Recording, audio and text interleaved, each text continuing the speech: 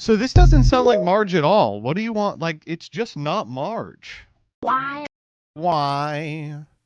Can we watch Paul's new video on Amplifier? Yeah, we'll watch a bunch of stuff. Oh, man. I gotta say, first and foremost, I have been so beset on all sides in terms of getting stuff done because of the existence of mewgenics. Like, it was specifically made to prevent me from getting my work done. And let me tell you, it's working.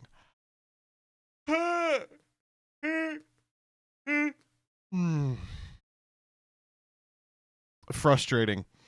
Are you going to watch Coder teach Magic the Gathering players about Yu-Gi-Oh? You know, I thought I was, but that video is like 90 minutes long. I don't think I want to watch 90 minutes of that.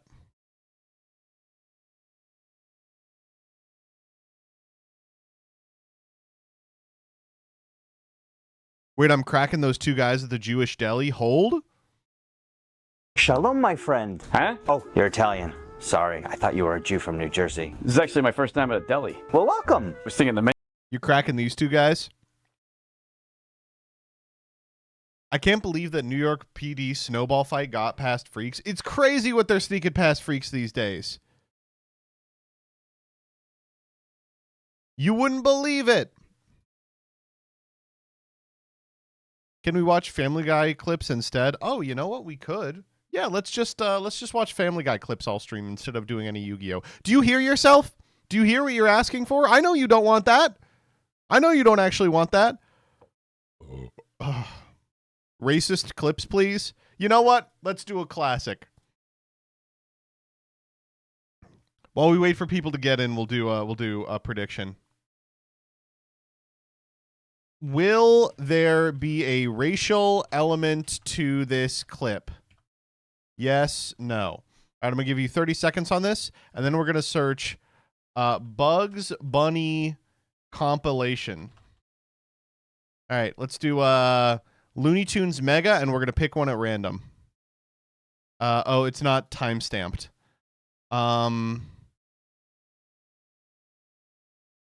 Classic Mega compilation. Here we go. Yeah, let's do this one. What is it you want? What do I want? Why, I want, yeah. Oh, come on now. You must have come up looking for something. Yeah, that's it. Looking for something. Yeah, now, what was I looking for? A chipmunk, a squirrel, a possum? Let me know when you find out. Does this count as a racial bit? This is like, it's like, oh, that's silly, man. Okay, that's all we get to watch. I don't remember this show being homophobic. I guess I forgot all about the homophobia. That's true. All right, let's do the dulls. I'll start with the dulls. All right, what are we fucking with here today? Drift from Fortnite, or Echo from League of Legends video game. So Echo is in all the porn from the TV show. Wow. I guess they don't like their TV show porn anymore. Karlak or Izunuka. Man, every asshole from Naruto has 1,000 of them. Vemon or Elizabeth Comstock. This is a classic, despite the fact that I usually go with the Digimon. Nira Lee or Tina Armstrong from Dead or Alive. Not a close one. Minun or Tsunomake Watame. I knew it would be Minun. Pachirisu or, yep, Pachirisu. Oh, no! Lyra from Pokemon. Come on. Who's gooning to Project Melody? Gotta be Foxy FNAF. This one's a girl, so I guess I'll pick that. BB Fate or Minoto from Monster Hunter. I'm going to say Fate. Those people are always jacking off. All right, that was pretty bad. Scrandle. Barbecue skewers or sausage stromboli. That sausage stromboli's looking really good. I'm gonna pump the numbers on that one. All right. Walking on Sunshine Freak Shake or Pie Mash and Liquor. This looks really bad. This Freak Shake looks terrible. I'm gonna pick it. Really, 54 of you? I would have put that at a 10. Oh my god. The Stenying Stack or Heroes. Fuck, these both look insane. Yeah, okay. Whew. Chicken pie or jerk chicken. This jerk chicken looks really good. 56 on that? Shut up. Cheeseburger or Christmas dinner in a cup. Roast beef roll or pepperoni pizza. Oh, these are both rough. Holy shit. I guess I'm taking the pizza here. Yeah. Yikes. Sausage or chicken burger. Another stinker. Wow. These are both really bad. That sausage looks fucking inedible. The chicken burger is so plain. I'm going to pick the sausage. Oh, wow. I guess everyone loves their charcoal-ass sausages. Pie, mashed peas, and gravy or pie and peas. Well, this one has gravy, so not close. A hash and load meal. I'm going to give you a hash and load meal. Or sweet chili and lime chicken flatbread. Although this other one I think looks way better than 31%. Steak and gravy pie or special steak rice meal. Fuck, special steak rice meal looks insane. These both look really good, though. 88 and 95. Holy fuck. All right, here it is. Can we get the tenner? 10-inch sausage roll or lechona? No! We choked! How is the 10-inch sausage roll at 92%? That's unbelievable, dude. In no way is that better. Oh, okay, angle. This is a 51. Oh, 62. 60. 61. All right, we got it. Whew. Let's do cuddle.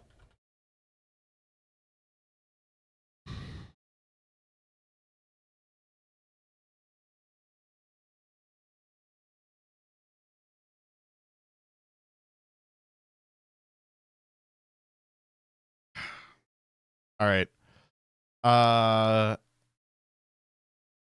Poople. Mode. Ooh, wow, this is a toughie. Code. We got to get out of that E, like MOSE, is that a word? Mose? No. Mope.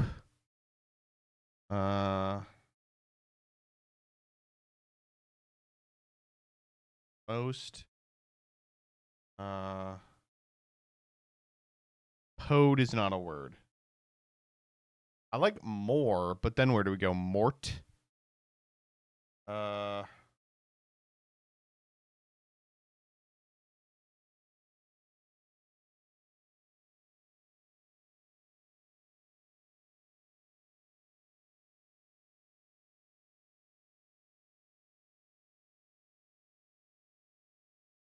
Getting that E off is just really tough. There's very few suffixes.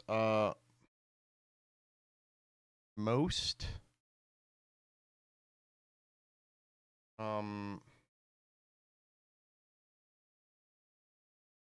Lock. We could do CH. It would be. No, there's no way out. Mold. Yeah, I think I like that. Mods. Oh shit. Mods goes pod. Yeah. Wow, that's great. Pods.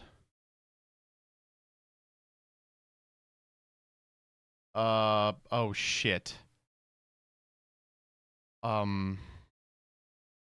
Shit. Poos is not a word. Poo. Fuck. Pox. Pauls. Pores. Pots. Does that get us anywhere? Pots. Pot. No, it doesn't. Poles isn't a word. Oh, oh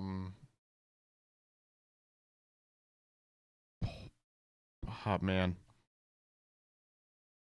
I think I like I mean I think we're trapped. I think I think the pots is the only way out. Pots. But now what? Potty.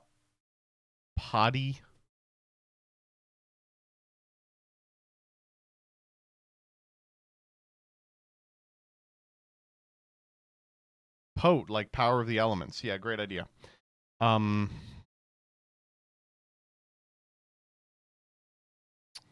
God, we totally fucked it up. Pot? No, there's not pot isn't a word. Neither is poot.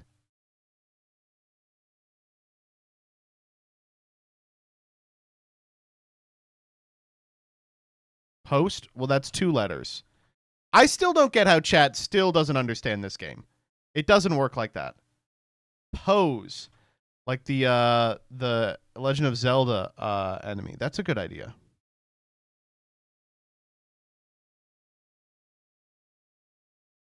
Pats. Pans. Pant.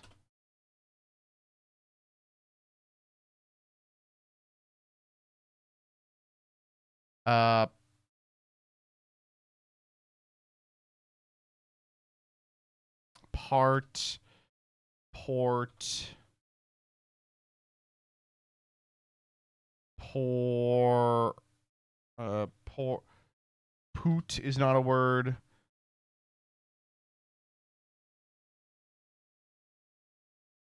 Porn. Poon. Nope. Pork. Pook. Pook.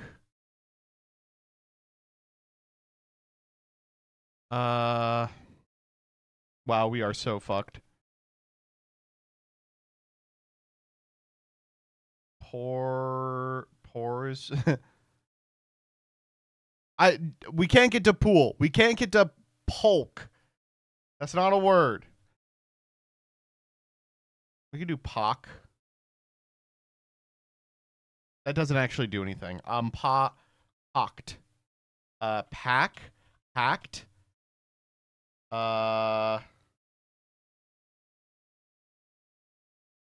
Halt. We can't do pout. There's no way to get to pout. Part? We already did part up there. It doesn't do anything. We've been through part. Poem. We can't get the poem. None of you fucking. Oh my god.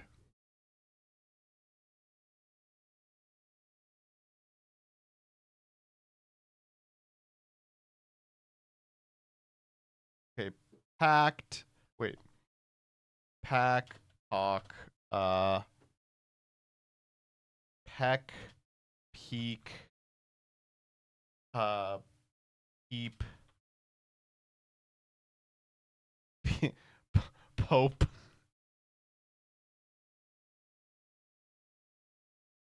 Rep.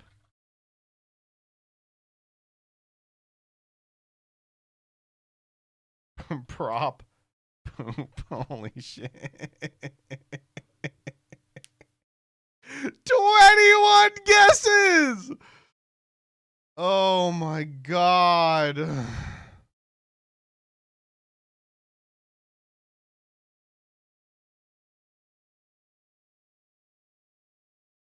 Mode, mole, pole, pome, pump, poop. The fuck is pome? Nice try. Poem. Yeah, we just do a poem real quick. Geez, how is there a 5?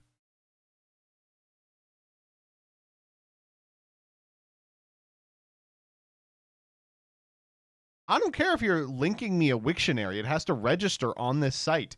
It doesn't know what a poot is. All right. What else haven't we done? Connections. We got to beat connections, surely.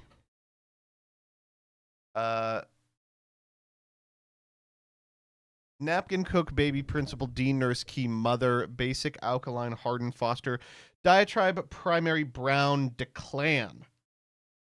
What? What the fuck is a Declan? Declan?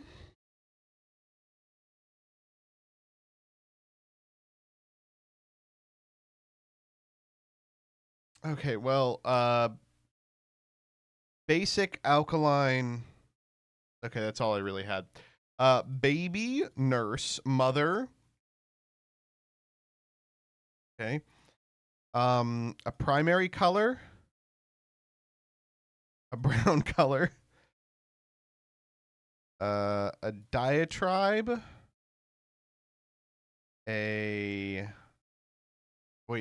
Primary principle.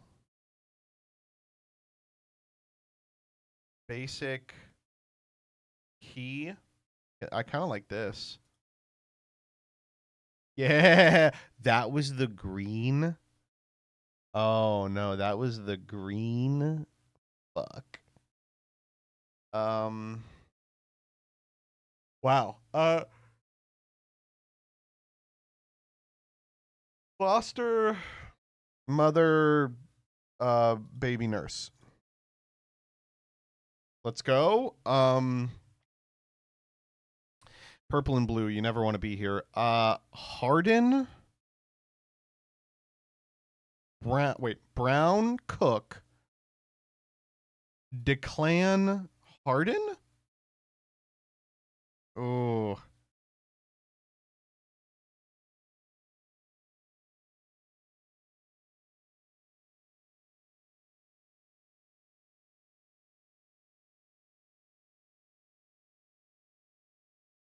James Cook, James Harden, James Dean, James Brown. That's annoying.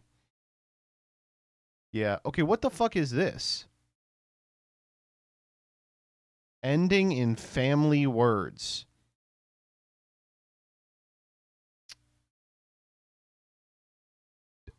Diatribe. Declan. Shut up. Shut up. God damn. Shut the fuck up. All right, let's do what have we not done? Atoll.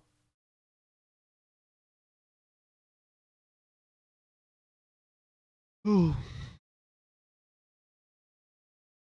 Am I an asshole for eating an order of dumplings? Yes. So I ordered Chinese with my sister. We ordered multiple types of dumplings and a chicken dish my sister loves. I paid since my sister is picking up dinner next week. We didn't get around to eating the dumplings on Sunday, so when I saw them this morning, I figured I was in the clear to eat them. I didn't want to eat much of my sister's chicken dish. There wasn't much else behind spare ribs.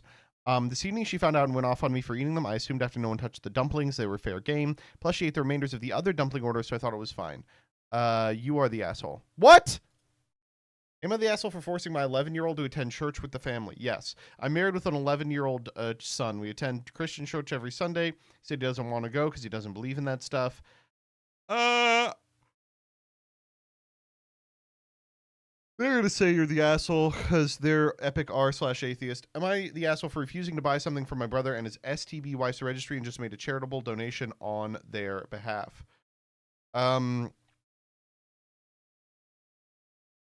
Yeah, I think so. Yeah.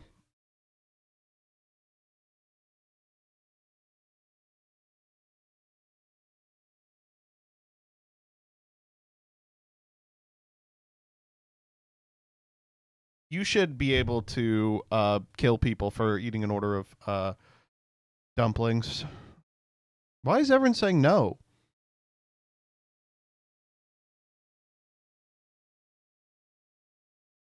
I do like everyone's like, it is a stupid argument. They paid for the dumplings that they ate. I don't care. Wait, when the delivery guy is Yoda baby? Man, I'm hungry as but I don't want to go to the food store. Why not? Bro, remember last time? Hello, one foods, please. Oh, you got money to buy foods, but you don't got money to buy me jewelries? I'm your ex, and I... My ex is yelling at me. F*** you. Get out of my food store, you I hate you. I'm your Ex. I got an idea. Let's order delivery. That's I a don't good know, idea. Man. What if the delivery guy is Baby Yoda? He won't be. And he's too small to hold the groceries, and he only brings space rockets and Star Wars stuff. Bro, the delivery guy's not gonna be Baby Yoda from Star Wars. Hello, food store. bring me some burger, and make sure the delivery guy is not Yoda from Star Wars. I can't wait to eat this foods. What are you gonna do when the foods come? Put it in my mouth and eat it. Yeah, I'm gonna eat it too. That's the delivery guy. Your foods I have brought. Yo, what's going on? Is the delivery guy Baby Yoda? No, it's Obama. But the video is called "If the Delivery Guy is Star Wars Yoda Baby." Oh yeah. Hello, food store? Yeah, I want a different delivery guy. I want it to be Baby Yoda from Star Wars. They say he'll be here in 5 seconds. 5 seconds? How is he going to do that? By using warp speed from Star Wars. I love making content. And just so everyone knows, I have a camera crew here doing behind the scenes. They're making a documentary about how to make stuff memes.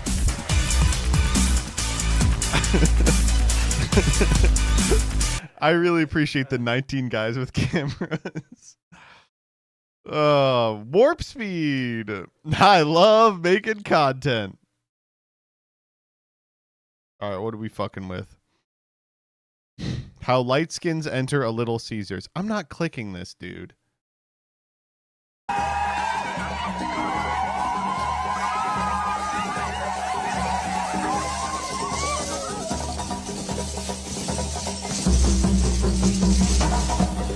Okay, this is kind of how I enter Little Caesars.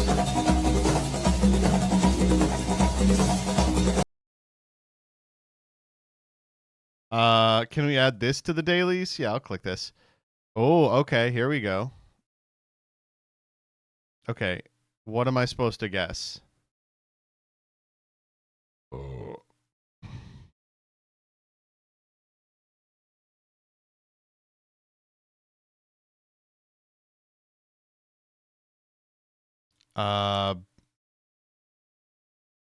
This is fuck man. This is fucking guy. This is Aura Shipley the First. I don't remember any of the names of these people. It's Luke at me. Damn, I was close. This is... Oh, it's someone I don't even know? Good. Okay. All right. This may not be for me. Also, I haven't played all these. Let's do quote. In retrospect, it would have been better had we not met. Thanks to you, I am saddled with unnecessary feelings. What do you mean this is the daily? What the fuck are you talking about? This is the most famous quote in the entire universe. You fucking got it in one.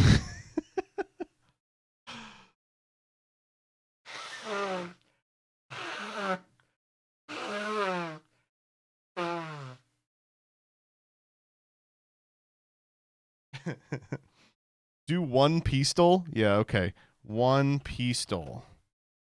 All right, guess the One Piece characters. Okay, sure. What character ate this devil fruit? I'm going to say that it's gay grandma.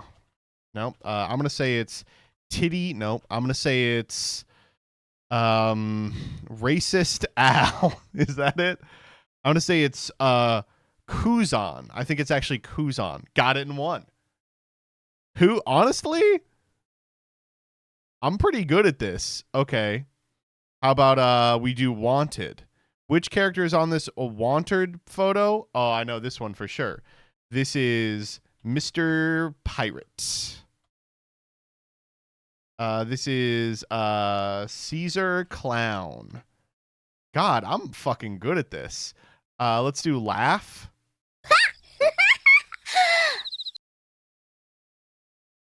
What the fuck? Well, it's a girl for sure. So I'm going to say Tony Chopper. That's correct. And then let's do classic. Guess today's One Piece character. I'm gonna have to say Glup Shido. Nope. Okay, One Piece. Is that Mr. One Piece from One Piece? I like Gohan. Gohan sounds pretty good. Oh no, he's not there. That can't be him. It could be Luffy. How the fuck are you supposed to do this? Otto? Yeah, let's do Otto. I think it's Otto. Oh, that's not a guy. Let's do Yuma. He's not in there. How about Piccolo? Let's do Don Krieg. Yeah, let's do Don Krieg. Oh, okay. No Hakai. He is a male. All right, let's do this has got to be Taco. No, Taco's not in there. It could still be Sun Jin Woo. Oh, okay, isn't that Buggy? All right, I'll put in Buggy. Okay, he's in the Cross Guild. But actually his bounty is higher than this. Who the fuck has a higher bounty than Bugulus? Crocodile. Okay. Okay. That's a Logia fruit, you dumbass. Wait.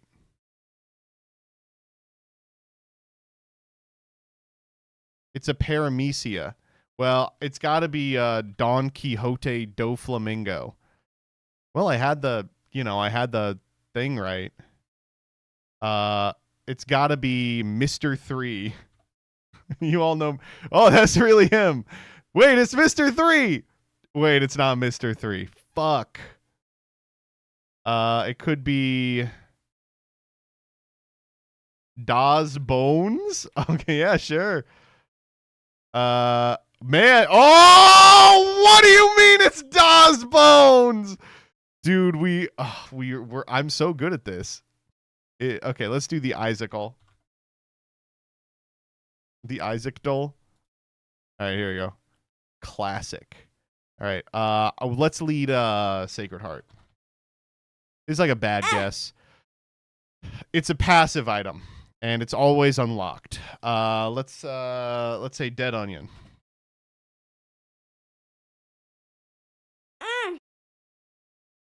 Okay, item room, and it's from Rebirth. Okay, could be a 3 that comes in an item room. Maybe tech. Do tech. It's a 1 or a 0. Oh, that was from Flash. I didn't know it. What 1 items can you grab? I usually just reset. So, I do like gray. A gray 1. Could be like Brother Bobby. Ow. All right, he wasn't gray. Let's get the description. Familiar plus 2. Okay, it's a familiar. It's a 1 familiar from the item room. It's always unlocked. It's got to be Farting Baby.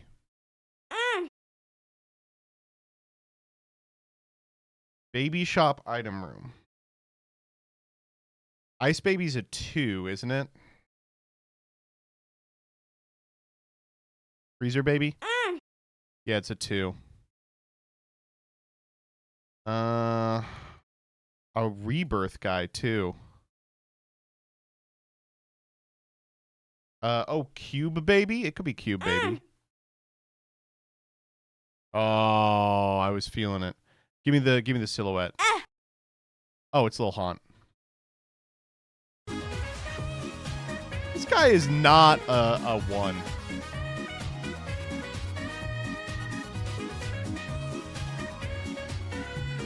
I'm always surprised.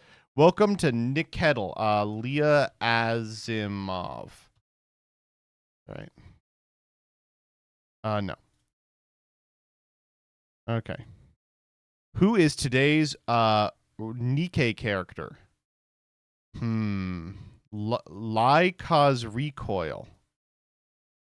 It is What the fuck? Oh, here we go. Search for a Nikkei. Who's that fat one that Rebecca keeps posting? Eleg. Nope. Oh, but SSR is right, and it's a female. Okay, that's good. Are there male Nikkeis? I didn't think there were.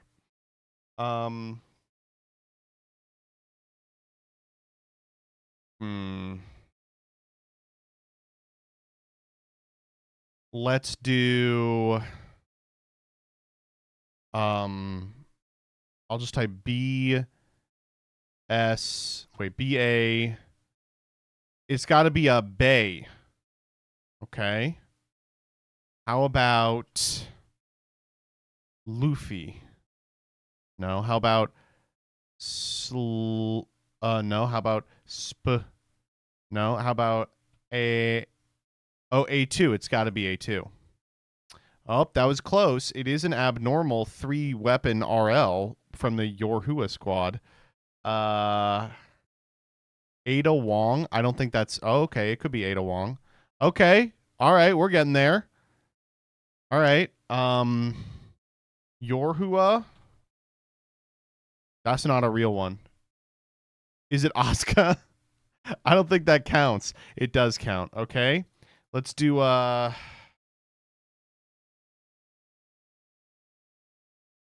B2. I'm into B2. Well, she's not in there. Leon. Oh, the professional. Abnormals are collab events. Oh, so it could be like Asuka. And it's from... Wait, we don't know what it's from. It's like an animal and it's also abnormal. Might actually be Asuka. We put in Asuka. It's not Asuka. Emilia?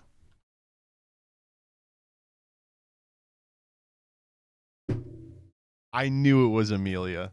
I fucking knew it was Amelia. Ugh.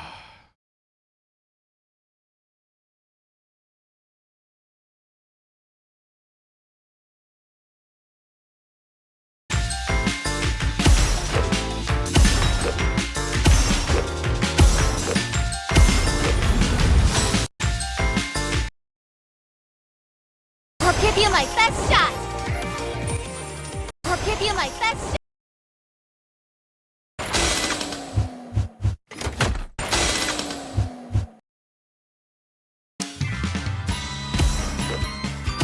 I'm here to see the butt move. Why can't I see the butt move? Hey! Right, so it does kill one single target. There we go. Which is always going to be good against bosses. There. This is So a you lot charge less up. egregious than it used to be, I'll be Boom. honest.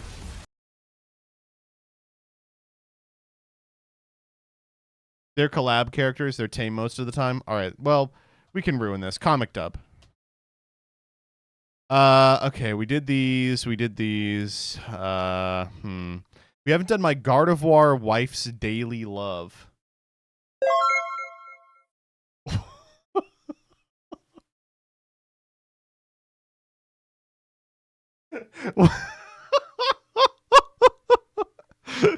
Fucking dueling book jump scare right there. Holy shit. Oh, whoa. Good morning, Yugo.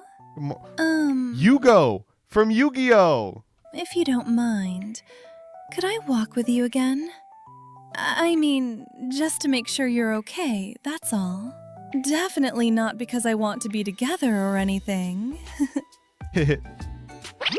Yugo, I hope this doesn't sound silly or clingy, but I really need you right now. So, be extra sweet to me tonight too, okay? Yugo, I really, really like you. Okay, so that was not AI. That's impressive. I will dislike it though. Why is she Caucasian? Gardevoir is white. What do you want me to say? Let's play some fucking Yu-Gi-Oh, huh? No, let's actually watch some TV. Okay. So what did you all want me to watch? Team APS Amplifier. The most recent APS amplifier video where Paul gets on and says Yu-Gi-Oh sucks. Hey guys, Paul here. So I've got a question for all the card gamers in the room. That's probably Yu-Gi-Oh, but feel free to weigh in with whatever card game you play. Do you think... I play the Harry Potter card game.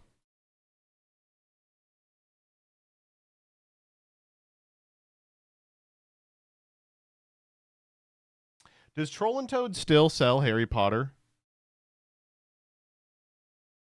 Yippee! Oh, they're reloading. Harry Potter. No! What happened to all their old Harry Potter shit? Okay. That a card game can have a casual, fun format while still having a tournament structure and prizing? Like, do you think that these two things are mutually exclusive, or that they can... No? What is he talking about? Do you think Yu-Gi-Oh could have a format where everyone just plays for fun, but you don't play for fun, you play for money? Coexist. And I've been thinking about this a lot lately because I so often hear Yu-Gi-Oh players sort of saying, like, you know, I want casual Yu-Gi-Oh back. Like, I want a casual Yu-Gi-Oh format, a for fun format that I can play and, you know, use like my pet decks or low power decks or retro decks or whatever. And still, though, they want to be able to like play a tournament with that and maybe get like prizing and that to be sort of their Yu-Gi-Oh experience. And oftentimes, I'll sort of see that these players get a bit upset at the idea of like a metagame developing in an otherwise, you know, casual, fun format. And so that's basically what I wanted to talk about today. This one's always fucking insane to me because it's like, of course you have a metagame. It came free with your playing a game. I also asked about this on Twitter, so we're going to go through a few of the responses to that in a second. But basically, first I wanted to talk about just each of the so-called casual formats that Yu-Gi-Oh has right now. I think that outside of Genesis format, which gets a whole thing, we'll get there. I think of stuff like, you know, people sometimes will cite Edison format or GOAT format or some of the other like retro snapshot formats. And I don't actually think that these are casual formats. I think that they are certainly slower formats, and I think that they offer a... That's true. Yeah, they're not really casual formats. Like, if you show up looking to play your childhood deck, you're going to get your dick fucked. Different type of Yu-Gi-Oh than what you might get with modern Yu-Gi-Oh. So, you know, instead of, you know, duels sort of being condensed down into like 1 or 2 turns with a lot of like fast combos and huge board Yeah, I setups think Chad has the like correct that, interpretation, which is there is a way to play your childhood games again. You could even argue you just that have to start more age decks regressing. are viable in these older formats, sort of, kind of. That even that I don't even know if I really believe, but you know, I still think though that when you're playing in a GOAT format like event, you're still trying to win. And I think that when you play in an Edison format event, you are still trying to win. And people have optimized these formats very much so, especially like Edison. And I know like 2012 Yu-Gi-Oh has been sort of, that's been like a new thing that's popping up. Don't fall for this, by the way. Redo is the most industry plant format I've ever seen in my entire life. I'm sorry. It's just not going to happen. So hat format, another one. Just remembered that. But yeah, like people still try to like innovate on and sort of optimize for these formats. And I don't really think that they're like casual. I think that they can make for maybe a more fun casual game outside of a tournament. But I think that if you play in an Edison format tournament, you will quickly feel the effects of like deck building and, you know, expertise, optimization, things like that. So maybe the casual vibe can be there, but I still think that like people are going to be trying to win. Another thing that comes to mind is something like Speed Duel, which is definitely another one of those very low power formats. It's sort of started. Speed Duel was the closest you could probably get to this. Like, it's all the stupid cards you remember from when you were a baby, you know. The problem is, like, it just got optimized, like everything does. Off being mostly retro based. As time went on, it incorporated some newer, more modern mechanics. It's got skill cards. No, it didn't, by the way. It did not incorporate any newer modern mechanics. You'd expect it to get to, like, it doesn't have synchros, and it never will. It's got the lower life points and the smaller fields. So it definitely feels a little bit more, like, introductory, a little bit more I think actually they were like, explicit about the fact that, despite the fact that I had a lot of fun playing Speed Duel competitively, what Speed Duel was always meant to be was a bridge point for people who did not like Yu-Gi-Oh! To start getting comfortable with it and then just play normal Yu-Gi-Oh! That was always kind of the downside of Speed Duel, because like where Rush Duel is its own thing, Speed Duel was just an introductory track to the TCG, which is like well, then there's a cap on how popular it can be. Power and stuff. But still, I have played in Yu-Gi-Oh! Speed Duel tournaments, like even at the YCS level and at the local level, and metagames do exist. In fact, some Yeah, fun fact, one of the first YCSs back, they had Speed Duel, and everyone was on the same deck. It was like a tier 0 format, but it was just like, it would fire with 8 people, and it would be 8 people on card for card the same deck. And then Mike Steineman on Insect Stall. sometimes in Speed Duel, they can be even more polarizing because of the smaller card pool and the lower life points. Yeah. Like I remember early on in Speed Duel, a lot of burn decks were super popular. Like just these cards like Zone. That's courtesy of Twisted Personality, one of the fucking skills of all time. With the Spirit and Nightmare Wheel, and there's another one like Mask of the Accursed that I think it's Mask of the Accursed that you know can just stall and deal burn damage. And so like the game would go on for a few turns, but you would lose quickly and in a way that sort of resisted any pushback, right? Like these decks were stalling and they were burning, and then you would It was lose in a few Cyber Angel turns during and that YCS feel like or you Ancient weren't Gear. I really was able thinking to of do anything Cocoon of about it. Evolution. So I think that in that way, like Speed Duel, even at its earliest inception, kind of could still feel pretty like try hard, pretty sweaty. And as it developed, there were certainly much stronger. This is like, earlier than strategies. that. I remember things like they had to nerf Rex's Serpent Knight Dragon skill. They had to limit 2 of Weevil. Did they nerf the Serpent Knight Dragon skill? Jesus Christ, I've memory hold it. Did they actually nerf the Serpent Knight Dragon skill? Fuck me. They did nerf Weevil, I remember. Different skills, like the one that where like you could use Eradicating Aerosol as a dark hole, and there was one later on with like the Insect Queen tokens that it would keep My generating. precious Like there were definitely queen! like cards and skills and strategies that definitely like were a cut above and that people would use if you were playing it competitively. That is just fucking off the awesome, bat, Risk I mean, those are Taker. kind I of will what be come to mind honest. when I think of a casual format. And then that brings us to Genesis, which is, you know, it's a complicated one. Genesis is sort of designed Careful there, buddy. You face down Genesis's strongest soldier. to be something that is a little bit lower power Yu-Gi-Oh, a little bit more balanced. They have the point system. You guys mostly should know how Genesis works. But even Genesis, I've played a little of it myself. It's weird because I think that sometimes it can too closely resemble modern Yu-Gi-Oh, and I think that's not necessarily like Genesis's fault. It's just that modern Yu-Gi-Oh cards are kind of designed in a certain way that This is something we ran into with Trinity all the time. Trinity was that fan-created format where you could only summon 3 times a turn, and it was fucking fun as shit. But every new pack, the format would get ruined because cards are developed to be used in big explosive combos, right? Anyway, I would say I think Genesis does give a different type of gameplay than Advanced. Whereas it can often feel like Advanced is a battle of non-engine cards that nullify a significant amount of your engine. Those cards just don't exist in Genesis. So it is frequently utilizing your engine against your opponent's engine. To me, that is a sufficient deviation in playstyle. I'm fine with that, and I hope that it continues down that road. But for many people, they're like, no, a different playstyle from Advanced doesn't mean non-engine ratios are different. It means I can set Raikou and pass and win. that puts them above cards made like 5 years ago or 10 years ago or God forbid 15 years ago.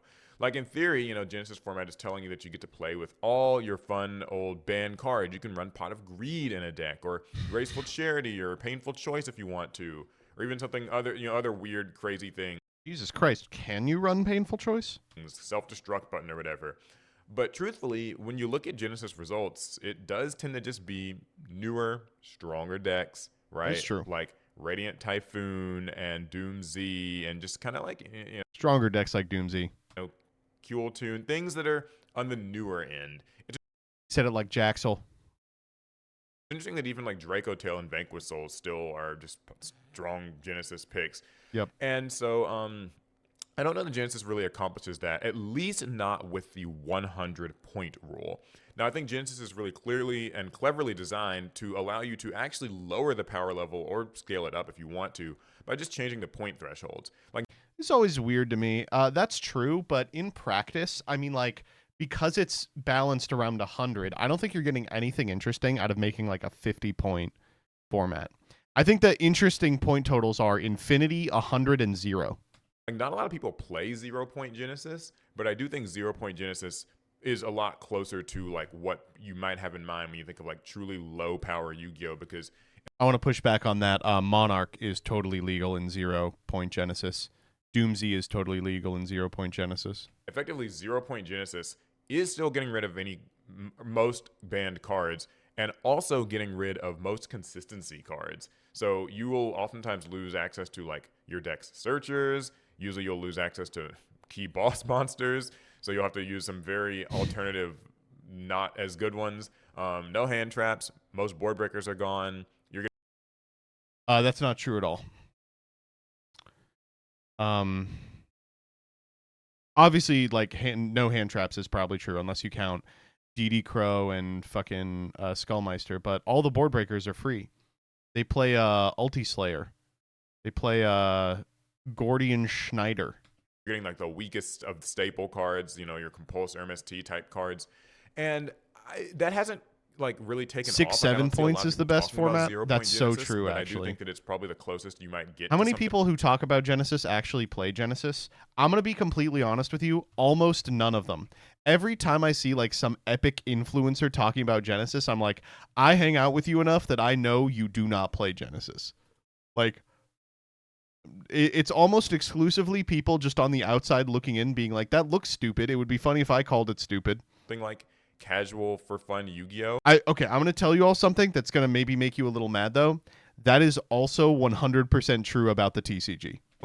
And then the last thing that I think of for a casual format is a draft format, which doesn't really formally exist anymore, but that's like your battle packs, right? Battle Pack 1, Battle Pack 2, I would 2, love battle battle packs. packs. Things that are designed to basically be like, you know, you rip open packs right before the tournament or right before you play and build decks just simply with what you get. And the idea there is that the card pool is the same across every player. So like you'll get different cards than the people around the table from you, but like it's a set card pool and there's nothing extremely powerful that like only one person can get because maybe they have more money. So those are some like different things. I think still Is that though, true about even Master with Duel? that, Yes. People will try to optimize 100%. Like, I remember And I'm when one of the Konami people who actually does it. made battle packs So to be actually the it's okay to do top that. cut like format that you'd play at YCS events. People did not like this and they quickly changed it back. But for a short while, That's true. if you got like top 32 at a YCS, I believe it was, then everybody would have to rip open battle packs and play with decks that they built from those. And the idea would be that I guess it's like testing, you know, how good your deck building is without your super expensive meta deck. And that sounded great on paper and some people sort of liked it, but Konami pretty quickly shelved that. It just seemed like it wasn't received well. People spent a lot of money on their decks, they spent a lot of time building their decks, and they wanted to be able to play them the full way through the tournament. Because what happens if you get, you know, unlucky pulls from your battle packs or whatever, and top 32 of a YCS that you travel? Well, they fixed that by making all the battle packs bad. You know, I've gone back and played a lot of battle pack draft, and I have to say, it's such a cool idea, but the execution is just not all the way there. Like, especially in 2, until War of the Giants. You look at it and it's like, oh, cool, a bunch of good stuff. Like, there's not like there are very few like builds you can play towards. I think that if they did Battle Pack again, they'd do it better. Just knowing that like Limited is more popular, they clearly have people at the R&D level that play Limited in other formats. Like, they could make it work. Traveled really far for and paid a lot of money for. So yeah. Now I did say I asked this on Twitter, and so here are some responses that I. It's a Twitter thread, Paul. You'll be hearing from my lawyer. I figured I'll just go through a few of them. So Aspira, shout out to him. He does commentary. Fuck that fucking guy. For a lot of Bondi games and content and stuff for them. He's an Elestrals guy. He says, depends on how flat the prize structure is. If you lean heavier into participation level rewards, the incentives to spike aren't there as much. But innately, some will always do it simply for the glory. That's true. And it's hard in Yu-Gi-Oh! Because we're already used to doing it for the glory because we don't have any prizing. But when I played Pokemon with Jillian a little bit, there were a lot of casuals at every event because the rewards were based on entry. And I think this is a really good point. Basically, the idea that like you can make a format a lot more casual and fun loving and like, you know, whatever, if you just make it where everybody gets something just for playing. So it's less of a reward on top and more of a like, if you just showed up here and you're just here to kind of have fun, you bought a deck, then like maybe it can be more chill. And that would have to be also in addition to, I think, having like a rule set with low power cards or, you know, a rule set with draft or something like that. So you have to really try to find ways to, as I said in my response, sort of take the edge off, I guess. Another interesting response here was it would have to be draft. It's the only way. The system can have a meta, but the pull RNG stops it from being realized at all times by all players. I think this is a really good response. I've said for a while I wish that Konami would bring back battle packs because I really liked those. They were fun. We've done a lot of videos on those. This is right. But yeah, House of Champs also has like, he's correct in saying there would still be a meta though. Like, even though you can optimize your draft as best you can, like the cards that you get out of maybe a set of battle packs or something, not all players will have access to all the best cards and will be able to actually fully optimize. So this is probably the best you're going to get in terms of having something that's for fun. And then other people sort of mentioned how it's just an oxymoron, like someone's going to try to optimize and it's going to be competitive. And I, you know, for better or worse, like I'd say I agree. We had a casual format for Yu-Gi-Oh! It was called Time Wizard. True. Can anyone collect your true? I will say the Ed heads are like the sweatiest people in the world, though. Like, I think that the moment that you sort of call something a tournament and that you offer any sort of prize, or even really so much as like the moment that you are using the word format, I almost feel like that's an invitation to a lot of players to find what is best. And you see this so much, like even when there's not like a formal tournament happening. I think about like Yu-Gi-Oh! Master Duel whenever there are festivals going on. Like there's the Fusion. Gage is beating up nerds at Edison and he retired from Yu-Gi-Oh! Though. Okay. I'm going to say something many of you are not going to want to hear. So my top from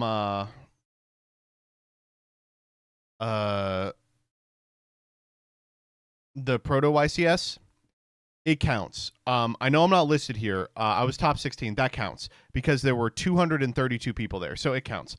But there were 137 people at the Genesis Edison event that Gage got top 16 at. So he was in the top 10% of duelists.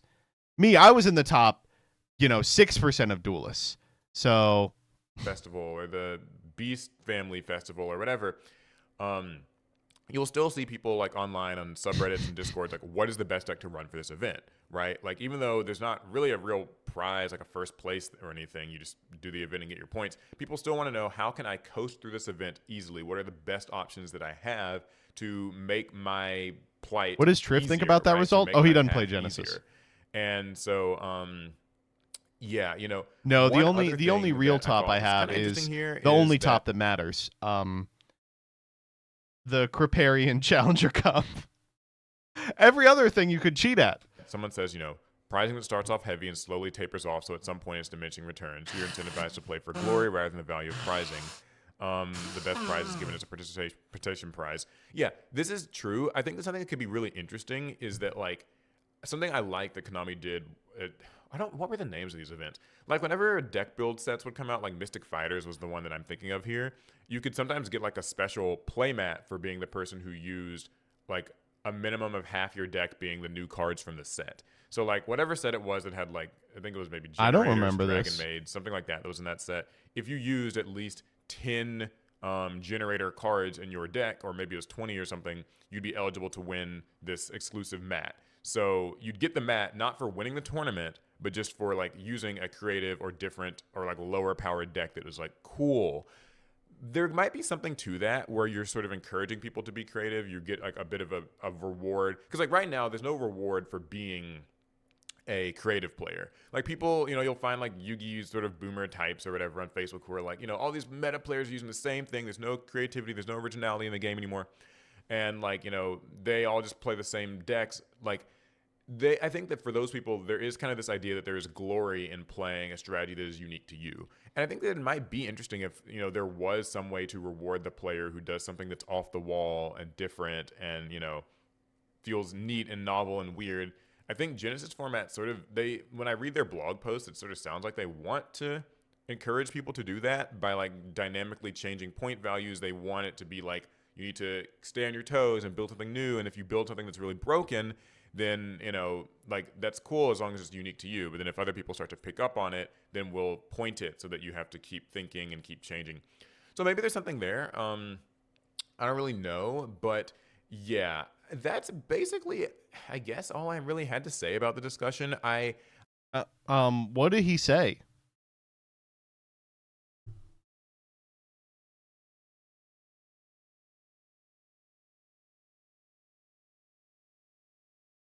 I feel like ultimately, this is my last point I'll say. Okay, here we go. Is that Yu-Gi-Oh! Sort of is a game that doesn't have as much of a social contract, I feel, as certain other games do.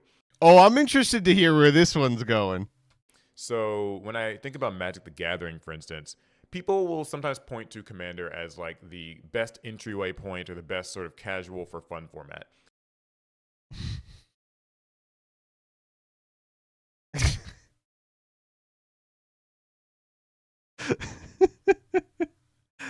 Those people are lying. And I don't even know if I like think that's entirely true. Like, It's not at all, Paul. You don't have to we know how you feel. I think that honestly, learning Magic through Commander doesn't. He's like, I don't want to get these people mad at me, but it don't work.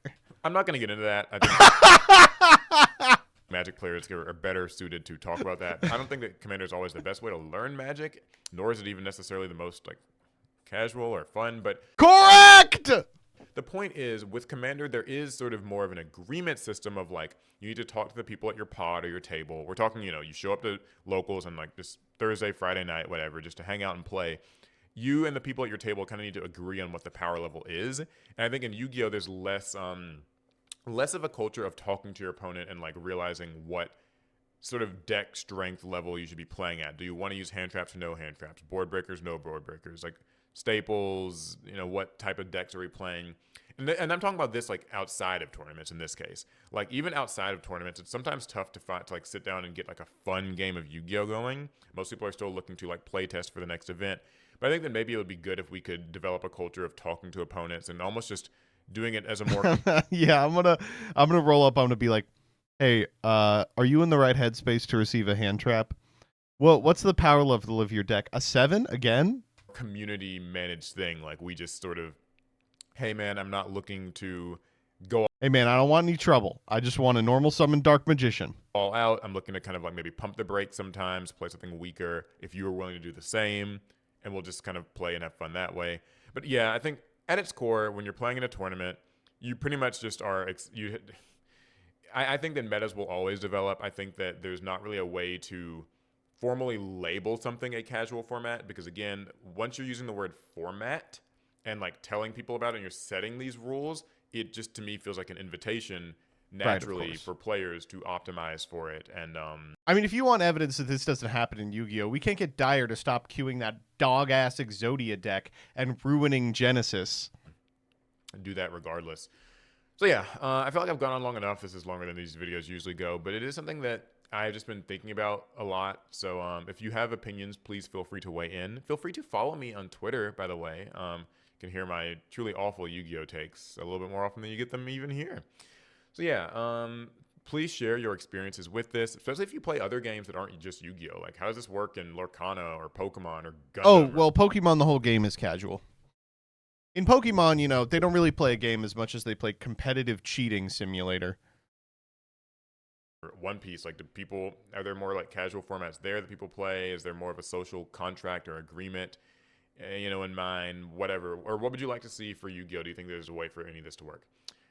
All right, that's going to be it. I'll see you guys in the next one. Pass turn. Pass turn. That's what he says when it's over. Pass turn.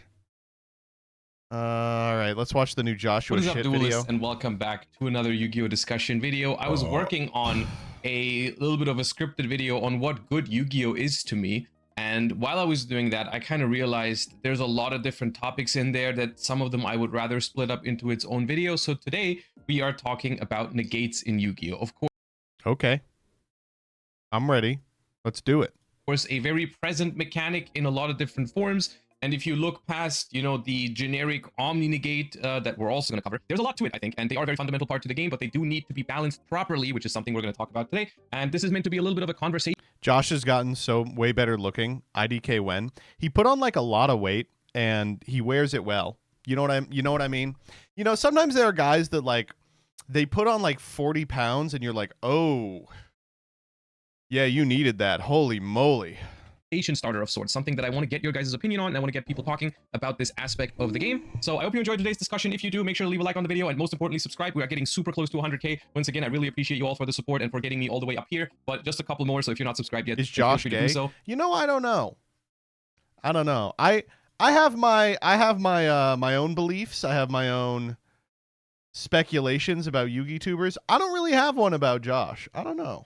I think he's just German. But yeah, hope you enjoyed today's discussion, and make sure to let me know your opinion in the comments.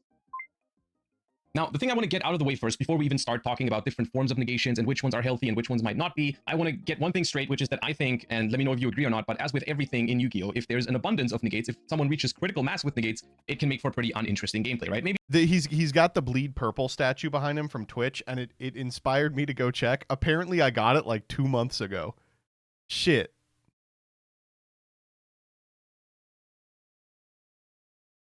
Oh, they're not going to let me redeem them because I'm streaming.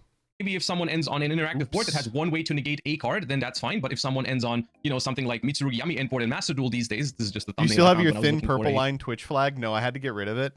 We had friends come over, and one of our friends brought their girlfriend. And there's no tactful way to say this. Both of them were black. And so friend came in and, you know, he knew what was up. And then his girlfriend saw the thing and just like immediately shut down, and then like pulled him aside and was like, is your friend like anti, is he like racist? And he was like, oh no, this is a bit.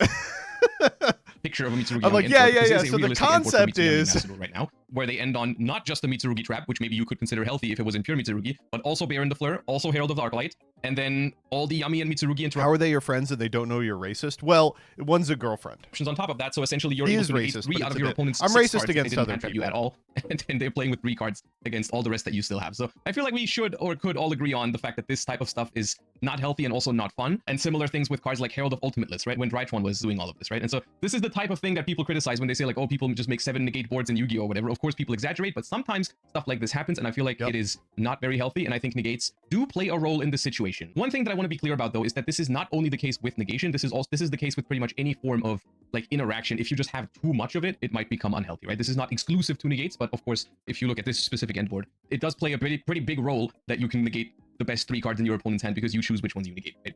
And another thing that I want to get out there, and I guess I have to also say this before I criticize the Odeon deck, right? Because the Odeon deck technically is not really like a modern combo deck. Whenever I make these discussions on game design and game balance, right? Only because I criticize one thing does not mean that another thing is okay. For example, he's like, he's fighting a losing battle. Josh, I've been here so many times, dude. I've been here so many times. You can't be trying to preempt people's comments. They're going to post them anyway. If I criticize the Odeon deck for just basically being a deck full of negates for every single card the opponent plays, that does not mean I think that combo slop is okay, all right? But the Odeon deck at the moment is one of my least favorite decks to play against in Master Duel, and I play against it pretty regularly.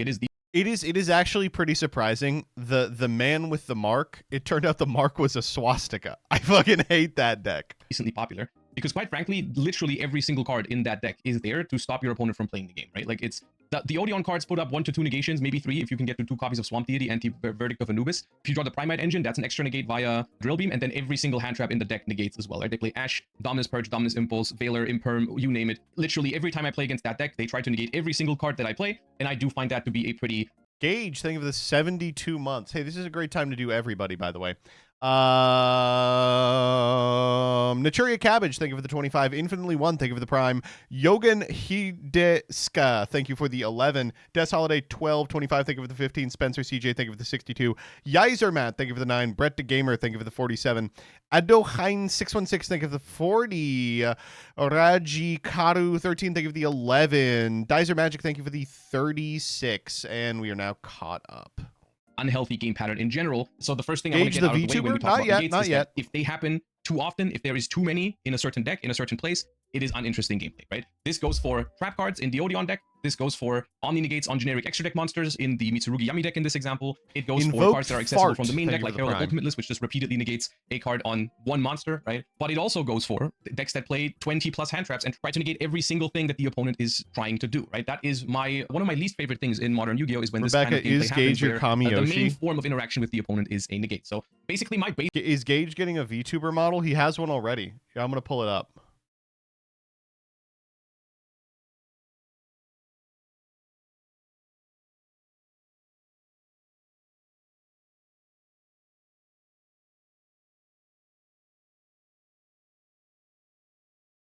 Called like Nim VT. Let me see if he retweeted it recently. Yeah, here we go. NIMM. Yeah, let's go. Nim VT, debut 2026. He hasn't tweeted at all in months.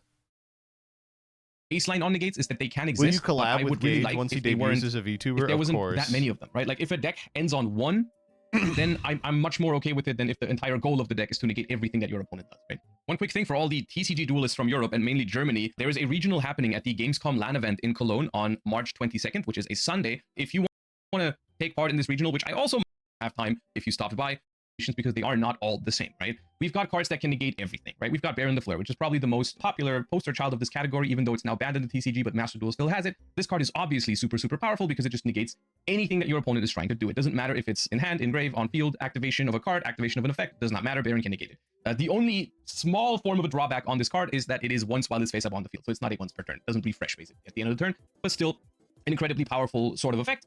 In this case, personally, where I stand on Omni Negates is that I feel like they are quite frankly just too powerful, and also they feel like the least interactive way of approaching the game, right? Because technically a negate is interaction with your opponent. You know, your opponent does something, you negate it, technically you've interacted, but Omni Negates just don't feel like their interaction, right? It just feels like when your opponent does something and you just straight up negate it, and there's no way to dodge it for the opponent, which is something we're going to get to with like other cards that target and then negate the card that they target or something like this. Is one of the things that I liked about Tierlament was there were just so few cards that said like flat negate. There were a couple with conditions like Rukalos or Celiac, but mostly it was like interacting like that, right? This just feels like it doesn't really have counterplay. This is just something that like either you have a way to force the Baron out before your important card, or your important card gets negated. There's not really much to do, right? Then we have cards that are more limited in what they can negate, which is, for example, Appaloosa, Bow of the Goddess, only able to negate monster cards. And believe it or not, Appaloosa is banned for good reason, but also is, in my opinion, when you just look at the negation, a less powerful card than Baron the Fleur. What Appaloosa has over Baron the Fleur is that it can go in basically every deck because it's a link monster instead of a synchro. You know, a synchro, even though still relatively easy to access, is slightly harder to make than a link monster. And so it is actually absurd that Baron is legal in Master Duel. Like, legitimately, like, what the fuck are we doing? Every single deck that creates a bunch of monsters can just spit out an Appaloosa to negate multiple monster effects, right? But on paper, a monster negation that doesn't work on spell or traps make this card more vulnerable than Baron the Fleur. You know, like, during Appaloosa formats, people were trying different ways to play the game, going second stuff like Talons take the Appaloosa and then use it against the opponent, Change of Heart, Snatch Steal, what you name it. There were certain ways to maneuver around an Appaloosa Bow of the Goddess. The thing that made this card toxic were both its accessibility, because it was a link monster, and also the fact that it was multiple negates on one card, which is a whole nother dimension of powerful, right? We've talked about Herald of Ultimateness a moment ago, but like, essentially, if Appaloosa was just one monster negate on a link 4, it would have already been a pretty powerful card, but the fact that it was multiple was what ultimately ended up making it way too powerful. Another aspect when we talk about balancing of Omni Negates is that sometimes they can be on relatively small monsters, like Herald of the Arclight over here, which... I can't believe that Hitler was alive for as long as he was. Like, holy shit. It's crazy to me that this card was legal for even a second. It was a card that, because of its low level, was actually sometimes harder, sometimes easier to make, but also had some outplay potential because you could sometimes normal summon an attack over Herald of the Arclight, and that made it slightly better to deal with. You know, this is something that, try normal summoning something that beats over Baron the Fleur, right? But the problem with this card, once again, is that this had bonus effects, right? Like, this is obviously, at the moment, I think this card is not banned. This card was evil without even being on the field. Like, before Yummy was using Arclight, what were people using Arclight for? Sending off of, Diviner to grab a ritual. Before that, you know what they were doing? Fucking Emerald loops with this card. Banned because of its Omni Negate. This card is banned because it searches Habakiri, and it's also banned because they also put a floodgate effect on it, right? which in my opinion is completely insane card design wise. I guess they printed it a long time ago when it was really hard to make level 4 synchros and when decks weren't as combo heavy yet. So I guess it was okay. Like this card came out when like 2014. Yeah, like this card came out in a different time, but has aged very poorly. But what this teaches us, in my opinion, once you start adding bonus effects to cards that have Omni Negates, I think that's definitely the wrong direction, right? I think stuff like Appaloosa, Baron, and Herald, that teaches us that these cards need downsides. They don't need upsides, right? They cannot have upsides. If they have upsides, they will be abused at some point. There's no way around that. So yeah. And then, of course, one thing that all of these had in common right now is that they are extra deck monsters, which means that they are accessible every single time, which is an interesting topic in and of itself, because I don't think Josh, come out against the extra deck. Josh, come out against the extra deck. accessibility and consistency is necessarily a problem. I think things that are... Damn it. Consistency is a good thing, right? Because no one wants to lose because they just couldn't play the game. So like having consistent access to cards that are fair and balanced is good, but of course it becomes much more of a problem when you have consistent access to cards that are not fair and balanced, right? Which was the case with all these cards, which is why luckily all of these are banned in the TCG right now, and unfortunately 2 out of those 3 are still legal in Master Duel, so that's not the greatest, but it is what it is. Healing the Shackled Dragon is an interesting card, and honestly, I like this card a lot. I like this card a great deal. probably my favorite example of a negation that comes from the extra deck right now. And the reason for this is that the way this card works actually means it comes with actual outplay potential. And let me tell you, every time at the Genesis YCS, my opponent took time to think about how to engage with Zaylin, they won. Like, I played against this Super Quant lady, and she was like, oh, I'll just never build a chain again, and, like, would send multiple Quants to the yard and only activate one. And then the Draco Tail player, he was reading it, and he was like, okay, so I can make a 4-link chain and put the must resolves on the bottom. I was like, correct.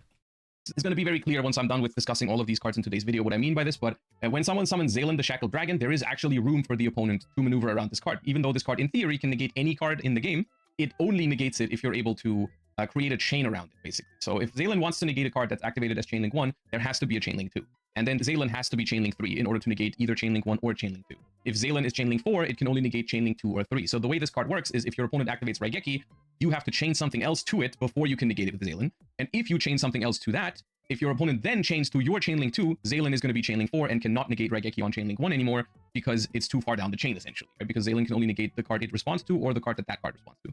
It's a little bit more complex of a card, but that's also the reason why I like it and why I think it is a fairer way to make a negation. Of course, sometimes you're not going to have a way to quote-unquote chain block the Zaylin, and then it's just going to negate your Raigeki in this example, but not all the time, right? There is potential to maneuver around it, and I think this is a very... And it turns your Raigeki into like a fucking MST or something. Very important factor to make negates I love feel this more card. I think it's interactive, great. right? At least there's a loophole that your opponent can play into if they're trying to outmaneuver the Zaylin, if they're trying to make their really important card resolve. Did someone say ways for you to loophole? do that, right? Most importantly, there is ways that are not negating your negate, right? Because of course, yes, you can droplet a Baron or you can imperm a Baron or whatever, right? But like I think it's pretty clear why I think having to draw a negate for the negate to not negate your important play is not the most interactive play pattern, right? But yes, so I do think there is a world where like negation from the extra deck can happen, but it does need to be carefully balanced, at least that way that I feel like. Because, or I guess it begs the question, what would happen if we had no negates at all, right? Like what if we just reached a point where negation just wasn't... Can you believe that? Imagine a world with no negates.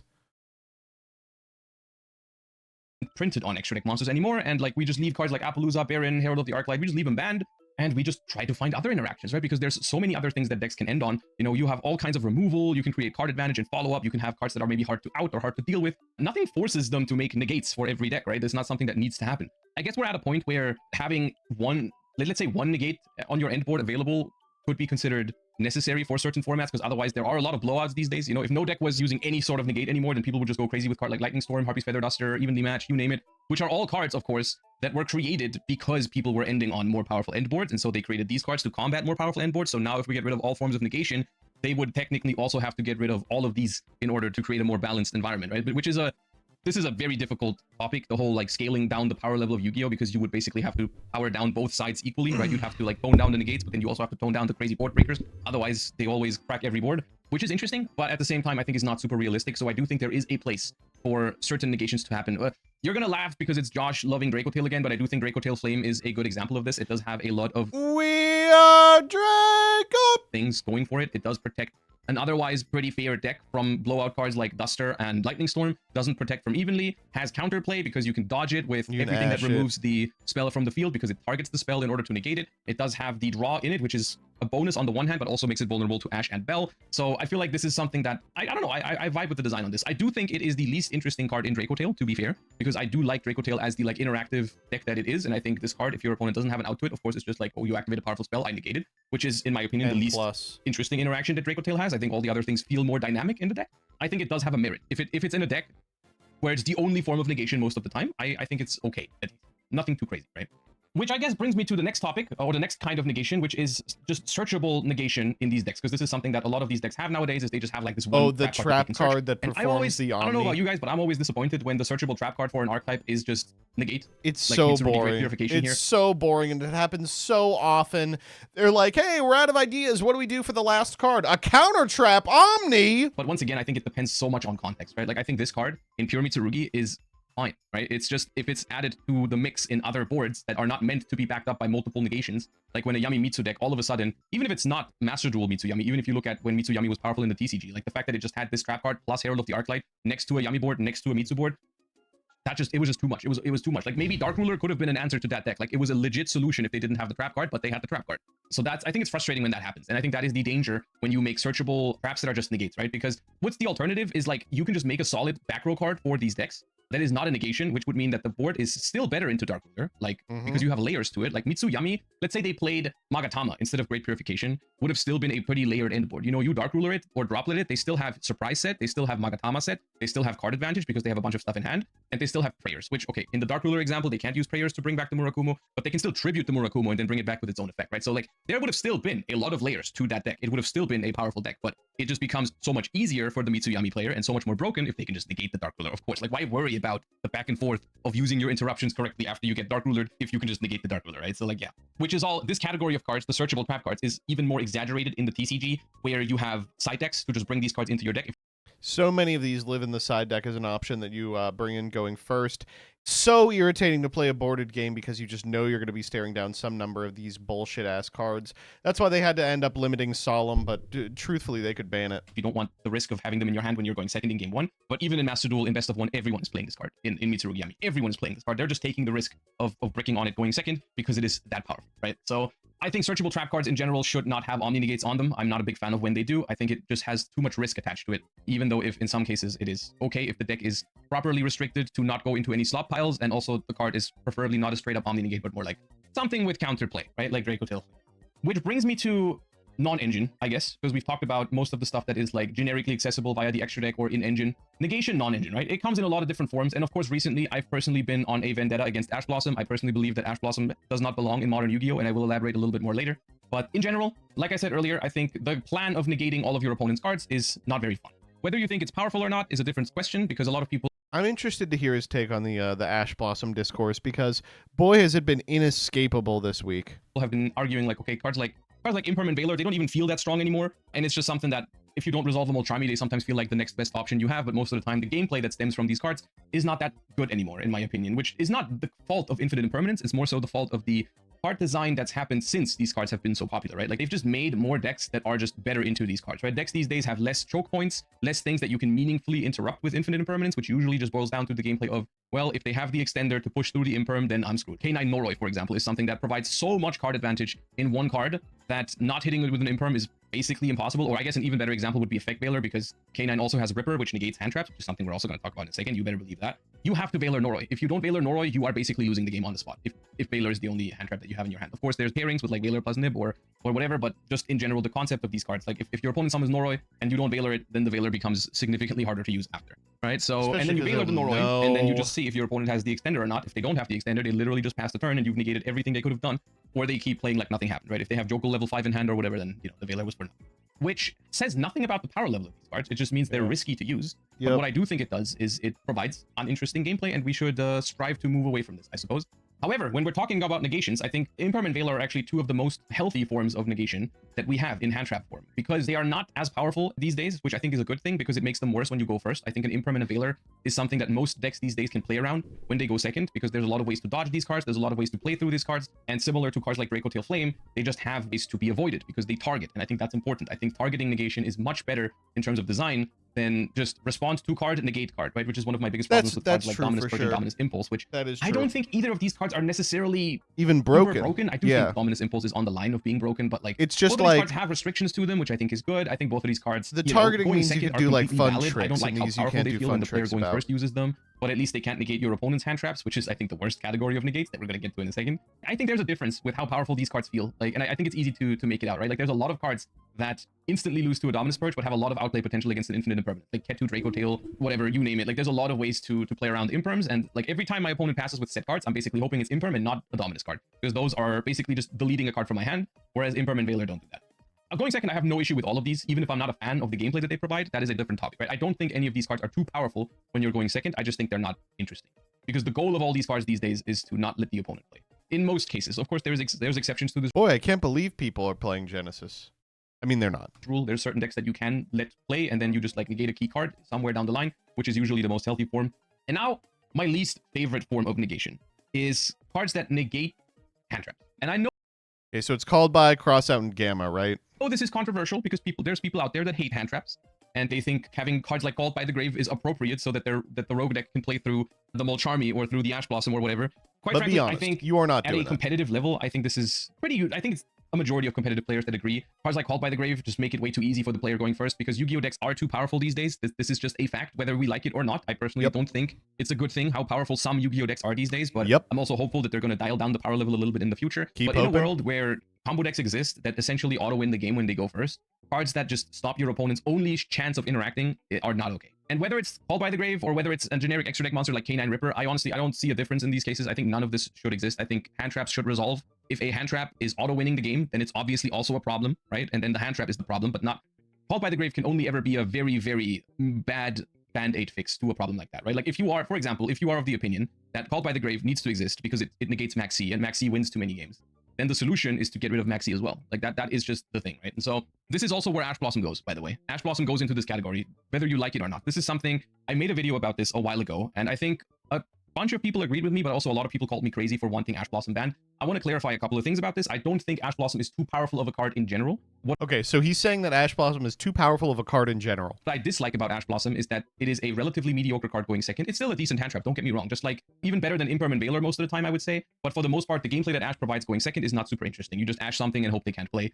Against most decks, this is true. It's not true against every deck. My GOAT Draco Tail coming through with good game design and balance again. Against Draco Tail, you can hold Ash for like a late Rahu or for one of the traps on your turn, completely fine. But against most decks, you just Ash one of the first things you see. You, of course, try to wait for an important choke point, but most of the time, relatively early, you But of course, decks these days don't have choke points. Ash them, and you just hope that that makes them unable to play or at least play very little, which is not great gameplay, but fine. I would be fine if that's what Ash was doing all the time, but I think Ash is just ridiculously strong for the player going first, because first of all, it negates Molcharmis, which is a different topic, whether you like the Molcharmis or not. I personally am a fan of the Molcharmis because I think they give the player going second a reasonable chance to win. I don't think they make it super easy to win all the time going second with how modern decks play into them. You know, you look at decks like Vanquish Soul, you look at decks like Draco Tail, even Yami, most of those decks are completely fine into the Molcharmis. If anything, Fuva is maybe a little bit too strong, but the way they're designing decks these days, most of them are now fine into Fuva, so on a competitive level, I think the Molcharmis just should resolve. The even bigger problem is just that the player going first after they've ashed a Molcharmi is just playing against 4 cards and still doing the full combo with 1 or 2 cards, which leads to a full board, and then the opponent just doesn't have enough resources to win the game.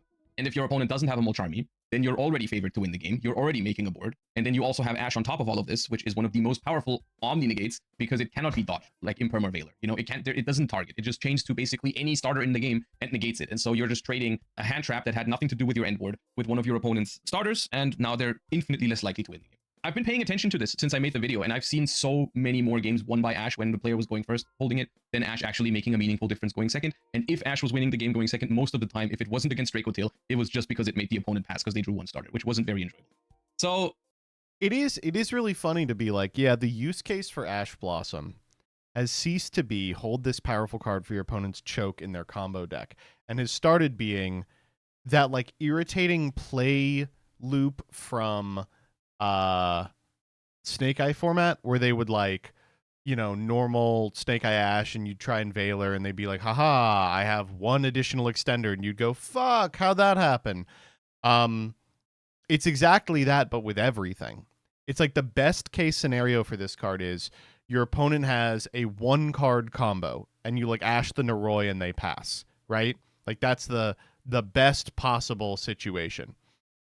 any other situation, and it's like, oh man, well. I guess this is my daily Ash rant out of the way, but in general, I think the player going first in Yu-Gi-Oh! Is already very much favored. So I think cards that negate interaction when you're going first are not healthy for the game, is how I feel about it.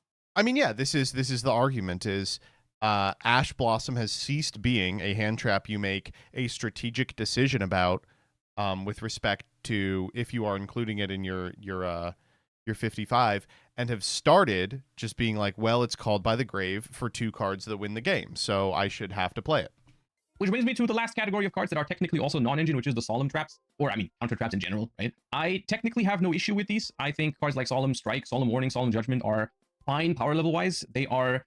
The thing is, I don't think these cards are interesting either, and I guess I hope I was able to make it clear, and I'm interested to hear from you guys on whether you feel the same way about negates in general. I don't find these cards interesting, but they are also on the priority list of cards that I'm concerned about when it comes to the side deck. These cards are very low, right? Like when my opponent is siding in Solemn Strike. This is just such a fun way to talk about Yu-Gi-Oh! He's like, this is boring, and I don't... it's like, it is what it is, but there's so many more pressing issues. At least they're not siding in a floodgate. So I guess I'll take it. And also, they don't negate hand traps. So if I have like a Molcharmy, well, that one negates a hand trap. Opponent might be able to say like, okay, I'll set my Solemn Strike and pass to not give you as many draws, but then at least I get a chance to play the game, which is different than if the Solemn Strike was like called by the grave or an Ash Blossom. Like I would 10 times more like I would prefer to play against Solemn Strike than an Ash Blossom when I'm going second, which I think says a lot about the power of Ash Blossom going first when you look at how good of a card Solemn Strike is. But so yeah, I think these cards are fine for now. I think once they get rid of all the floodgates and stuff, hopefully for the side deck, then maybe these are something that everyone is going to play, and then we can talk about. Yeah, that's not going to happen. Them again. But for now, I think it is pretty low on the list of priorities.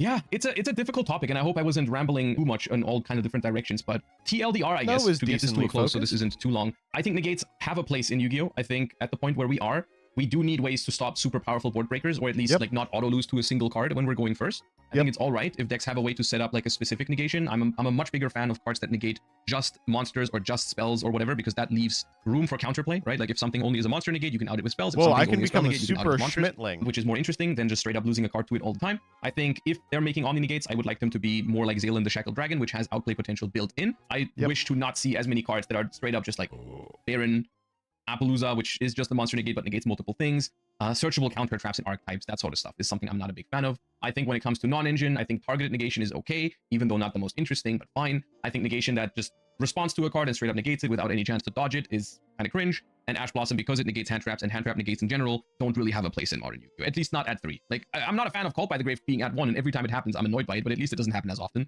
So I personally, as of now, I don't see a reason why Ash should follow the same path. And when it happens in engine, it's even worse, because then they do it every game, right? So K9 Ripper is probably one of my least favorite cards designed in recent years. That's crazy.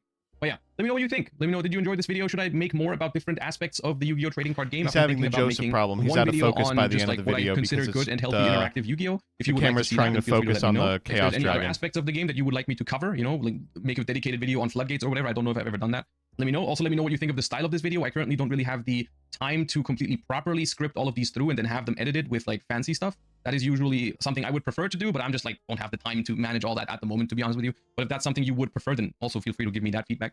Until then, thank you all so much for watching today. Let me know your opinion down below. Make sure to subscribe so we can hit 100K. And thank you for watching. Bye-bye. Peace.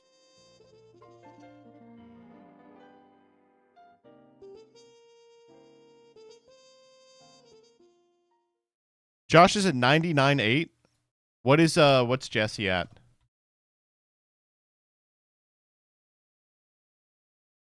Jesse's at 99.9. This is the like number one thing I care about, by the way. Will Joshua Schmidt hit 100K before or after Jesse? Holy shit.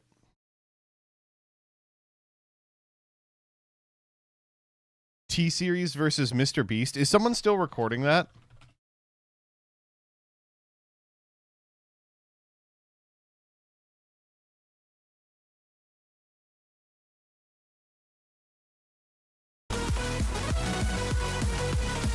Wow, I did not realize how ahead Mr. Beast was relative to everybody else.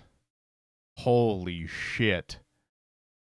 He has almost 500 million subscribers. I just don't believe that.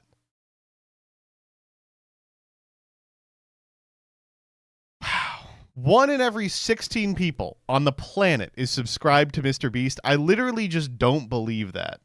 When are you getting on this? Any day now, buddy.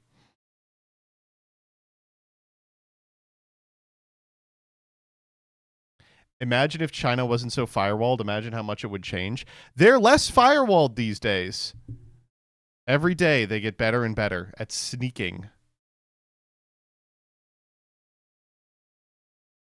I don't know. I guess what I would say is I don't really disagree with too much that he said. I think that he for me the important part of that video was the stuff about Ash Blossom at the end. That I don't know if you've seen has kind of erupted onto twitter.com/peeps-yu-gi-oh into a large like discussion in the format about like if Ash Blossom should be banned, almost specifically because it negates the Charmies. And all I have to say about it is I don't care. But it has been really interesting to see, I think, everyone in the community be like, maybe we should ban Ash, and then Triff be like, don't ban Ash, you dumbass, just play around the Charmies. And it's like, no, that's a good point too, actually. All I gotta say is, we ain't gotta worry about that type of shit in Genesis, man. I just stopped worrying about that type of shit. Title it Why Farfa is Wrong and just do not say why. That's a good idea. All right, do we want to watch the Magic the Gathering video?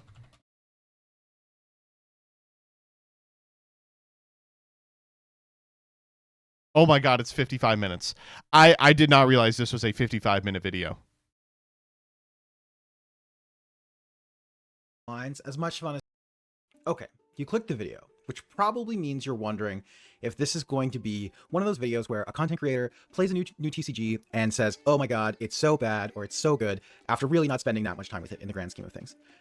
And I'm hoping that you'll agree that the 100 plus, in this case, hours that I've spent with Yu-Gi-Oh! Is enough time for me to give some opinions about what... No, not at all. You have to play for 10,000 hours before you give any opinions. Experience of learning the game, both as an absolute novice and as a quote-unquote kind of newer player. I think Yu-Gi-Oh! Is pretty interesting, and I was inspired to learn the game for 3 reasons. Firstly, SEMO. Yu-Gi-Oh! Genesis came out, and... Canlander? We got a Canlander? We got a Canlander! And I am primarily a Canadian Highlander player. We got a Canlander! In Magic the Gathering, which is a format that has been points managed for... which is a format we ripped off. like 20 years at this point. So seeing a new developer planning to manage a card game format entirely with points was really interesting to me, but obviously I couldn't engage with it because Yu-Gi-Oh! Is a complicated game and just looking at that points list by itself was not approachable. Just so you know, in Canadian Highlander, the points are like 7. So I wanted to learn how to play so that I could potentially play Genesis. I thought that seemed like a sweet idea. Nextly, if you're anything like me, your feed has been kind of flooded with Alex SEMO specifically.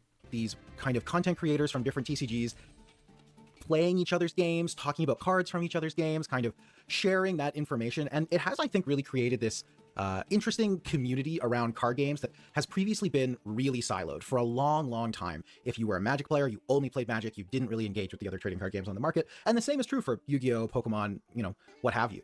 And these new videos, I think, are really great in that way, in that they've actually broken down a lot of those barriers. My feed's been full of them, and the ones that I've been the most interested in have been the Yu-Gi-Oh! Ones, mostly because it's the one game of the kind of big 3 between like Magic, Pokemon, and Yu-Gi-Oh! It's the one that I haven't played.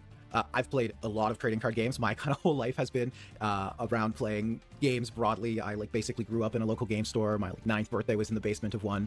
I remember playing like Warlord in like 1998. That's crazy. So, I've spent a lot of time with a lot of trading. Okay, this is an old ass motherfucker. Okay, good. I was afraid this was going to be some sort of new gen. You can't really tell because, you know, with a beard and long hair, you could be anywhere from 19 to 55. But this is a person who has the disease. Card games, but Yu-Gi-Oh! Is the one I've never really played. I played it as a kid, like in elementary school when my deck... I should have known because of the Canlander comment. Included like 12 bubonic vermin, which was not legal, but, you know, I thought the card was cute, and if you had a bunch of them, they kept flipping up and your opponent could never really seemingly kill you. Great taste, great taste. That's about the engagement that I had with Yu-Gi-Oh! Before going into this project. And I want to acknowledge what my preconceived notions were about Yu-Gi-Oh! Before I started playing, because I think it's important to, you know, reckon with those. I'm not going to sit here and claim that I went in with a complete open mind, because the game is old enough and I've been in this community long enough to have some kind of biases and stuff. And so I want to acknowledge those before we start. So I think... Dude, he's like laying out microaggressions beforehand. This fucking rocked. No, already this is the best one of these videos I've ever seen. It's like, before we get in, let me just remind you all that we are on stolen Egyptian land. think the common things that I've heard levied against Yu-Gi-Oh! As a game is that it is very combo focused, is that it's very zero sum, and that it is very complicated. Weird. It's very zero sum. He'll go into these, I'm sure, but aren't most games? So by zero sum, I mean one person is basically doing 100% of the game actions. Okay. Yeah. Okay, I see. And yeah, combo focus pretty obvious, but long turns, people playing a lot of cards, and then the other person maybe not getting to do too much. And to be really honest, I viewed those as a negative for a while, and it did delay me in potentially trying the game out. But I actually think most of those might not matter to me. Look, I'm sorry.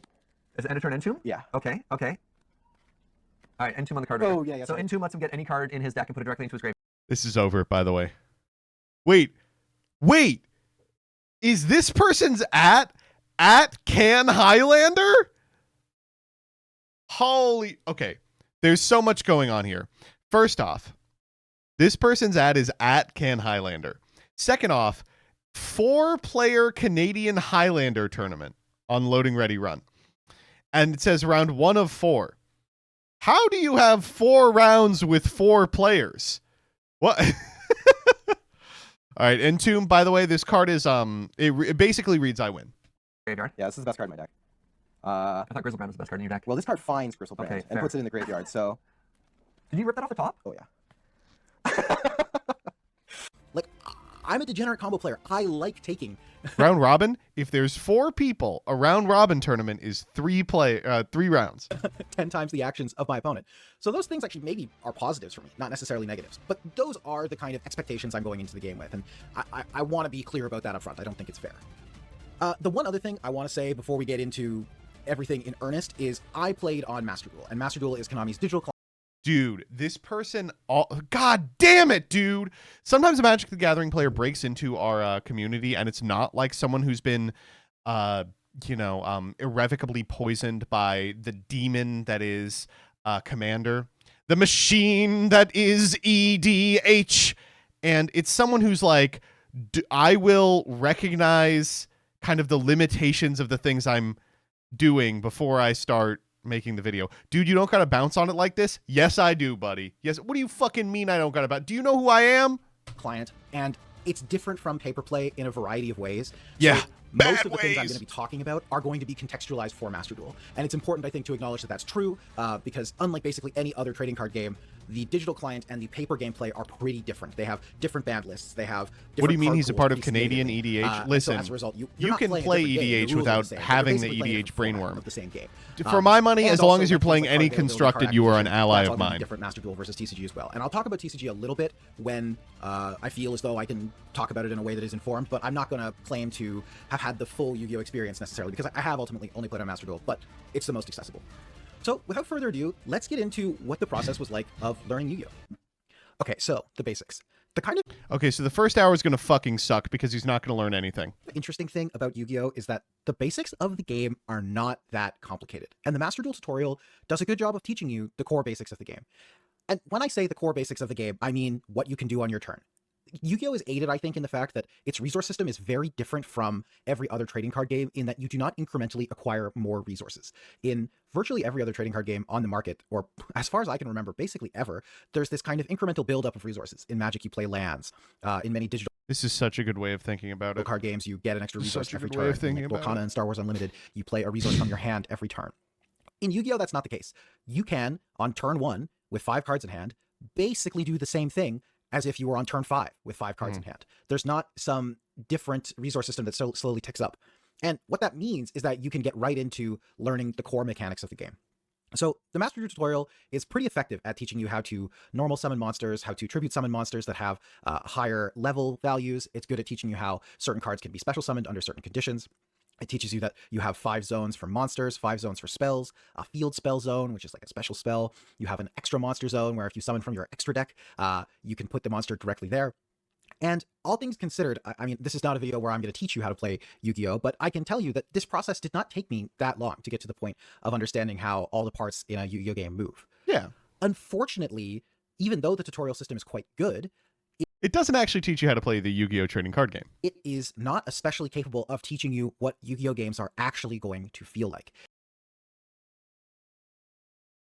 And the reason for that is that a lot of the information in a Yu-Gi-Oh game is esoteric. And I don't mean that in a kind of pejorative, derogatory way of saying, oh, it's too complex. I just mean it in the literal sense of the information in a Yu-Gi-Oh! Or how to play a Yu-Gi-Oh! Game is very deck specific.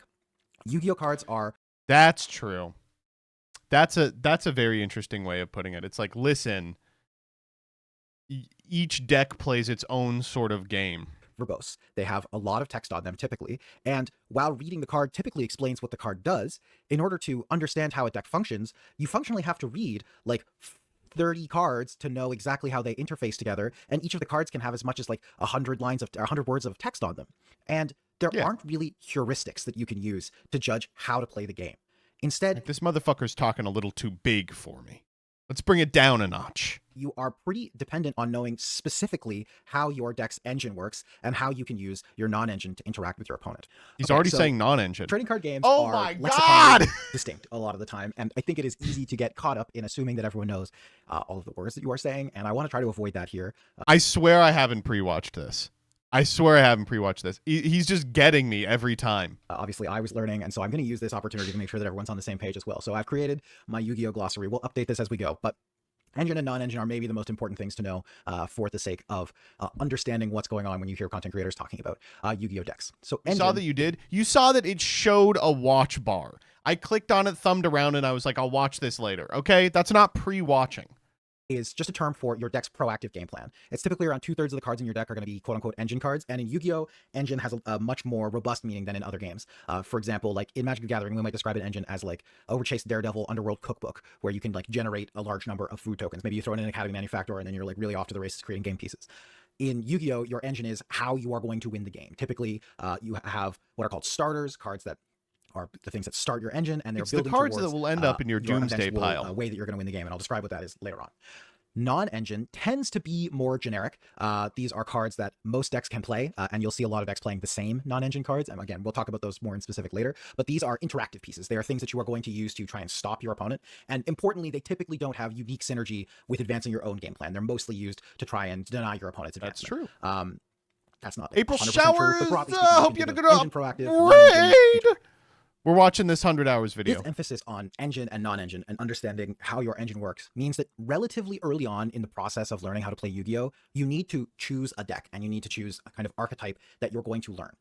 Because you kind of can't just jump in and learn broad basics that will then subsequently apply to a swath of decks, it really does benefit you to lock in on something early and maybe pick the archetype that suits your kind of playstyle the best. And of course, the one you should pick is Generator. There are, broadly speaking in Yu-Gi-Oh!, I would say 5 distinct archetypes. I'm excited to hear about this because every Magic the Gathering player tries to classify Yu-Gi-Oh! Decks with the same vocabulary of like aggro, combo, mid-range, and it's so hard to find similarities with what like a Magic the Gathering player would describe as like an aggro deck and what it would be in Yu-Gi-Oh! So most of us have just given up. I'm very interested. Are combo decks, and I know early on we talked about the fact that there's this preconceived notion that every deck in Yu-Gi-Oh! Is a combo deck, and that's kind of true, but typically combo decks in Yu-Gi-Oh! Are the ones that are taking like really a lot of game actions and are looking to set up, if unimpeded, a truly uninteractable board. They're going to kill you by likely preventing you from taking your next turn. The offset is that typically these combo decks, if they are appropriately balanced, tend to have more points of interaction in them where you can disrupt them along the way, and it will result in them building a much less powerful board if you disrupt them. So I guess here he's talking about like an FTK. This is in kind of a contrast to mid-range decks, which are also obviously a lot of the time trying to use their engine to build a board that is going to make it challenging for their opponent to win. The trade-off is typically the end boards in mid-range decks are less powerful, but they are easier to get to and harder to disrupt. Another glossary term, I didn't think I'd be back here so quickly, but end board, very broadly speaking, is what... It's tough. Yeah, I mean, this person's running up against the issue we all have, which is a quote mid-range end quote deck may take a longer term or be more fragile than a quote combo end quote deck. You know, maybe the trade-off for the combo deck is it doesn't have like recovery. You know, what you are planning to pass the turn with. It's pretty simple. Ideally, your end board features a bunch of normal summon Hydra is a control card. It's aggro because it searches OTK. It's mid-range for Yu-Gi-Oh's very hard to pacing. interact with for your opponent, or you're trying to make a board that is going to interact with your opponent and prevent them from kind of taking a bunch of games. It's also irritating when a deck can be multiple at once, right? Like I would describe Draco Tail as a mid-range deck, I guess. But if uninterrupted, you will not beat the Draco Tail board. And if the Draco Tail pilot is playing like Winda, then suddenly it's a combo deck because it has floodgated you out of the game, right? Game actions and killing you on their turn. So yeah, that's what an end board is. Next, we have control decks. Control decks are similar to most other card games, honestly. The difference is that a lot of the time in Yu-Gi-Oh!, a control deck is going to be kind of centered around playing trap cards. Trap cards are a bit of a maligned place in Yu-Gi-Oh! Because going first is so powerful currently, it can often be challenging to be able to set up your trap cards. I think this is a problem that that Magic the Gathering players specifically fall prey to, which is classifying things as control decks if they set cards. And it's pretty easy to see where that impulse comes from, right? You're like, oh, they're setting cards. That means they are preparing for a longer game, and longer games are historically played by control decks, right? But like a deck like Odeon isn't really a control deck. There's nothing functionally different from an Odeon setup, from like a Synchro setup that sets up 2 negates, right? The same end goal, a board that can do 2 Omnis and kills you on the crackback, right? The only difference is one of them is purple. If you're playing one of these control decks and you go second and your opponent does their thing on their first turn, and you're staring at a bunch of trap cards you can't play, not ideal, but that's typically what a control deck looks like. There are other variants as well that are looking to go second, allow their opponent to deploy a board, and then have filled their decks with ways to interact with the board after it's been developed. Those are also control decks. Then we have a kind of subset of control called stun in Yu-Gi-Oh! That would be prison in Magic. Probably something that should go in the glossary, but I'll just explain it here. Stun is what we in Magic would think of as a prison deck. This is a style of deck that is looking to employ game pieces that prevent your opponent from playing the game fully. And then lastly, this is, I think, the most unique to Yu-Gi-Oh! Deck archetype. In Yu-Gi-Oh! This is what's referred to as a Towers deck. That is kind of, yes, a Yu-Gi-Oh! Specific thing. Yeah. The idea with these decks is that they are trying to eventually put onto the board a monster that their opponent literally cannot beat. Either that means putting something in play that has text that says it can't be targeted, can't be destroyed, etc., etc. Putting something on the board that is so big it can't be attacked over. This is not really something... Is that Voltron? Not really.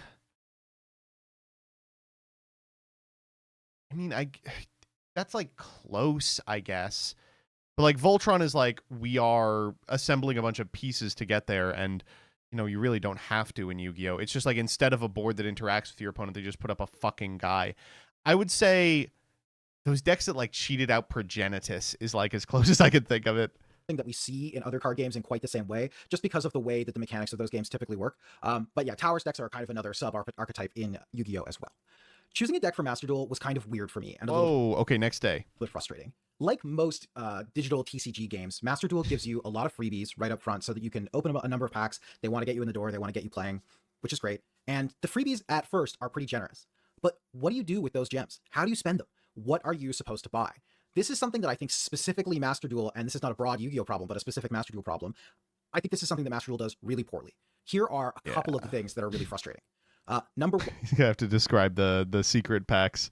Okay, I'm sorry, buddy. I'm sorry you had to encounter the secret packs. It is kind of bullshit. When you are opening packs in Master Duel, you are given the option to open 1 pack or 10 packs.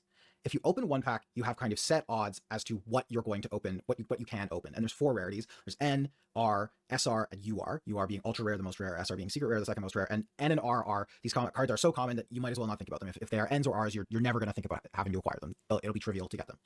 However, Master Duel specifically, basically every deck is gated around how many URs are in the deck. Because... Correct. And it used to not be so bad. The way that the system works is you can dust additional cards that you have. You can turn them into what are called crafting points, but the crafting points are gated to each specific rarity. This motherfucker pulled 2 Druisworm in 10, by the way. And so what that means is that, like, unlike games like Hearthstone or Shadowverse, Universes Beyond, where you just have a pool of crafting resources that everything goes into, you actually have to open the specific rarity to be able to disassemble them to then be able to craft the new rarity. Yep. So on top of all of this, I mentioned that you can open 1 or 10. If you open a 10 pack and you brick on getting a UR, you are guaranteed in your next 10 pack to open a UR. If you just open a single pack 10 times, you are not afforded that same guarantee. And this sort of obfuscation of that information that's not communicated anywhere means that it's really easy to spew these free resources that you get early on. Wait, it totally is communicated, right? In a way that doesn't advance you towards actually acquiring a deck at a meaningful pace. So that's awkward to say the least, and is certainly one of the main pain points that I It's a experienced. super guarantee. I see. learned this before I started crafting, and before I started opening packs, which meant that I went in, I think, a little more aware than the average player would, but it still was pretty frustrating to have to deal with. The other thing I will say is that Master Duel is really not very free-to-play friendly. You get those free resources early on, which will get you to a tiered meta strategy relatively quickly. We'll talk about how long it took me to get to one. I did it at first free-to-play. I did eventually end up spending some money on the game, but at first I started off free-to-play because I think that's more accurate for how a lot of people would try the game. And if you mess up how you allocate the free resources and then you don't want to spend money, you can end up in a position where you just don't have a deck, which I think is a pretty significant pain point and is really not ideal. And the upshot of all of this means that when you are starting out trying to choose a deck, you are very incentivized to go onto one of these sites that has metagame data and to choose a meta strategy and to only work towards acquiring cards for that strategy, especially URs. You really can't afford to spend UR crafting points on things that are not going to go into your eventual final deck because you just won't have enough. And you also are really incentivized to only open packs that contain cards that would go in your deck. And again, that's not super clearly communicated, and there are so many packs in this system that it can be a pretty daunting thing to approach. Lastly, even though you get a decent amount of free resources, a lot of them are gated behind playing the single-player content, and that's fine. I actually don't mind that. I think that it's good that you get some experience playing single-player, you can engage with some of the engines in the game, but the downside is, one, it takes a lot of time to kind of acquire all the free resources, and when you're playing a trading card game, you'd ideally like to play against other humans eventually. And two, most of those single-player events, although they're teaching you how engines work, these are not engines that are going to appear in games that you're then going to subsequently play on the ladder or even in the casual rooms. They just aren't decks that people register anymore. They're not as powerful. They're not powerful enough. The last couple have been some good. weird pain points there.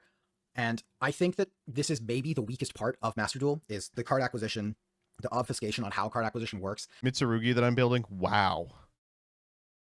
Dude, he picked a winner. Damn, gun to my head, if you asked me what's the best one for a new player, it would probably be Fiendsmith Mitsurugi. Holy shit, what a selection. Holy fuck. And the last also, whoa, there's so many URs in this deck now. Okay, I gotta say it. Why is Mitsurugi Prayers a UR? Obviously Ritual is the UR. It just shouldn't be a UR. Information on how the kind of top meta strategies work. I think that it would be easy for a new player getting in who was not going to engage with a bunch of the external resources of Master Duel to just end up having a really frustrating experience. And I probably spent like maybe 10 hours, doing research on websites, watching YouTube videos about different decks before I was able to lock in on what I was going to learn how to play. And I think that that's unfortunate. So ultimately, here's where I ended up starting. I think in retrospect, if I'd done more research, I might have done this slightly differently. But what I did was I knew that there was a NR festival, basically like the equivalent in Magic the Gathering as like Pauper, like a format where you are not allowed to play SRs and URs. And as a result, you wouldn't have to spend SR or UR crafting materials to build the deck. And I thought, well, for the early ranks of the Yu-Gi-Oh! Rank ladder, I feel like one of these decks that's playable in this format is just going to be good enough and proactive enough to be playable in the regular format. This is a decent way to think about it.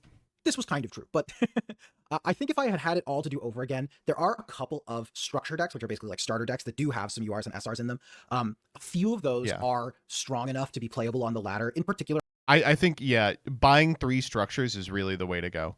And if you were to ask me, like, what deck has the fewest URs and the most bang for your buck, it'd probably be Unchained. I think the Raid Raptor starter deck, if you're interested, it could get you to Raid Raptor starter deck could get you to Legend 1, and you're looking for a better way to start than I did. You can spend like 1,000 gems, which is pretty trivial at the start for your freebies, and get the Raid Raptor structure deck twice, and that'll get you pretty close to just what the meta Raid Raptor build is. And while that deck is by no means a strong meta contender, it is a powerful enough deck. Legend 1 carry you through the early ranks. Legend 5.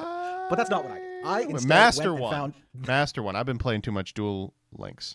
The NR OTK deck of my dreams. I really like.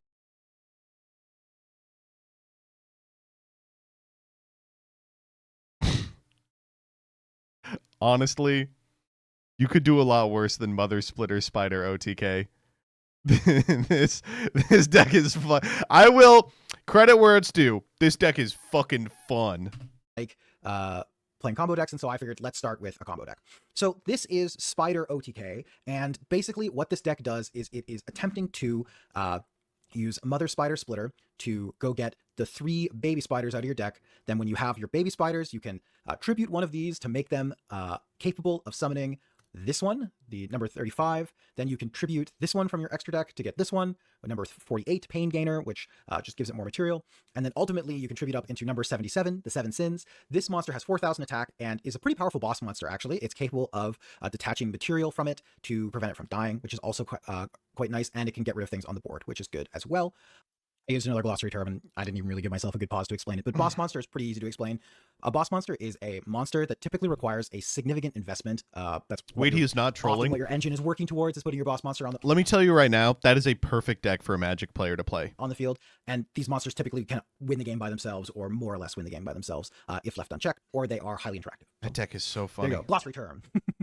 The upshot is, like, this deck, and then subsequently, sorry, the last part of the combo, the important part, is that you can banish one of these baby spiders from your graveyard and get back into play a large spider from your graveyard. So what happens is you chain all the way up to the 7 Deadly Sins, which is a 4,000 attack monster, and then in the process of doing so, you detach some material from it for the cost of the baby spider. The material you detach is number 35, Ravenous Tarantula, which you then get to resummon with the baby spider. The Ravenous Tarantula says, all monsters you control gain attack and defense equal to the difference between your life points and your opponent's life points.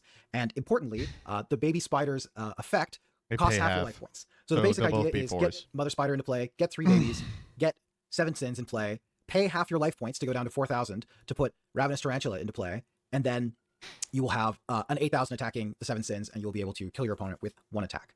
Now, if you're coming from a different card game, this sounds absurd that a kind of like... This is the worst deck of all time. Like pauper deck with no SRs or URs, like no ultra rare cards, just kills your opponent on the first turn. But this is just what Yu-Gi-Oh! Is like. And the reality is that this deck is actually, if you're an enfranchised Yu-Gi-Oh! Player, you know that this deck is bad.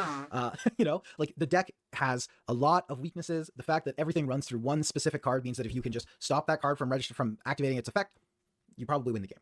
But that's what I started with.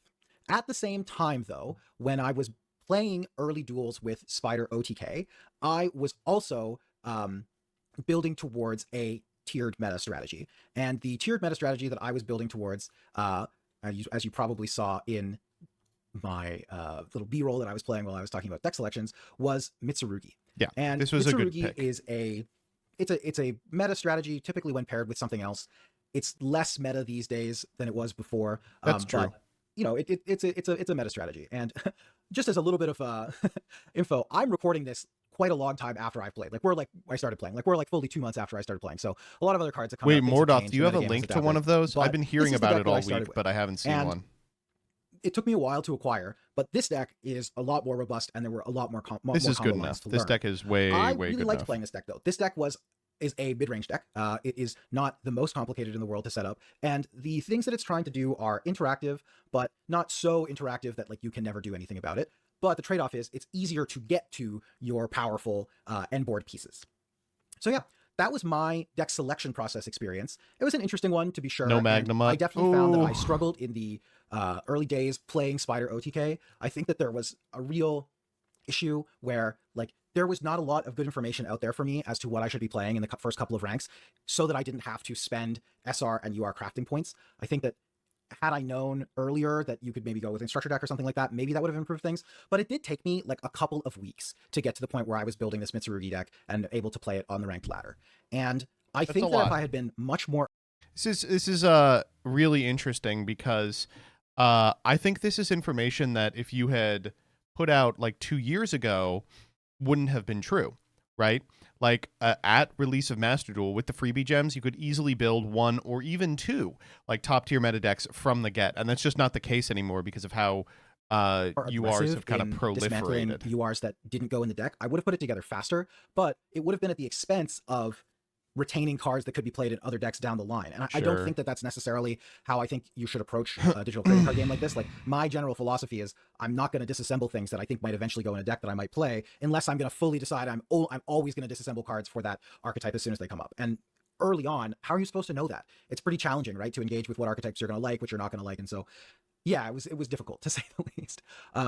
But overall, I think that once I got the decks together, and once I kind of understood the process a bit more, it was okay. It was manageable eventually. But getting to that point was certainly non-trivial. I realized as I was editing that I think I missed one pretty key piece of context and piece of advice that I would give new players trying to start playing on Master Duel.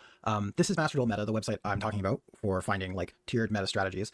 And one thing that's important to note is the submission methods for this website, it's largely community submitted, which means that although technically there are lots of I guess I would say one huge issue that this person has done here is failed to download an ad blocker.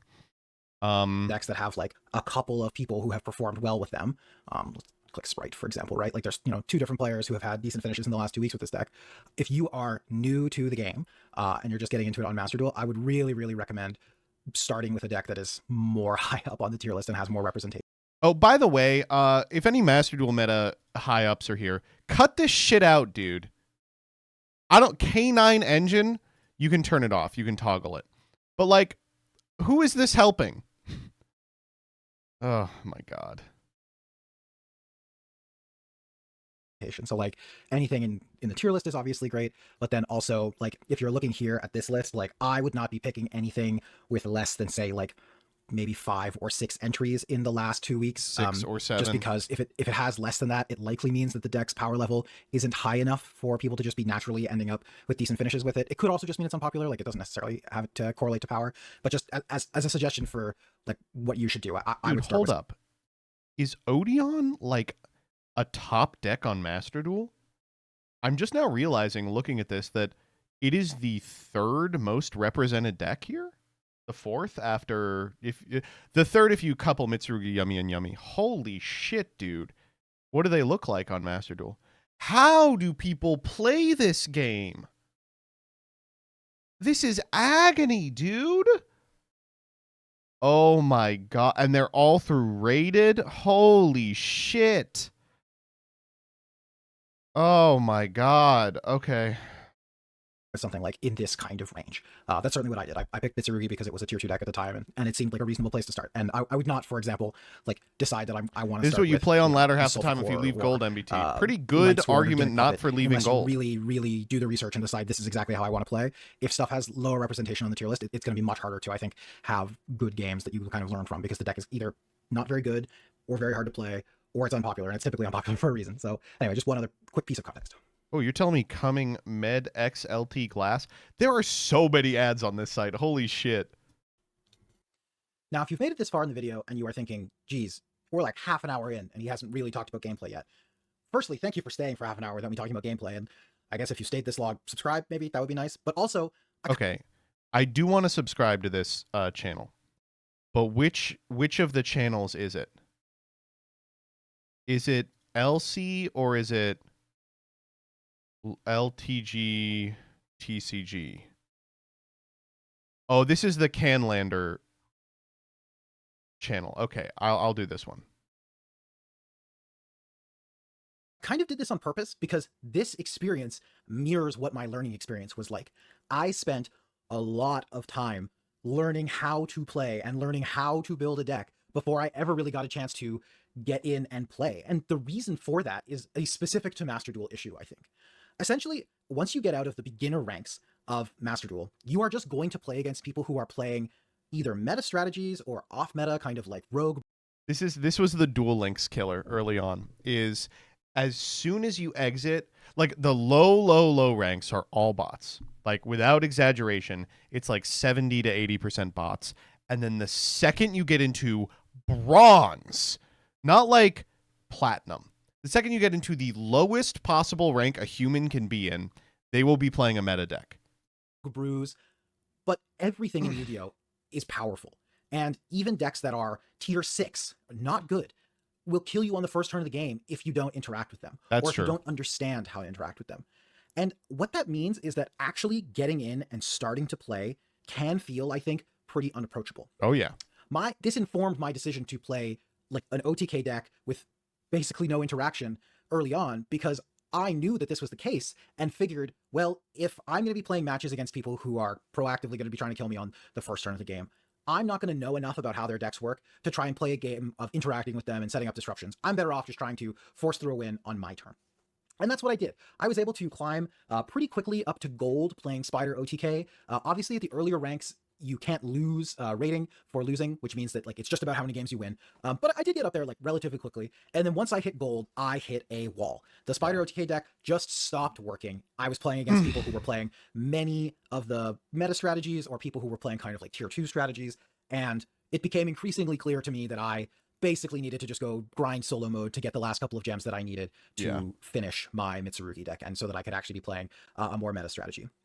I think that doesn't have to be the case. I think that you can probably get farther on a budget strategy than I did, but that information is not out there, I gotta say. I looked relatively hard for... So the problem with this, and the reason that information is out there, is because it changes so frequently, right? Like what people would recommend to others for a speedy way in would change format to format. I mean, for what it's worth, I hate to be like this. No one watched these fucking videos because they weren't very good. But one of the problems we had with Master Faster was that we were so good at optimizing speed running gems that by I think the 3rd episode we just had like an unbeatable meta strategy. And I mean, my recommendation, at least now, would be build like exactly this deck. Well, like obviously you don't need to maxi now, but if you build just straight up Unchained, this beats like 70% of people through plat. And you don't need any URs, except for these were all freely given. The URs you craft are hand traps. The other thing you can do is use one of the campaigns. The branded campaign, the Sprite campaign, either of those is great. Or budget, like no UR competitive Master Duel decks, and they kind of just don't exist. Doing all right. Thank you for asking. Not really. They get to set the rarity, and they often not really anything exciting in Master Duel that are not ultra rare or not super rare in the paper game, because they need people to want to buy packs, and it makes sense. I'm not knocking it, but it does make the introduction. You should knock it. It's totally cynical. It's repugnant what has happened to the Yu-Gi-Oh ecosystem. They didn't want people to have sticker shock when they first loaded into Master Duel, so they were pretty generous about how archetypes were designed. And since then, every new archetype has been like 30-40% UR. I mean, if you look at, I think, what is it? The Yummy deck I was playing, someone made the comment that it was, of 55 cards, there were like 53 URs. And I was like, that can't possibly be true, but it was close. Process a little bit challenging. So the Spider OTK games went well right up until the point that they didn't. And then I switched to playing Mitsurugi. Finally getting a chance to play a tiered meta strategy was a big deal, I think, for my enjoyment of the game. Yeah, I had actually been kind of close to burning out on playing with the Spider OTK deck, and I was getting frustrated. I wasn't enjoying the games as much, losing to Ryziel. That's the other thing that like sucks about playing Spider OTK rather than a deck like Mitsurugi, is all your games are going to look the same. Like, it's just like playing like red deck wins for a Magic player. Is like, you will play a guy and turn him sideways. And like with Mother Splitter Spider, you will do the combo and either it works or it doesn't, And so for a deck like Mitsurugi that does have a lot of different decision points, it's just like you play so much more. Over and over again was exceptionally frustrating. And I'm really glad that I was able to switch to the meta strategy when I did, because once I started playing Mitsurugi, I started to get to the point where I felt like I could make informed choices. Yeah, when I was playing the Spider OTK deck, my plan was basically like, throw my hand traps at my opponent. I did it again. I set a glossary term without giving myself a lot of time. A hand trap is really easy. It is a card that can be activated from hand. Typically they're a monster, but it can also be a literal trap card. These are important in Yu-Gi-Oh! Because if you are the player going second, you can't activate spells or traps typically. Yeah, we have 18 Force of Wills. You have to set them, or it has to be your turn.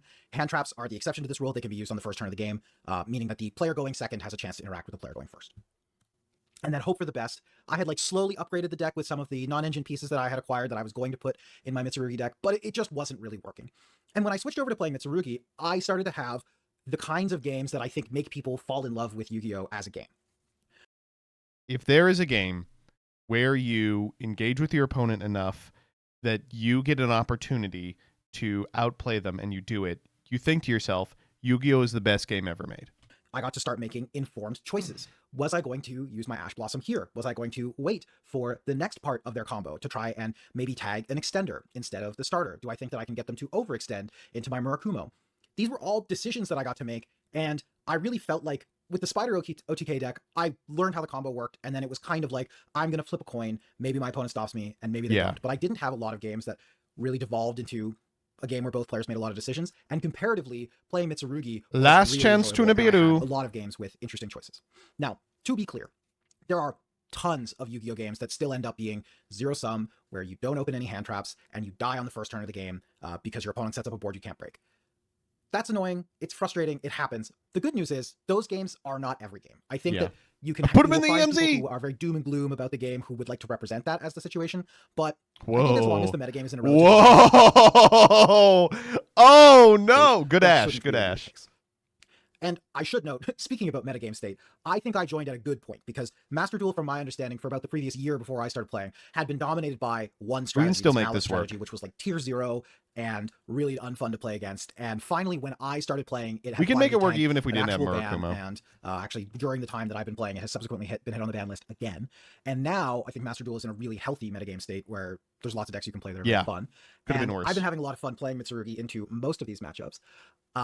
And I do think it's pretty interesting that, you know, it took, I would say, across playing games, across consuming content, across, you know, playing solo mode, I'm thinking it took me about 40-ish hours to hit the point of making informed choices.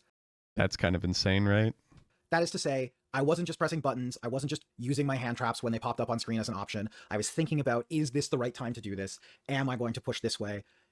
What path am I going to take in trying to develop my engine? I love What the way cards do I this think they person can have talks that I can about try to card play around? games. I think it was around 40 hours to get to that point. That's faster than most people. I won't be on, or I will be honest. Yeah. No, I mean, yeah, you can tell this person has a lot of experience in other card games. Like, I would say for a fresh player who is not super steeped in like the language of TCGs, it could take like 300-400.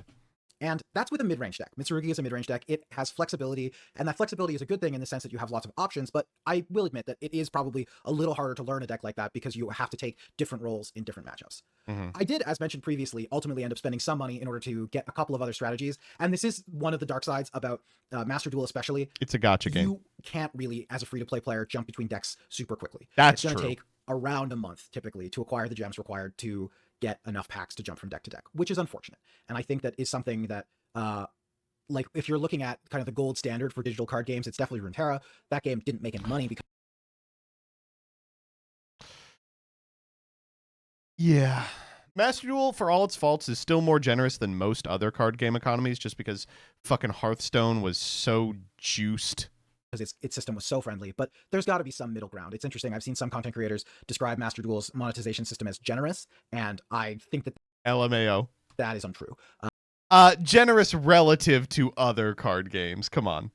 Even if you go and look at something like, say, like Magic Arena, which when it released was rough, and if you want to be collection complete is rough, but at least the information is all face up. A lot of the frustrations that I think I have with Master Duel are related to the fact that the information is closed door, and it's a lot harder to know how far away you are from building other decks. That's weird to me. I just don't... I don't know... Like, that's true. But I did build other decks, despite all of these frustrations. I built a couple other decks in order to have some other experiences in the games. So I ended up playing Luna Light as well, which I think is maybe one of my favorite decks that I've played in the game so far. Luna That's a combo deck. Light is a towers deck where you're basically trying to combo to put a Liger Dancer in play, which is this big boss monster that can't be No one interacted has an with, out and for. I had a lot of fun playing Luna Light, and I do think that I've decided that that's probably more closely where my playstyle aligns. As much fun as I've had playing Mitsurugi, I think that playing one of these kind of... Well, I mean, we saw him cast a Reanimate Tor, an Entomb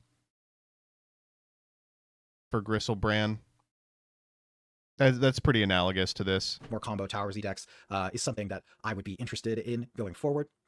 But playing both Luna Light and Mitsurugi, I did eventually hit Diamond, which is great, decent. You know, like Master is the highest rank, and then there are rating duels beyond that. And I haven't hit Master yet. And to an extent, that's just a matter of how many games you're willing to play in a month. But once you get past, I believe it's Platinum, you start losing rating each time you lose a game. So getting from Platinum to Diamond is like the first actual rank up where you have to more or less win more games than you lose. There is a floor for losses, so you could probably technically rank up. Oh shit, and he's got Yummy too. I don't think I do have a negative win rate though. I'm pretty sure my win rate is positive the last month or two. And I've been having a lot of fun. I think that the games that are good are really good. And I think that the games that are not good, you can surrender pretty early at least, which is not the end of the world. That's true. To wrap things up and to kind of stop rambling, I think that Yu-Gi-Oh! Is a good game that severely lacks on-ramps for new players. I mean, how many times can we hear it, folks? 100% true. It's a fun game, but goddamn is it hard to get people into it. Dude, I don't want to see this. You can't be showing me shit like this. This was the best deck at release. You needed 1, 2, 3, 4, 5, 6. If you don't count hand traps and staples, you needed 1, 2, 3, 4, 5 URs. And all of them have crossover play. Fuck me, dude. There are a ton of moments where the game provides you good reason to quit and doesn't really hold players' hands through those moments. Examples would be the crafting system is rough. Going from playing the tutorial and the single player missions into actually playing against real opponents is rough. It's a big deal. Experiencing negative variance related to like hand traps and getting max seed is really rough. Oh, good. The He games already where hates max your opponent seed. does a million things on the first turn and you feel like you can do nothing are rough. Yep. And if there were easier ways to get into the game and to kind of ramp up into those experiences, I think that you would provide players fewer opportunities to decide that they were going to bail. Because I'll be honest, I think if I hadn't been planning to make this video when I started playing Yu-Gi-Oh!, there's a non-zero chance that, you know, right around when I was in gold, losing to all these meta strategies and, you know, these random strategies, there's a really good chance that I could have just left the game. Yeah, and so many do. I mean, that's what the Rarin video was about, right? I kept playing for multiple reasons, but I think that it would be really easy to decide not to. The game is also really fast, and it's also punishing to wrong choices in a way that is challenging to engage with at first. The extra deck in particular, and I didn't touch on this initially, but the extra deck in particular means that 15 companions. Decks are so consistent that, like I mentioned a couple of times, like even tier 6 or 7 strategies can kill you on the first turn that they get. And that's challenging to engage with if you're coming from another card game. In a world where increasingly card game designers are shifting towards maximizing the amount of equality in actions and time that players have, Yu-Gi-Oh! Really stands out as kind of a stalwart in not following that paradigm at all. And I think that in a lot of ways, the game is kind of stuck. They have created this system where you get to feel very powerful when you go off and you do your thing, and your opponent potentially doesn't feel very powerful and doesn't get to do anything. You compare this to like One Piece or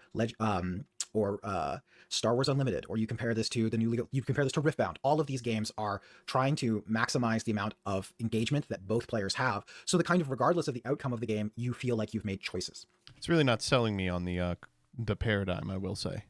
And Yu-Gi-Oh! Can't. They have built their brand on being the game where you get to do big, flashy things, and they also can't afford to make those big, flashy things faster. That's the kind of power creep that I think would be ultimately quite bad for the game if they made it so that going from your combo starter to your end board with a boss monster, if that only took 2 or 3 cards, decks could just include too many of them and become incredibly problematic to deal with. Yu-Gi-Oh! There's has an easy to have solution. longer combos that are deterministic but provide multiple points of interaction. There's an easy solution. Otherwise, the game just would totally spiral out of control. What this means is that if you're a new player and you make a mistake in your combo, you probably lose the game because your opponent will either kill you on their turn or they'll get to punish you and interact with you in a way that maybe shouldn't have necessarily been possible. And the nature of interaction in Yu-Gi-Oh! As well is such that when you make the wrong choice and you play into a hand trap in a way that maybe you didn't need to, you can feel like those things are unbeatable. And it's pretty easy, I think, to have that be another quit moment.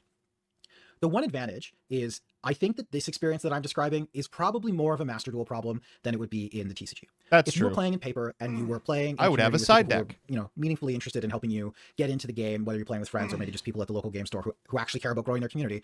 You might get takebacks. You might get casual games where people might give you an idea of, oh, you should have done this differently. Oh, don't do this because it will play into this card that I can have that is commonly played. All true. But on Master Duel, you don't get that luxury. On Master Duel, your opponent is playing for their fake internet points, and they're going to kill you to take them from you. That's true. Which I think is a real downside, and it's an unfortunate one for sure. And it's especially sad because once you start making those informed choices and you start getting into those games where there's back and forth and both players get to do things and you have to make decisions about what you want to interact with and how you want to stack your chains so that you can maybe block something from being interacted with, the games are really cool and you can feel... That's the fucking thing, man, is when Yu-Gi-Oh's good, there really is nothing else like it. And that's what keeps us going through these miserable ass downsides. A level of skill expression that doesn't really exist in a lot of other card games. I likened learning Yu-Gi-Oh! When I was learning it to kind of like learning a fighting game. There is a requisite amount of knowledge that you need specifically about your deck and also specifically about your opponent's decks to even really be able to play. In fighting games, we have this concept, right, where you can be plus on block or minus on block, which essentially means when I make this attack, do I get to keep making attacks or do I have to now defend because you have the opportunity to hit me back if I missed? And you have to know this frame data at a high level in order to know how you are supposed to operate in certain matchups. Obviously, you can just jump in and play fighting games and just have fun too. But if you're trying to play like competitively, like these are things that matter. And Yu-Gi-Oh! Is kind of the same way. Because every deck has its own engine, its own kind of esoteric way about going about things, it is challenging to make generalized approaches to attacking other decks. If you don't know how that starter connects to this extender, which connects to this end board, you Bro's don't know an MBT viewer? No, we're just both on the same wavelength about this because we have the same brainworm. Use your handcraft necessarily. That means that unlike in a game of Magic, where I can kind of go by heuristics, I can make approximations about what I think a matchup is about based on other similar types of matchups I've played in the past. Like if I'm playing a tempo deck against a control deck, I know that I need to develop threats early. Because if I let the control deck make land drops, I'm going to lose. That's general knowledge. That doesn't exist in Yu-Gi-Oh! Playing against Mitsurugi is going to be completely different to playing against Draco Tail, which is going to be completely different to playing against like Mermail Atlantean, like a combo deck, right? These are all very different decks that require very specific knowledge. And once you get that specific knowledge and you can engage with the game in that way, it feels really cool to be able to make these choices and say, I think that my opponent is going to aim to go through this card. And so I can play around that and try and make it so that that isn't going to work. And I think that it would be easy to look at Yu-Gi-Oh! And to look at the combos and to look at how fast the games are and say, oh, these are low skill games. When in fact, I actually think the games are really high skill and that's true. Unfortunately, potentially too high skill. I think ultimately. God damn, dude, I gotta stop bouncing on it at some point. I'm gonna get dehydrated, dog. I don't have enough water around me. At one point, I'm gonna have to stop bouncing on it. That might be the thing that makes Yu-Gi-Oh!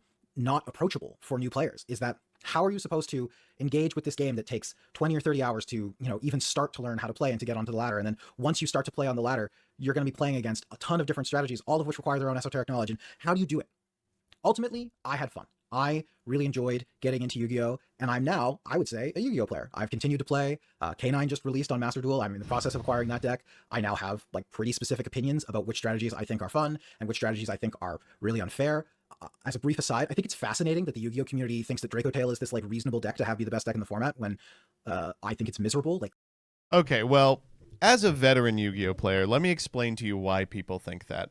So there's this content creator named Joshua Schmidt, and people just, whatever he says, people just agree with. Clearly, none of these people played Modern Magic the Gathering in 2013 when Deathrite Shaman Jund was the best strategy. Oh, God! Okay, this might actually just be me. This might be my looper. I should probably stay away from this guy. What are you fucking junding him out in 2013, buddy? Strategy, and they all got mid-range to death. Like, I know that Draco Tail is fair, but holy God, man, is it frustrating for me to play against. And I think that's cool. I'm excited that I have like a new trading card game that I get to have opinions and feelings about. But I do worry that getting to that point for other people might not be that easy. Overall, I think Yu-Gi-Oh! Is really fun, and my first 100 hours were enjoyable. And if you want to try it, I think you should. And I think that, maybe this video can give you a slightly faster pathway and maybe somewhat of an on-ramp to get into the game so that you can have a good time faster than I did. With all that being said, I hope you enjoyed the video. Please like and subscribe, comment, and let me know if you think that I'm nuts, if it took me too long to learn things. And also, if you're interested, comment other games you think I should learn. I have played a lot of TCGs, but I'm basically down to learn any of them. With all that, I'll see you next time. You should play Little Troubles. Okay, that's an easy thumbs up. This game is bad. Oh.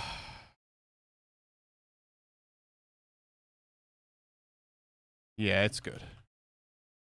Man, I can't believe how good that video was. I'm like thrilled.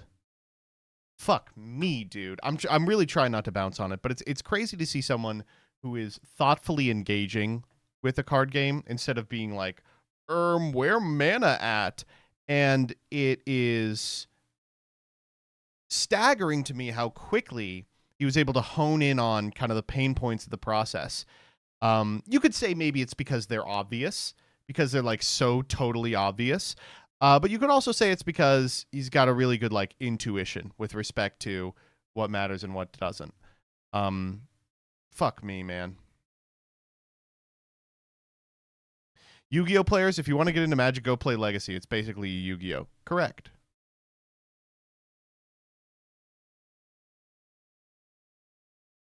Look at the top comment.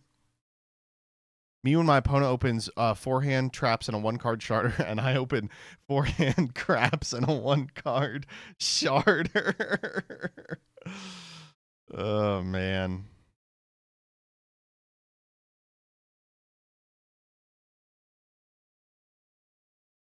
Ugh. All right, let's play a little Yu-Gi-Oh. We'll play a little bit of Yu-Gi-Oh. We'll just play a teeny weeny, tiny bit of Yu-Gi-Oh. You know what, actually? Do we need to play Yu-Gi-Oh tonight? I'm feeling like maybe we don't need to play any Yu-Gi-Oh. I'm just, you know, yeah, we'll play a little Yu-Gi-Oh.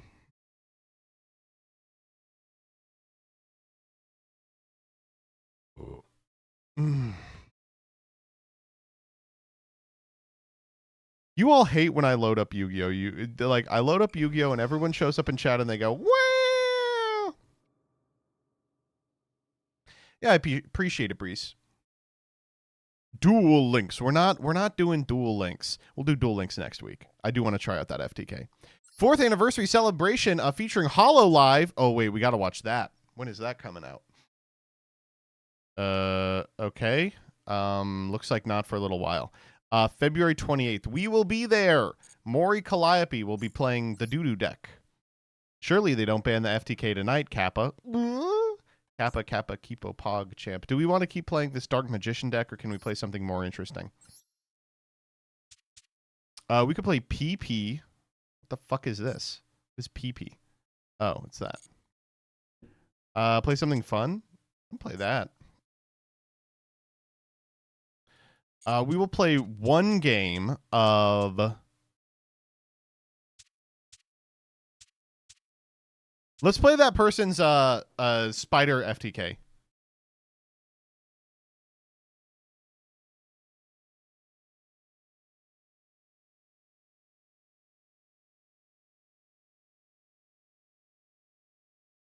Perfect elo to play it at. Yes, sir. Yes, sir. All right. Here, we'll copy it real quick.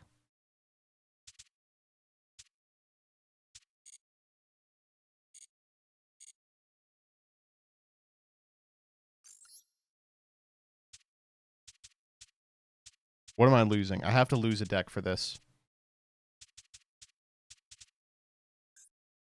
This deck was so boring. It put me to fucking sleep.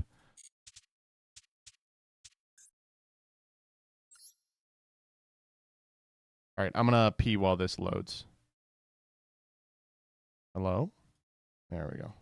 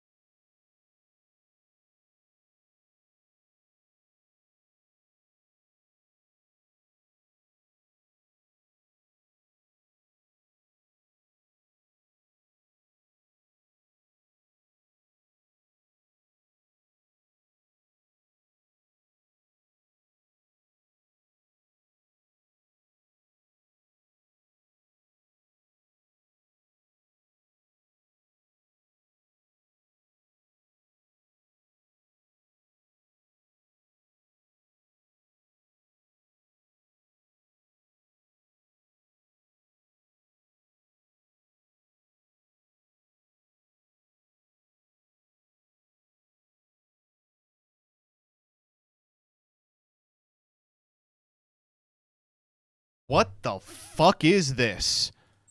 Get out of here, you disgusting SRs. And a UR? Shame. Shame on you. All right, all these cards out. All right, let's look at the one from this person's video. Here we go. and important. Okay, so we were playing Shiny Black Sea Squatter. The 3 Goki Pole. We were not playing this card. Playing 2 of this. Resonators. We're not playing Dragon Bite. We were playing Danger. A Chupacabra. 2 Mothmen. One of these Ragnarika dickheads. Here's the one. Armored Lizard. The Spider. A second Godarla. Insect Imitation. Lightning Vortex. Parallel Twister. Performapal Popper-Up. Let's throw in Mystical Space Typhoon. And 3 Handes. Truction. That didn't change anything. Oh, yes, it did. Then in here we've got Pappy.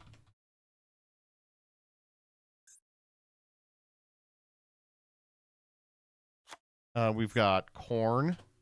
Mr. Corn Man. We've got Crazy Box. Why was Crazy Box in here? Heartland Draco. Crab King. Gaga Samurai.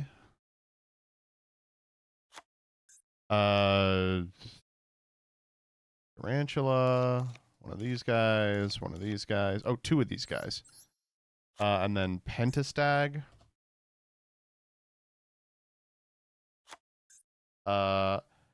Shinobi Insect Hagurumeko Neko.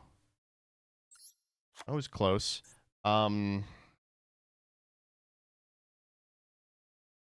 Lizardos and another Ragnarika. Celine Snapper, is that the one? Yeah, it looks like Celine Snapper. All right, let's go. MTG player 100 hours. All right, let's fuck it up. This powerful deck will serve us well. Okay, we need to get the most Magic the Gathering coded accessories on this. Where's our Sidewinder? Where's our Flippin' Tray? I'm going to throw on the Diabell Star. Magic players, they like their normal sleeves. I like this one, Zebra Grass. You know what, actually, let's use Double Wild. We're talking, I'm doing Neon Cyber City, you can't stop me. I kind of like the Neon Lit Cyber City stuff. You know what? Let's do Canine, because Magic players are all cops. And then we'll throw on the classic mate base. Who is the most magical mate? Pearly, perhaps? I want to use Ghost Bell just to show that I have it. All right, 3 main cards. Absolutely wrong. It is Baby Spider, and Baby Spider. Baby Spider, do. Okay, now let's crank the fucking tunes.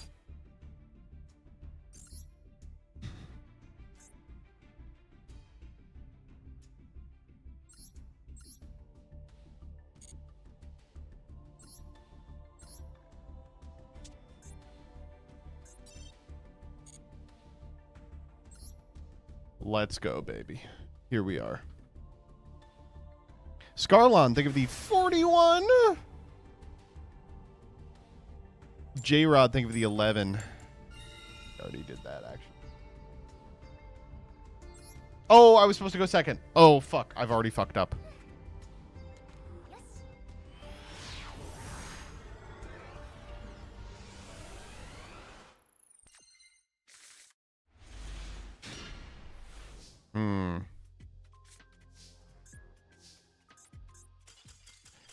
We did it. Eat your heart out.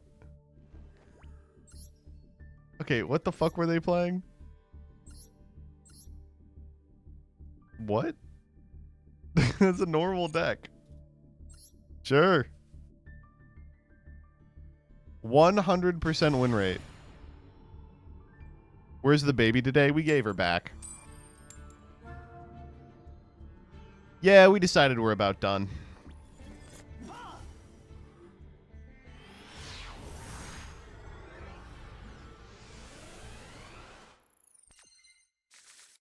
Hey, thanks for the gifty to Lips That Grip. That's awesome to see, dog.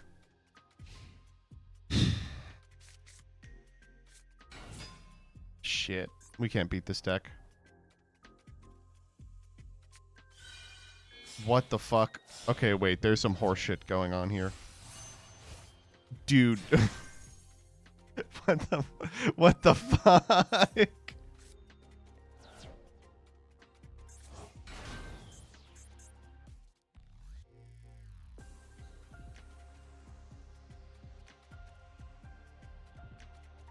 Oh, I gotta get the anime secret code. Okay. That's fine. Oh, okay, we're setting up Crystal Wing before we go for the stand-up. Yeah, I get it.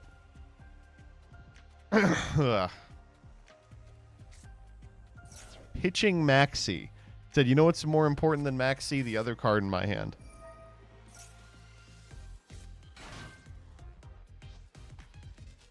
Second Maxi in hand, of course. Oh, yeah, for sure.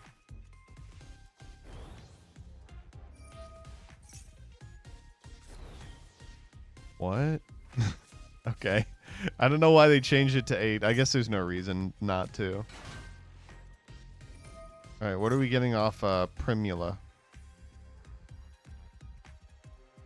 Olgar. There he is. The Garg. Oh, okay. I don't know about this setup. I want to be honest. I don't know about this setup.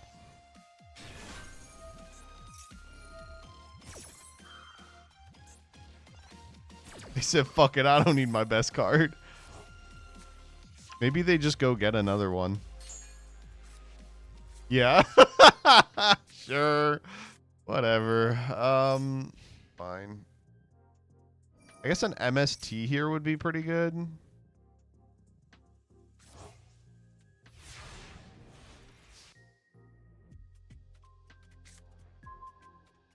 Hold the fuck up. Wait a minute.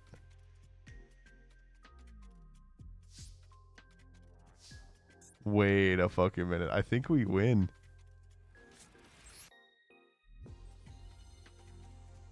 One problem? What's the problem?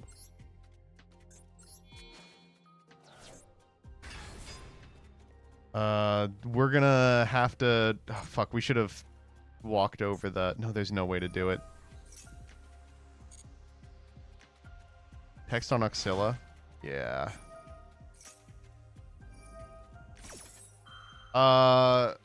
Wait. Now I don't know what we're doing. Wait, what the fuck are we doing? Crimson Dragon with the Godarla? Hilarious. Too funny.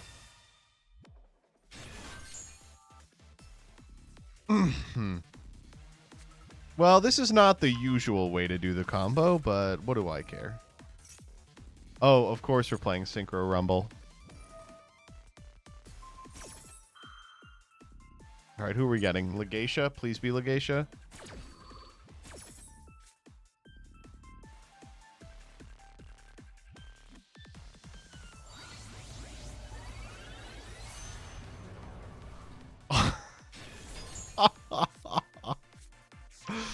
Dude, what the fuck?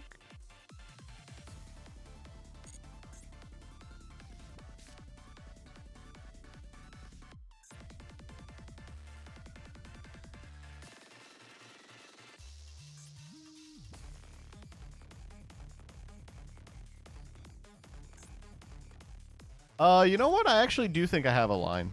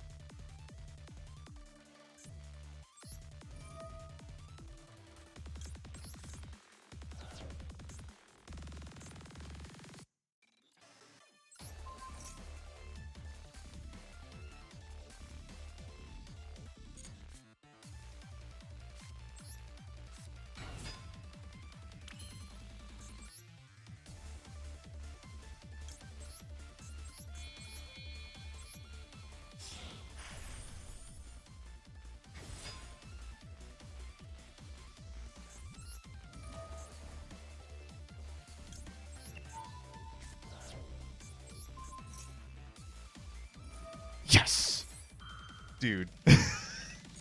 We did it.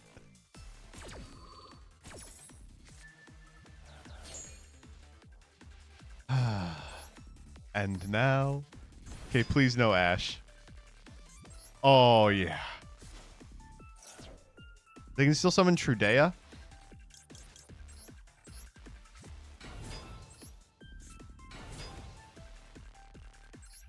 But I have the check in the MST.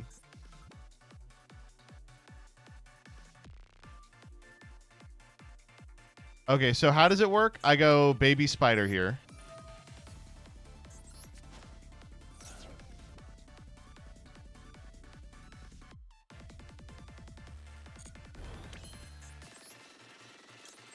Tarankala.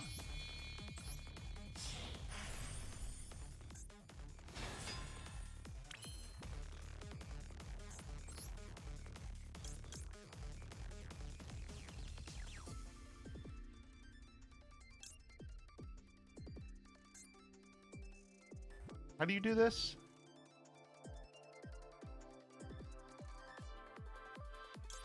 Do I have to go into Pain Gainer?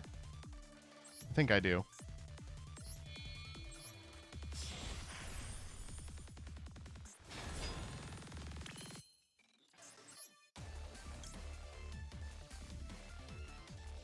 You need the material? Okay.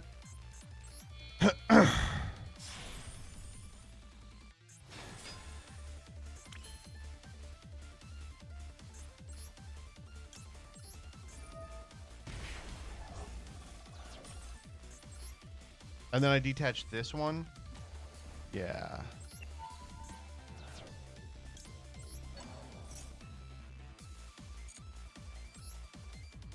Oh, yeah. It's all fucking coming together. Get me in there. Get me the fuck in there, buddy. Get me the fuck in there. I can't believe we won that game. See, no game is lost. No game is lost. I think we may have to stop now. I don't think we could possibly win another game. You know what? This is our rank up, though. I'll play this, and if we lose, we lose.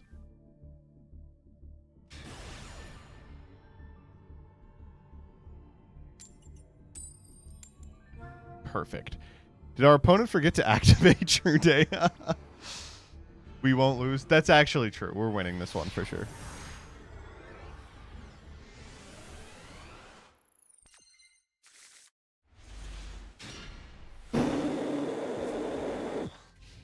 This one is not as good. This one is not as good.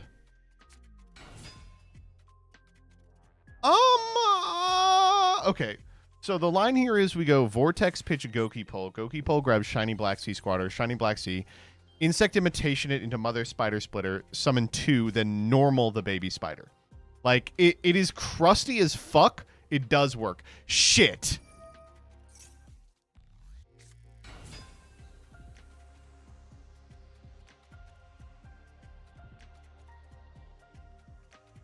If they end on Samurai Skull, I can't beat that.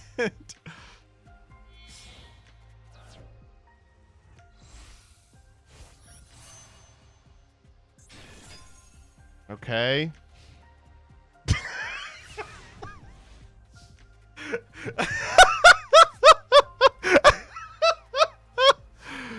Oh my god.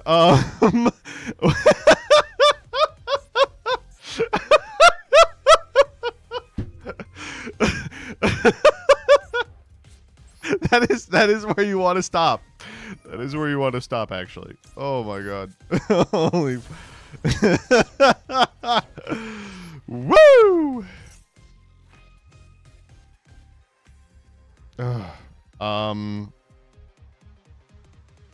Shit, wait, we have a problem.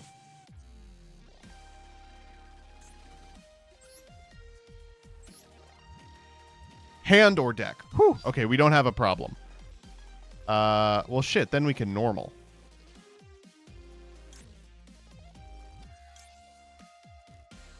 Then I'm gonna get Resonance Insect.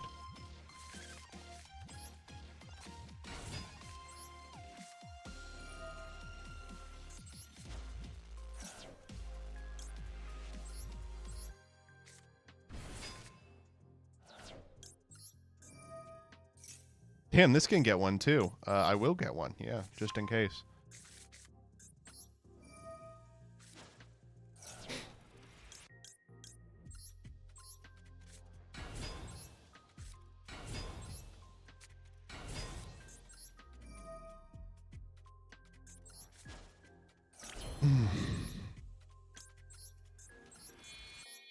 I think this could be optimized even further, to be honest. I don't... No, actually, I guess the 4 engine is better than anything else you could probably be doing. I don't know, like, what this guy was talking about. This is the best deck in the format. How does this OTK, by the way? You're about to see, motherfucker. Alright, I use Baby Spider to pay half my life points, detach a material from my Xyz, and then summon a Dark Monster from the graveyard. While Ravenous Tarantula is on field, my monsters gain attack and defense equal to the difference between our life points. So, you know, there it is.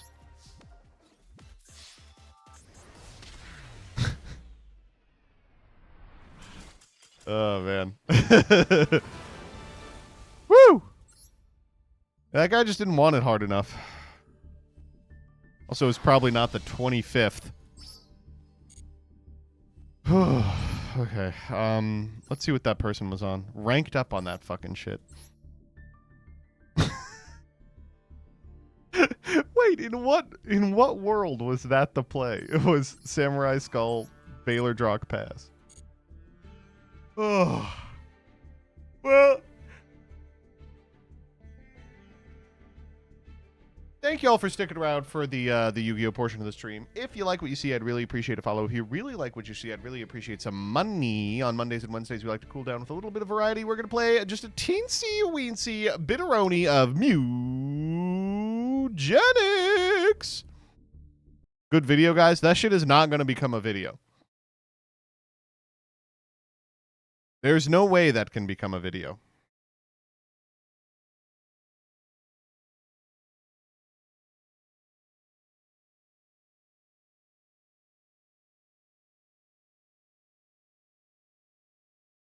Swolax, turn this man into a mother spider. Clips? Clips? Yep, fucking throw it on clips. Let's go.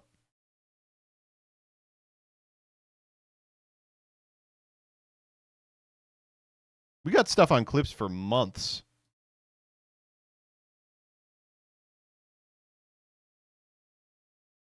I popped the mother spider and left no crumbs. You can use mother spider to make mercurium. Yo!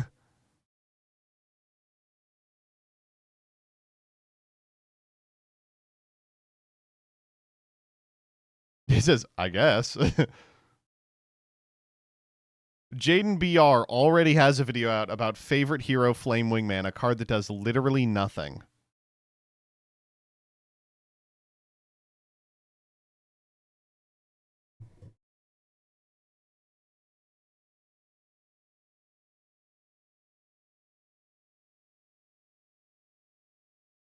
Well, while we wait for mewgenics, let's What watch my this. very particular 11-year-old ate or didn't eat today of his school packed lunch, and today I was taking a massive risk by giving him something that he's never had before in his lunch. I don't usually like to do this because if he doesn't like it, then he will leave it and just go hungry. But the main I was making, individually he likes all of the ingredients, so I hoped together that he'd enjoy them. I got a brioche burger bun and added some mini chicken roll slices, and then I spread over smooth Branston pickle.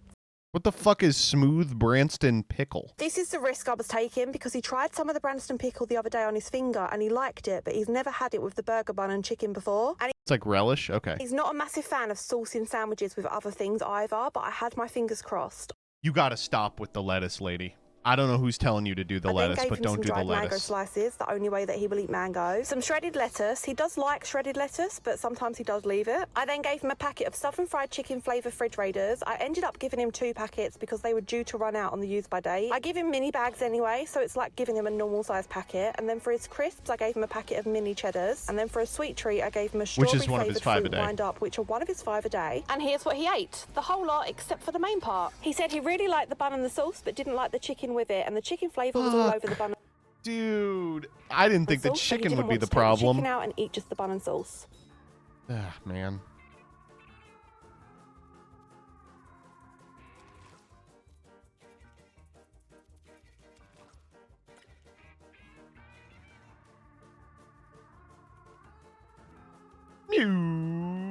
Mewgenics. All right, everybody.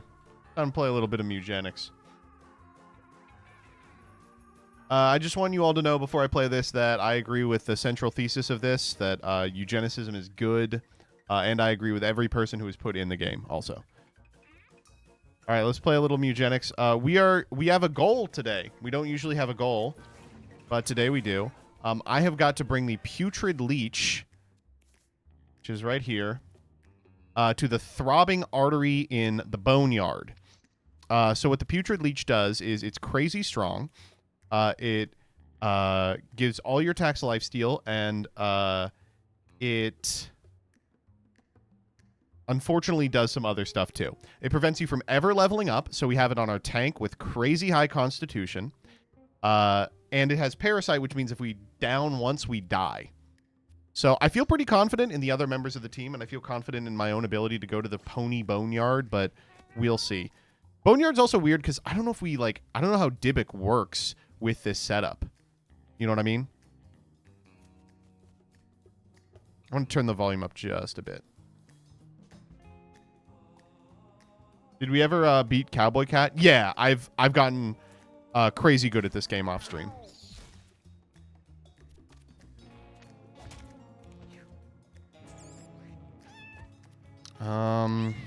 No good way to do this.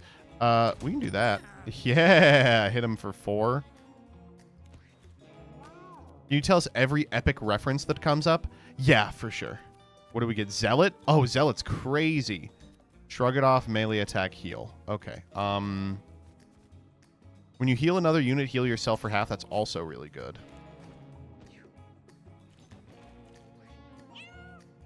Okay. Let's go to my boy. Terrain walk. Teleport to any grass or water tile. That's unbelievable. Shift seems pretty good too. Catch is great. All right, lob shot. We'll pick up the scrap here. Hit him with the lob shot. And I'm going to hit him with the whistle too. All right. Go, my chud. Oh my god, he really went. Tasty dicks and crispy thighs. That one you don't have to change. He's trapped. Oh. How the fuck do I get anywhere? I guess I have Dart. Dart can attack this guy. I don't really want to put myself in a position where I can be hurt by these animals, but I guess I will. Ow. There we go. That is now open for my good friend to show up and kill. Let's hit him with the trash can lid. Wham! Yeah, let's blow this up. Alright, where's my spitter? He's dead too. Who's left? 2 mice and the big fat rat. Alright, well, first we're going to kill this guy. Wait, fuck you mean I have 12 attack? Oh my god, it's the first fight! No need to be doing all that. Holy shit. This can't do anything.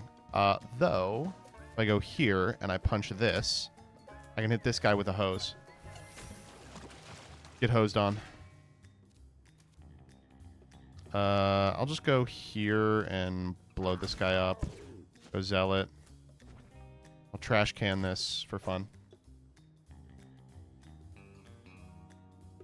You can change their direction by clicking before ending turn. I did not know that.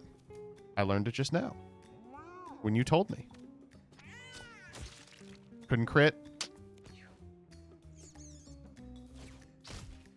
Okay, that was not helpful. Whoa, don't come over here. Alright, we kill him here. Maybe we don't. Jeez. If I go here, I can dart him. Yeah, that's good.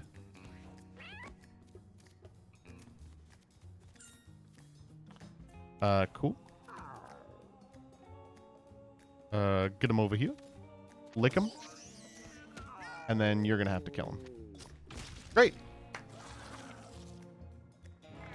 Anyway, I got pretty far in this game recently. And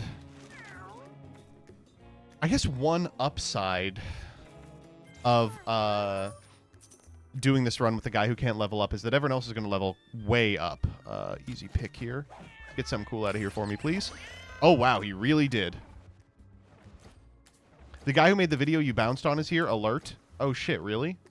Thanks for watching my video. You are clearly a better Spider OTK player than I. Hey, no problem. It's been a long journey. Oh, I really hoped that I would dash to him, and I didn't. That's fine. Oh, fuck off. Oh, look at this rock placement! Edmund, you fucking trash man. Go eat shit on a trash farm. He's at 15. I probably should go over here and help him. Lick him up a little bit. Slurp. And I'll give myself protection as well. Anyway, no, I don't know if obviously I just did the viewing, so you probably did not see it. But really liked the video. I'm sure you've been getting positive reception on it all week. One of the things that really irritates me about Yu-Gi-Oh! In general is that it is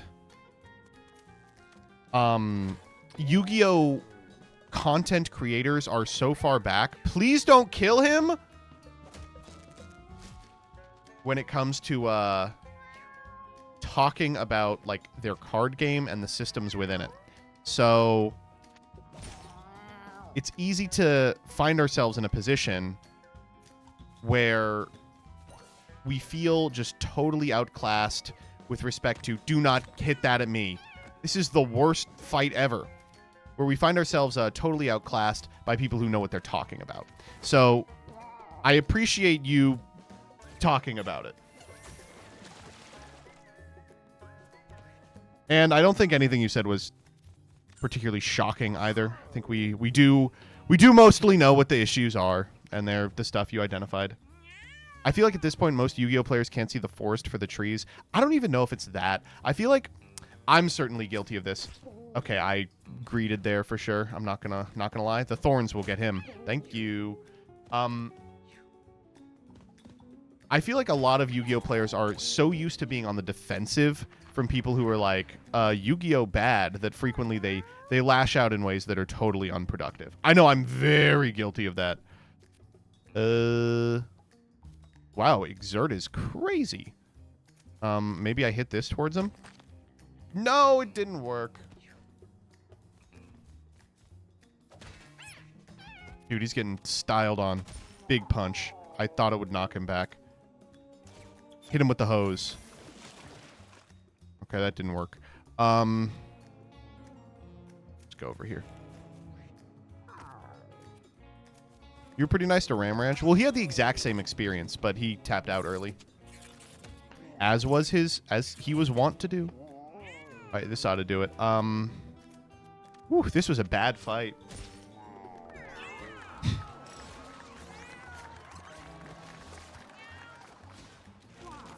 MBT said you should be meaner to commander players. I did say that. Wow, Stimulants seems really powerful. I like Hallowed Ground. Ostracized is great too. Is our intellect high enough to justify Ostracized?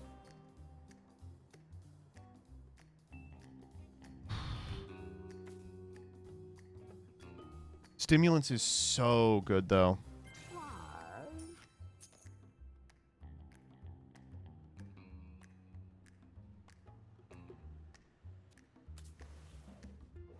I love Hallowed Ground. Yeah. Brain Chip. To this day, I've never used Brain Chip. I feel like it might be way better than I thought. Oh, no.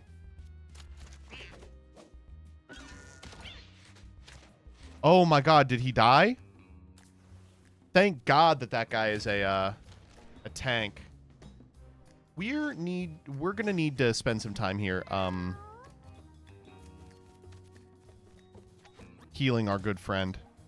Right, I forgot this is how this guy works.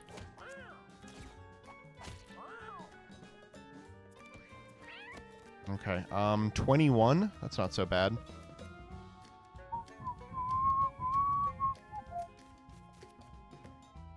Mm-hmm.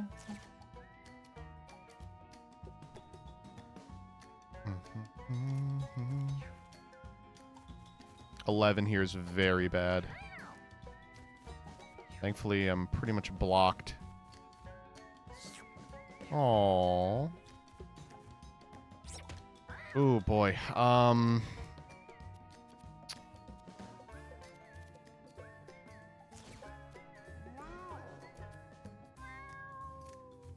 Guess it's got to be this, right?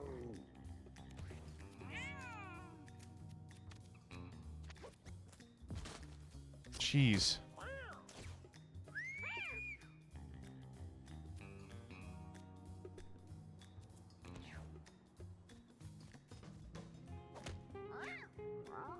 He's at 2 already. This is really bad. Yeah, he's dead. Oh, boy.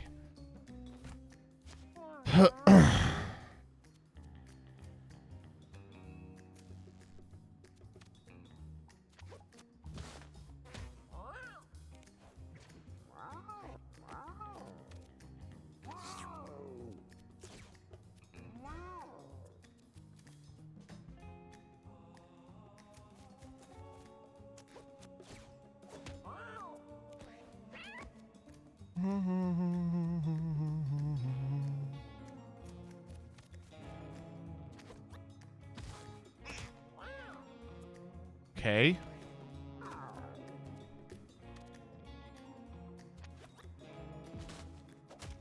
Is there a way to get those guys, or do I just have to get through everybody first? Oh, no, I gave him that too. That was stupid. AoE? Well, I have no AoE, so...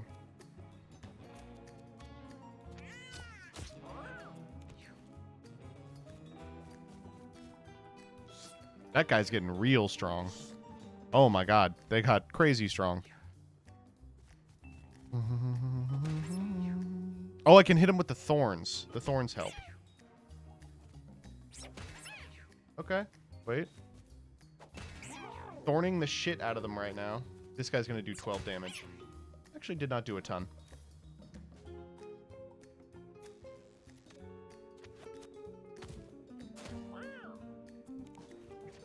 You just gotta kill the big guy. Well, I'm gonna do my best, but no guarantees. That was good. That was a good attack. Knock him. Zealot, I suppose. Okay. He's getting low, but still better than not being low. Good, good. Throw him at the old hose. I'm out. He's gonna lick this guy for the millionth time. He's going up to 10 trillion. 1 quadrillion attack. Hit. Good. Move over here.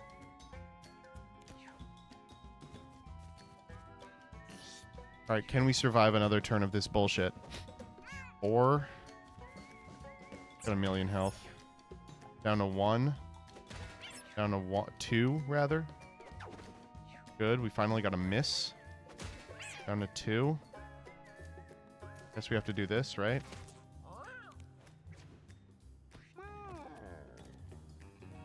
Fuck. Oh, we can trigger it by just attacking. There we go. I'll do Zealot again. Give my guys some action.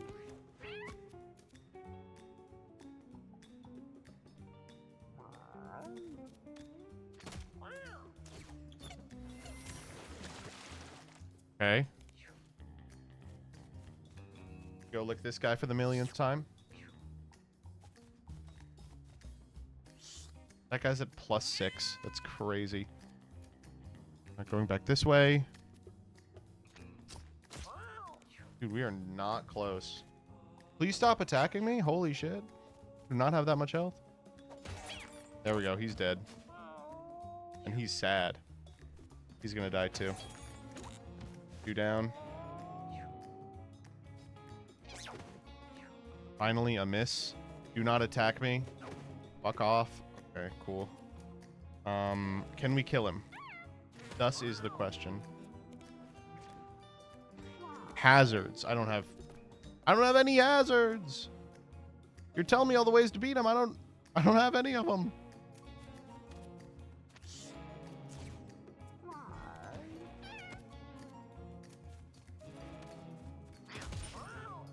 Got him. Woo.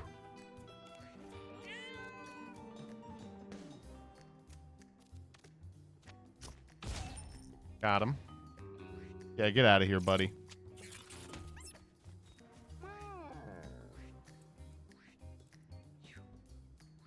All right, we'll take it.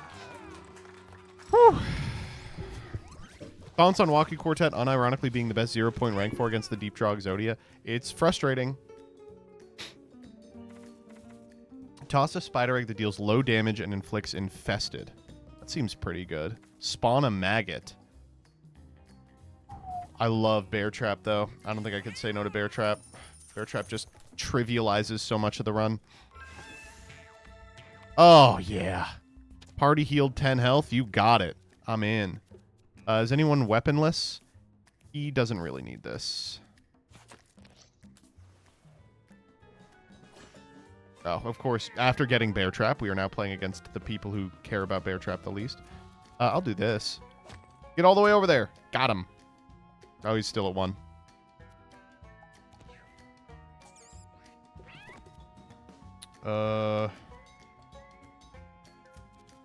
Hit him with the old hose. Wham. I should have done this differently. Wanted to give everyone stimulants. I'm just going to give one guy stimulants. Everyone is mostly at full. I'll lick ya.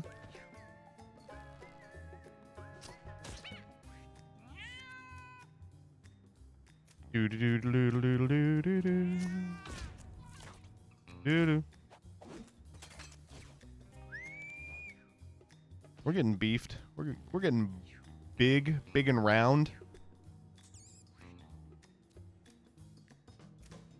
Get this guy dead. Done. All right, round 2. Wham. Bam. Jesus. I don't really have anything here.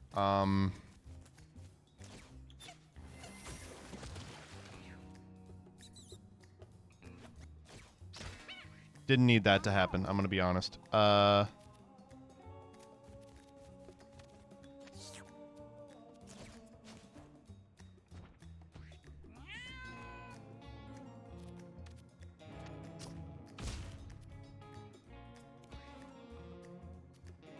Damn it.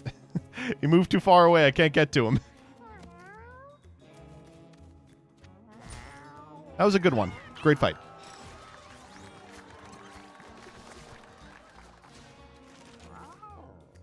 Wubby's now 3. Weakness 3 on all enemies. Crazy. Your heals heal for 2 extra. Also good. Honestly, Heathen seems insane. Eat it.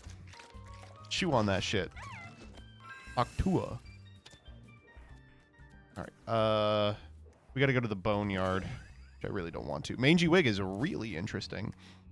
For every 4 luck. Anyone got 8 luck? Ooh, you've got 7. That's better than Witch's Hat. Take aim. Tricky traps. That seems pretty good. Gain +1 whenever a unit is downed. I imagine for the run. Not forever, right? Is luck drain forever? Does anyone know?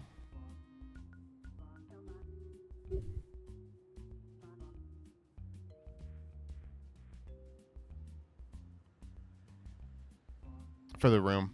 Damn. Okay. Do tricky traps. All right. Rat. Okay, thank God.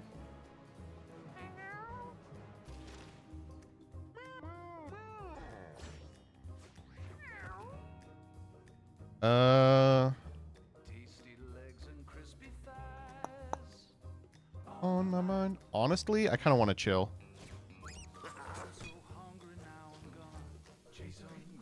Like, what prevents me from just going right here? Is there a way I can move so that everyone gets it? I can.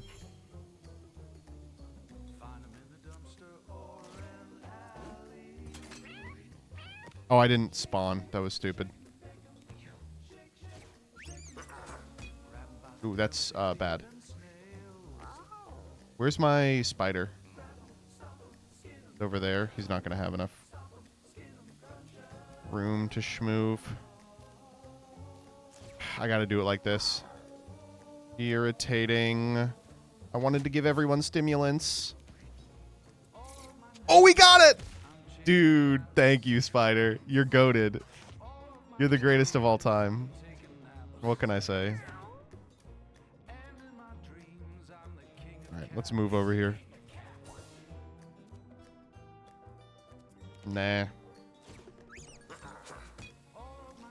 Okay.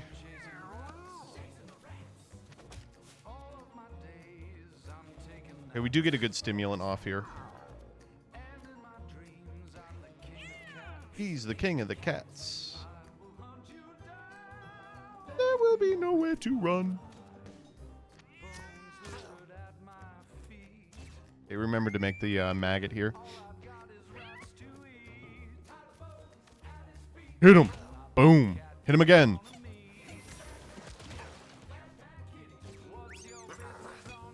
Oh, turn order fucked this up. But the spider prevails. The most valuable spider of all time. It's crazy. Just get the bombs cleaned up. This is turtle. Alright, let's beat the fuck out of this guy.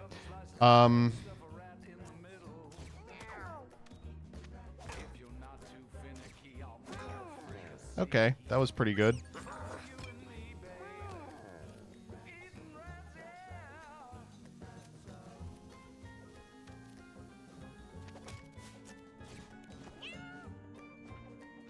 In the wake of no more cello posting, do you still plan on posting monthly updates to Patreon?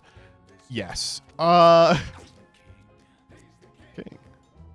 Smell like salmon and onion rings. Onion rings. I actually, I feel really bad about not doing one for like the past several months. Not several months, the past 1 month.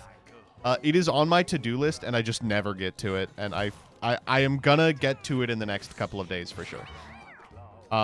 Probably just a February and March one at this point. MBT is gonna learn the oboe. That's a great idea, actually.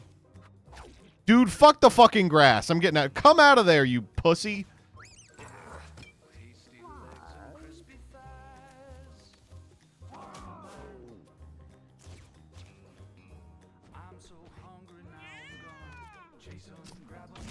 Thank you.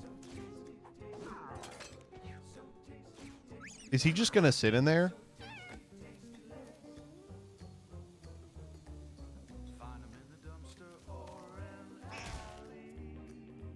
If he sits in there, there's... Oh. There's no way he can ever advance his game plan.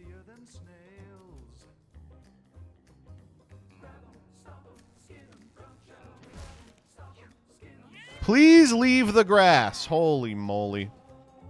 Alright, fine. I'll just keep burning my fucking autos in here. Oh my god. Come on.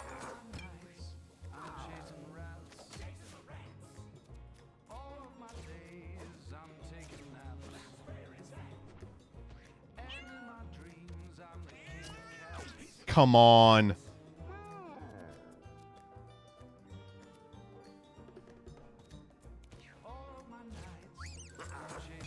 Okay, I have a new plan. But I can't advance it until later. Please get out of the fucking... Okay.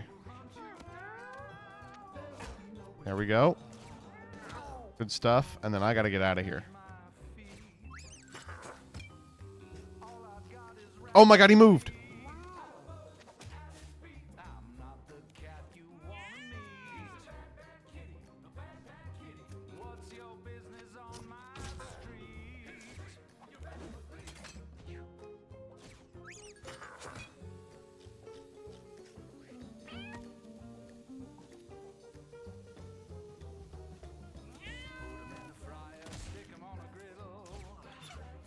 Did you have him blocked in? Basically.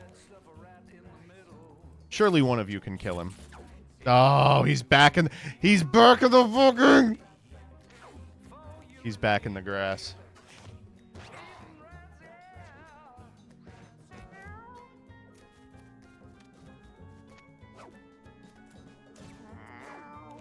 Dude. Okay, thank you. He's the king. Smell like salmon and onion rings. Get me out of here, dude. Well, that took 45 million rounds, but we did it. Ooh, some good stuff here. Your basic attack is always a crit on enemies that have damaged you. When unit damage you, counterattack dealing 1 and bruise. That's crazy. Late bloomer is good too. All right, junkyard. These cats are pretty strong. 1 int cat. Yeah, he got his ass beat. We'll fix him up. Hell, we could fix him up with this right now. Oh, helmet.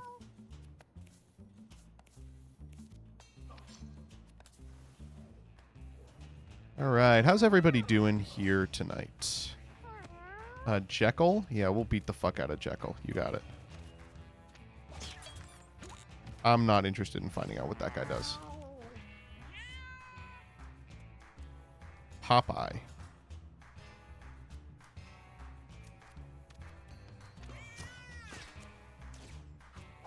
Tired? Yeah. You can do some real cool things with concussion, though. What do you mean by that? That's kind of interesting to hear. Wow, okay. Wasn't expecting that exactly.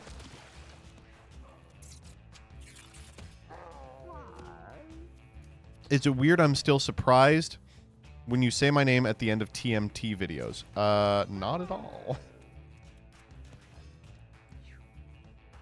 That's just a thing that oh my god, we killed that guy. That I think used to be a lot more widespread than it is now. Oh my god. He's so big, I didn't think he could dash like that, baby. Sounded like a grunty there for a second. Okay, well. Beat the fuck out of this guy, please. Oh, wow. He really did. Thanks. We'll go over here and try and kill this guy.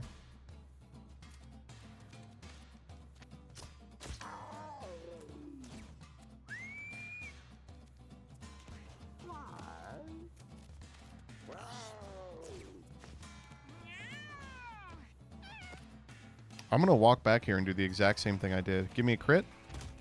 No, okay.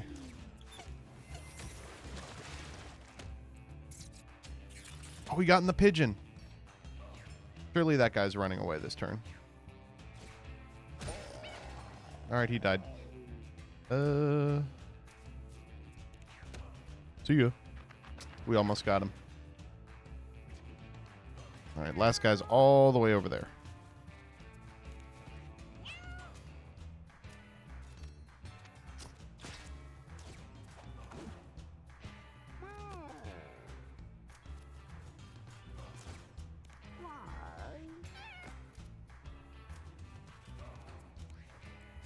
Okay, that I didn't want you to do that.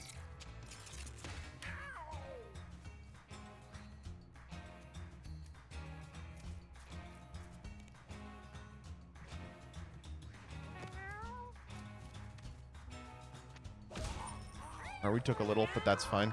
Went back up to full. What's the next TMT, by the way? Any on the docket or no? Yes, we have one on the docket. Oh, I was really hoping for int. I would really just like one int. I guess like charisma is sort of like intellect. I mean, we can't not take speed, right? Our speed's already so high. Maybe constitution. He's pretty low. Someone is hunting bounties. Yeah, there will be a bounty hunter in this one then. Yep, there he is. Can shoot anywhere within its line of sight. Prefers long shots. Okay. That was funny. Okay, I'm done.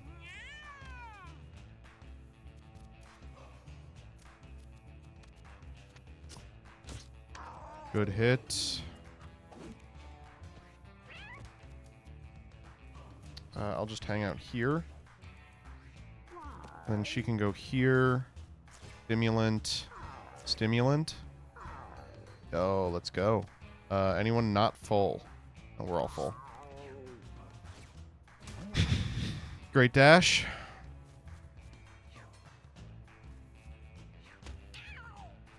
See that bounty hunter. He didn't do it. Siren call. Ooh, didn't want her there.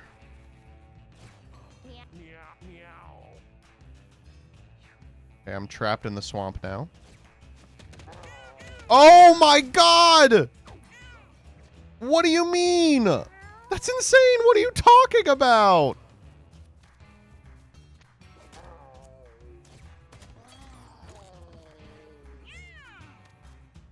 Okay, we'll focus her. I didn't realize it was going to be that much of a problem.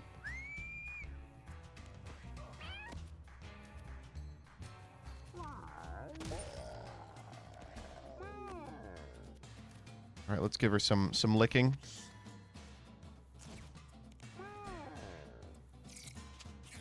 Okay, got him.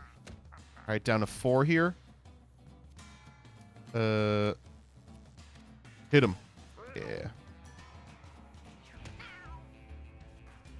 I'm getting shot here for sure. Please stop. Why is where she walking becoming grass? I wonder. I don't... Huh. I don't know how to get anywhere. Because she's a wet cat. Yes, you're right.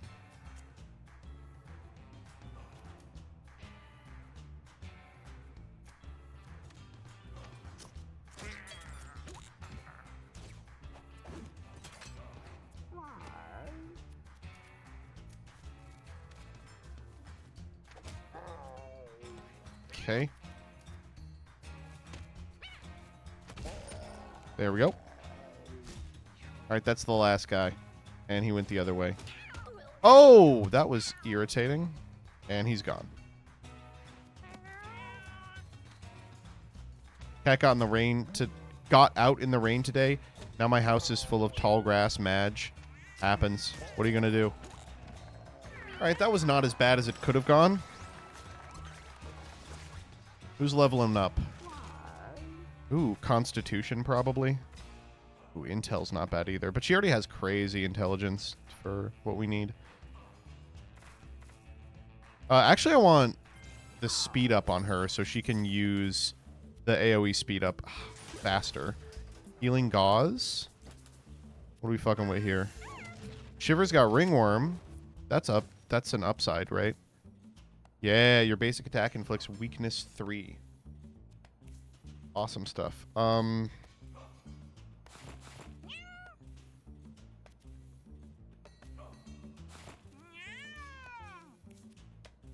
really helpful. I'm good. Alright, who we fighting? Trampy, fuck me. I hate this fucking guy. Hey, he's back.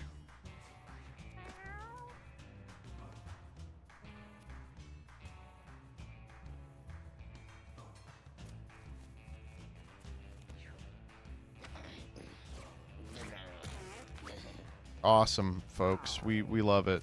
We love seeing him shit.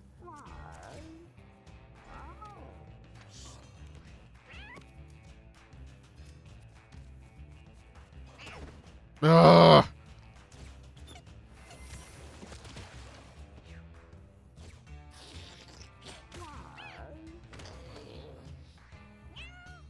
Favorite class so far? Hunter, I think.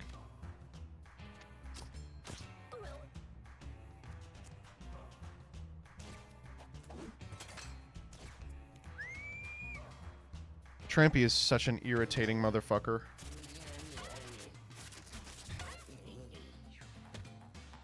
He just lost weakness too. He takes so many turns, it's unbelievable. Oh, he's crazy powered up, at least for the time being. And he took 8 off that. I don't even know what I want to do here. Okay. Let's kill this guy, right? Why would you step in the guy? Oh my god. Just walk around it for fuck's sake, dude. Thank god that missed. Holy.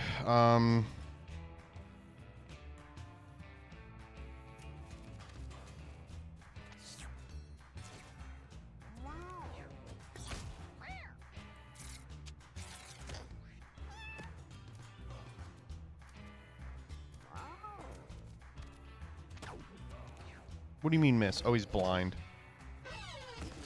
Okay, he's asleep now. We get a turn of reprieve. Can we stop this guy at least?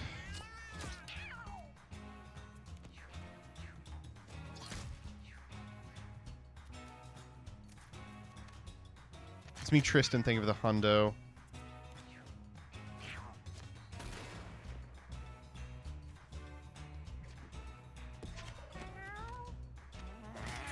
Okay, there's that done at least. Ooh, look at all that money. Alright, he's up. Heal our good friend. We'll go Zealot.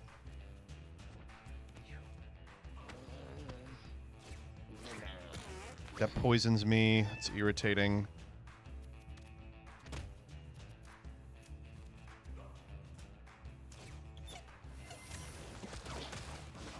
Missed him.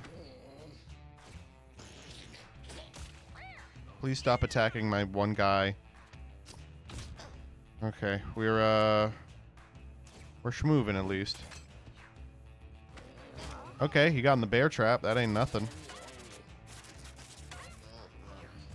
The fleas, the fleas.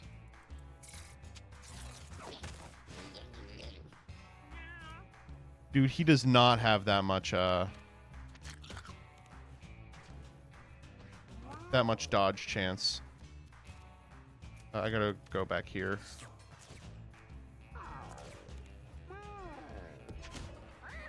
Why is he still immobile?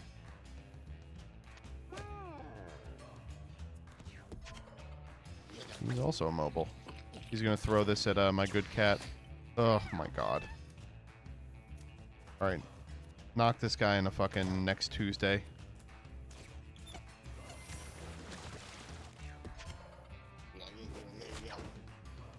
Great.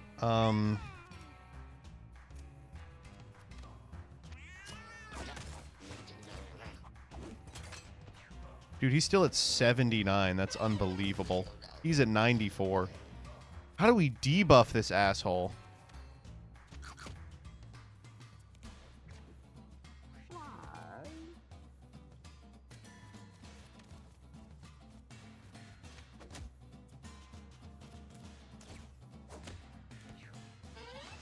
He's up.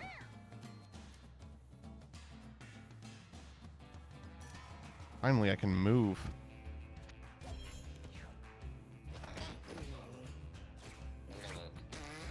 Back to poisoned.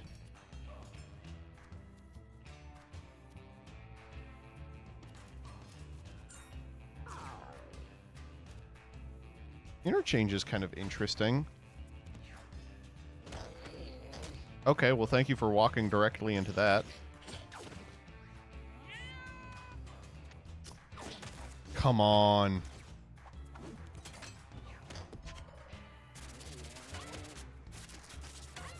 This is such a frustrating fight.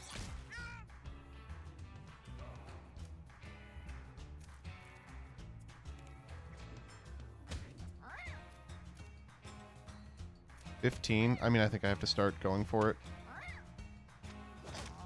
Okay, that's good. We're making progress. Please don't hit me with that. Oh my god.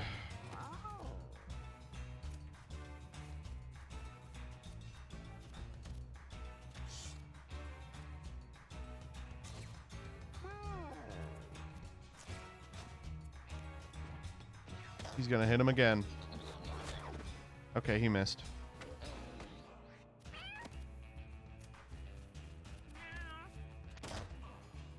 That was good. I'll bodyguard here. Okay.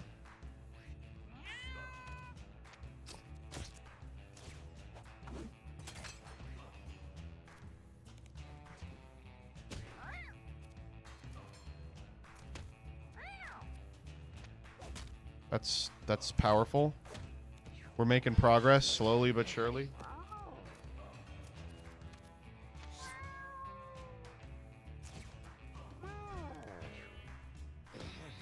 Nice.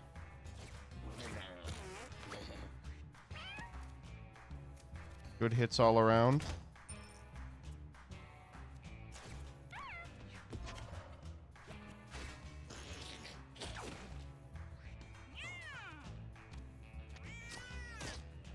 $11. We're getting there. Please don't kill my friend. Oh, he turned off one of the... Okay. This could kill him. Oh my god. Everyone lived. That was disastrous. I can't stand this guy.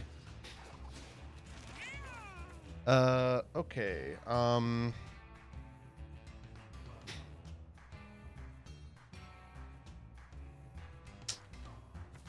don't like int.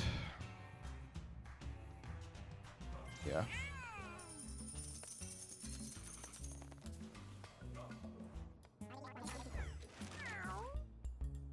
Ooh. I guess assert dominance. Juiced is good too. I mean, none of this matters because we have no intelligence whatsoever.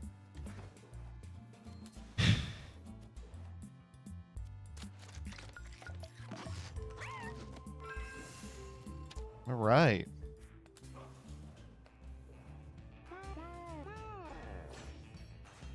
Weakness 3 is doing a lot of work, I'll tell you that. I'm actually just gonna hang out right here.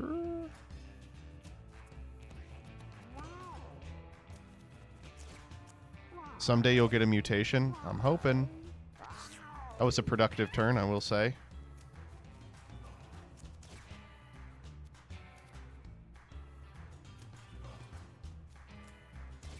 Big hose.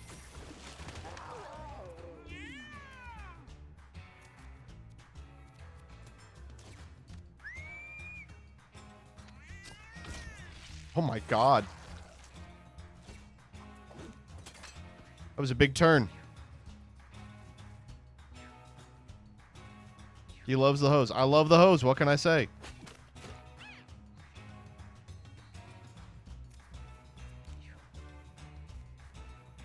Don't shoot a gun. Oh, you shot it at them. That was stupid. Shouldn't have done that.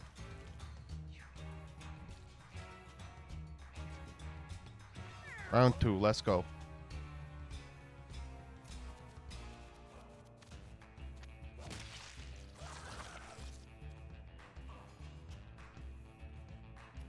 Okay.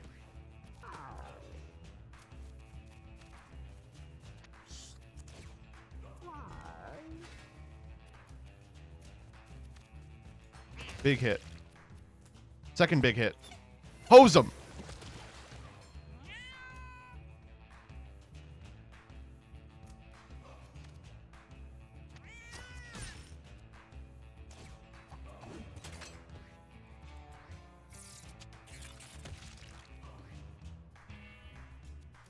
This guy does nothing, huh?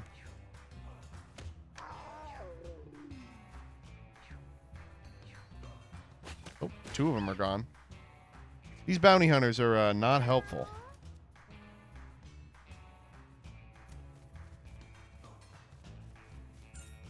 Okay.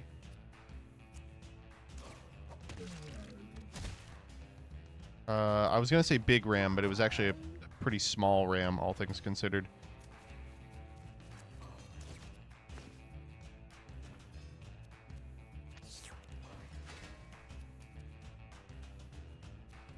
Hose him.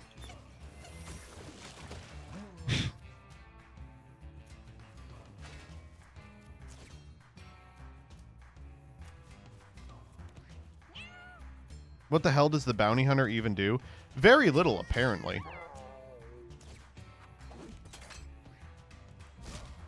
Can you stop walking onto the bear trap? I'd really appreciate that, personally. Ow. How is he still not dead? Yeah, that's not going to work for you, buddy. Alright, this is the last fight. Wham. And... ooh, let's give him some health before we head out. Bam. Wait, what? Did I step on a fucking bear trap?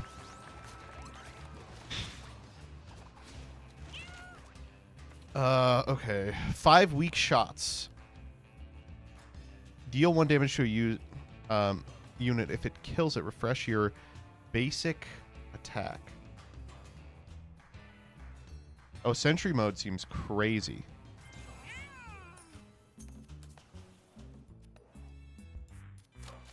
Run! Okay. Whew.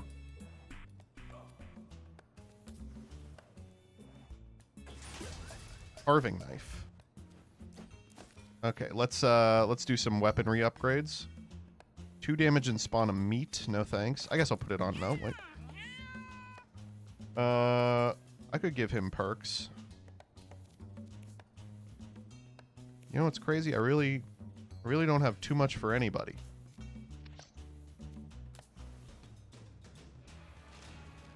Chubs and nubs. Ooh, this could get really dirty with sentry mode. Okay, so the number one thing I'm always trying to do is get the chubs and nubs FTK. Kill that guy. Nub flub. Stimulants. Okay, we're big. We're schmoovin'.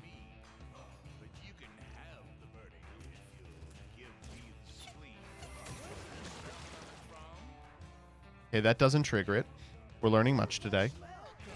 Chub spin. Okay.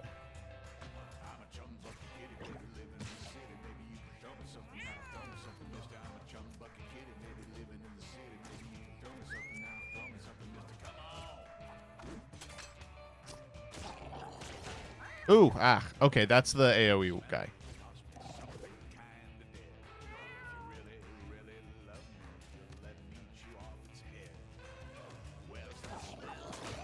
Oh, fuck you. Okay, it's the direction it's facing. Okay. So, damn. Well, right now I can't do shit. You know what? Let's just hang out right here for now. Let Nub do his little Nub flub. Up here. Oh, that's not what I meant to do. Oh, come on. Oh, I'm throwing. I'm literally throwing. I'm like so mad. What the fuck?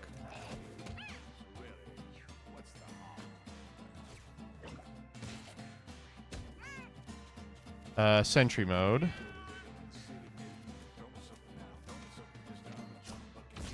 That was good.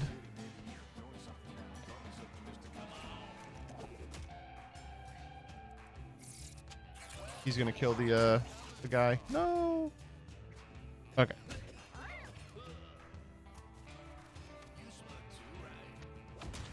That was a big fucking hit.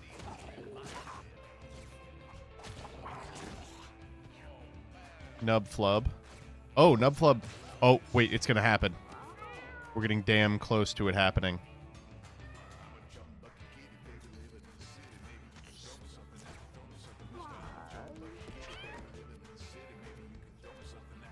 Is he still immobile?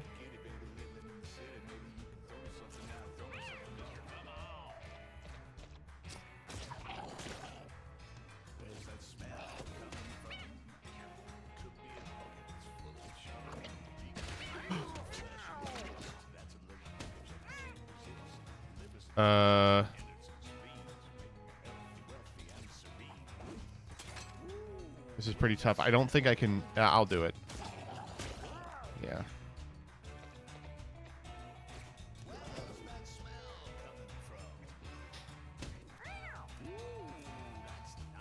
Are you fucking kidding me? You didn't want to tell me that was gonna happen? Oh, he's dead. Oh, he lived. He lived. Oh my god.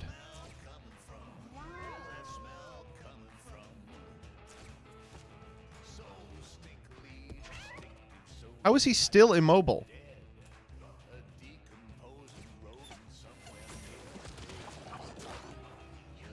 Dude, we're actually gonna die here. I can't believe it.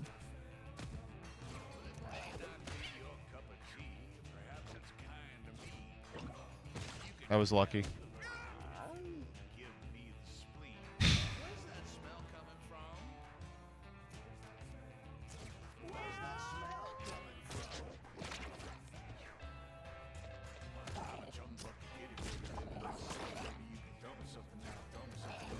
That's gonna kill him, yeah. Oh, that's all our damage. Fuck.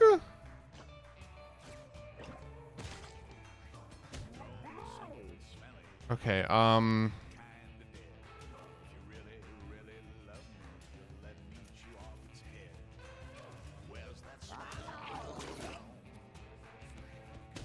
you know what?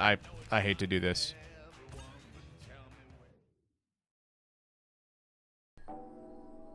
Easiest Steven of my life.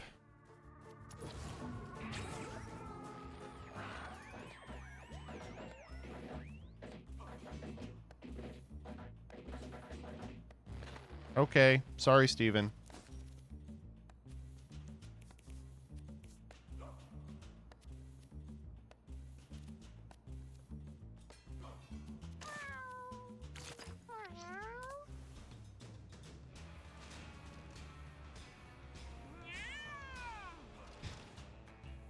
All right, here we go. This time I'm locked in.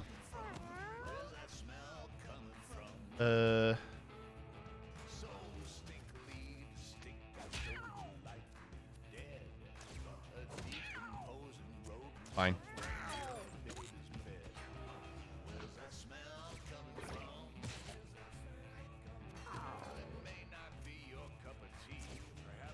I'm gonna stim everybody. Lick them up.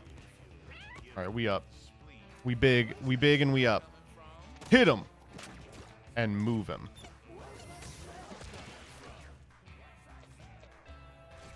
Chub spin. That's the scary ass one. Nub flub. I can deal with nub flub. I like here. Whoa, that was wrong.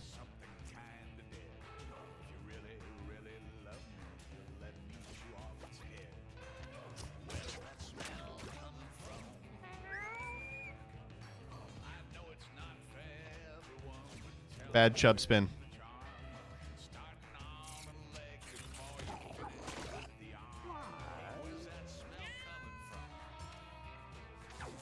Okay.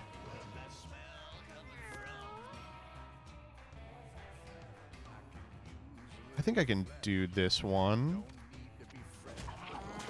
Good hit. Good hit. Good hit.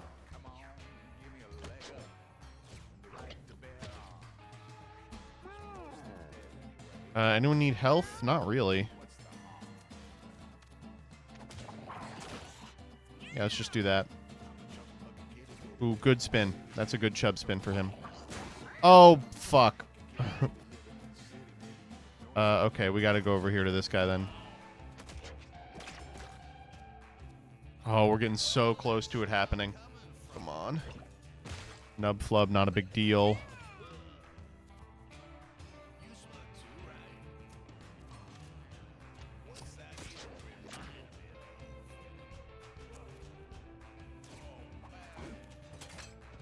That's a great place for her.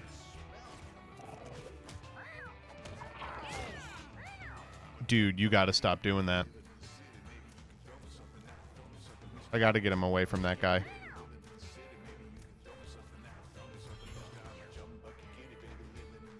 Yeah, good spin, good spin. We need to start focusing him for heals. That's what fucked us up last time, was we didn't do that.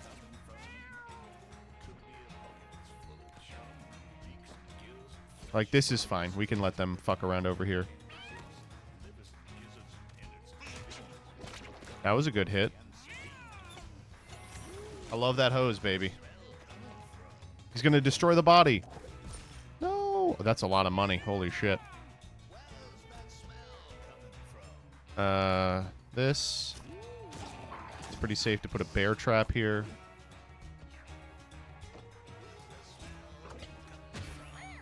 Okay. It's no big deal. Hit him.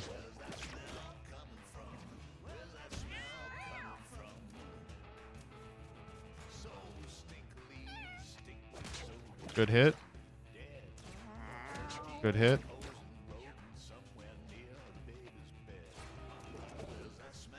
Yeah, you worry about you.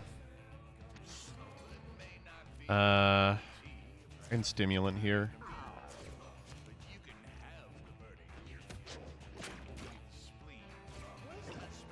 Ooh, that's a really annoying nub flub. Oh, damn, and he's exactly where he needs to be to fuck me up. Maybe I can hose him? Yeah, hosing him one fixes the problem. Oh, okay.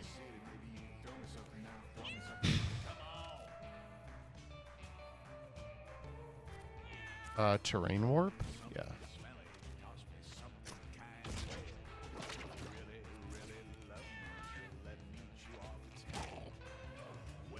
Oh. Oh, he hit a bear trap. Cool. Damn, these flubs are getting good.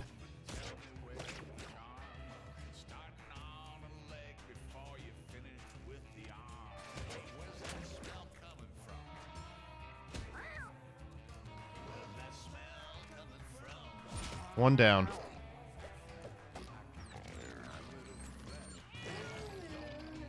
Uh-oh.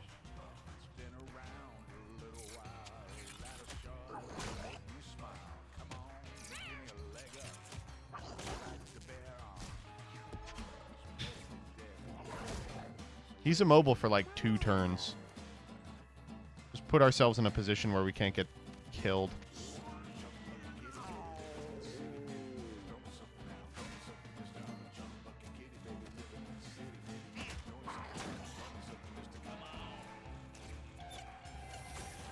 He is sad? Good.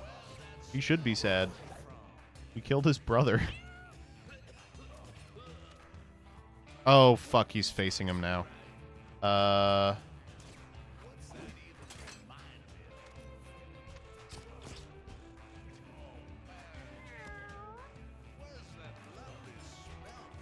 For this guy, I think I will. That's like enough damage that I think it's worth.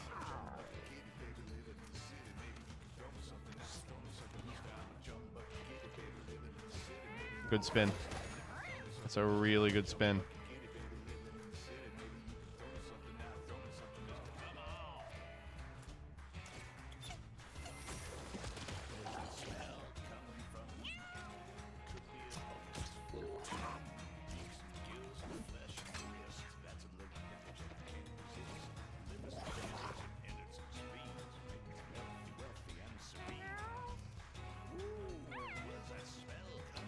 Come on, dude.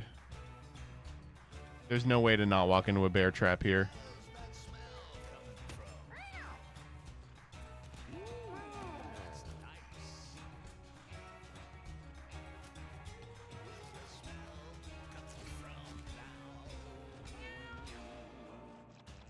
Got him. Whew.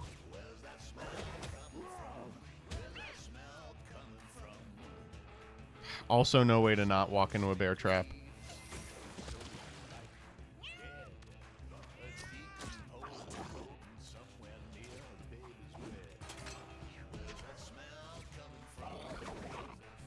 Nice.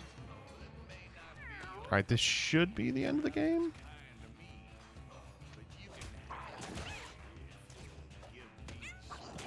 How is he not dead? There we go.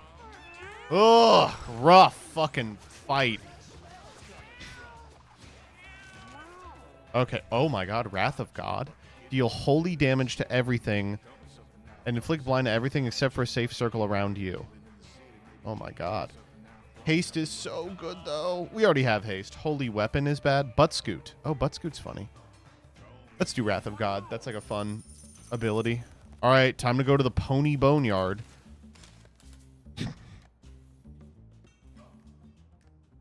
Here we go.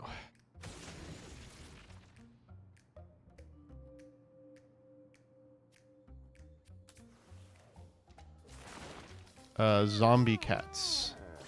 Eats corpses and becomes stronger. I would like that not to happen. This ought to kill him.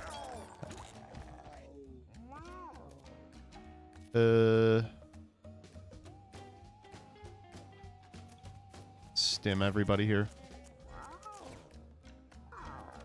Anyone need health? Yes, actually.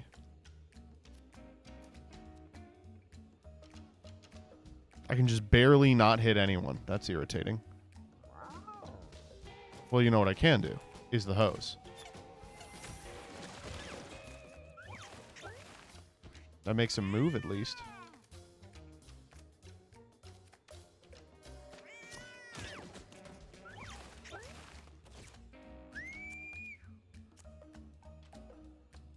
These guys gotta walk out through the bear trap. Gotcha.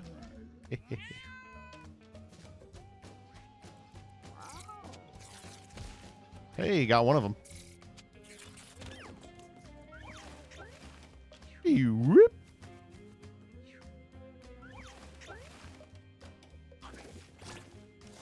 Oh, got it.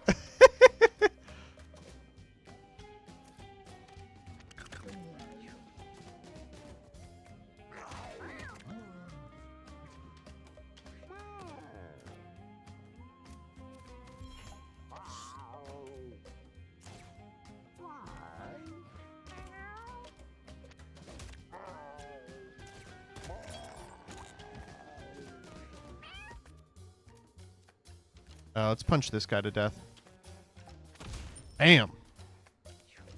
Who's still living? Well. Seems kind of like cheating, but I'm not above cheating. The extra shot. Glad that doesn't generate a corpse. You don't need to do that, dude. Oh, got him. Boom. Oh, wow. Just like we drew it up. Oh, whoa! That seems pretty good.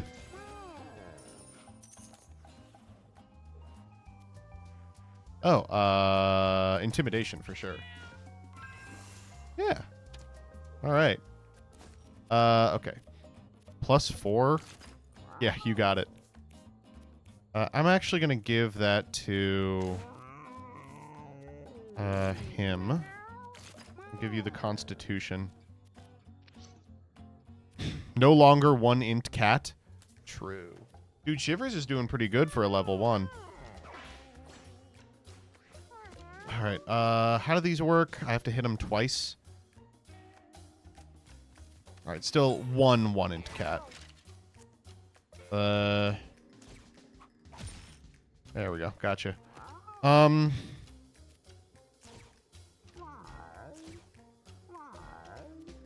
man. Look at that int gain.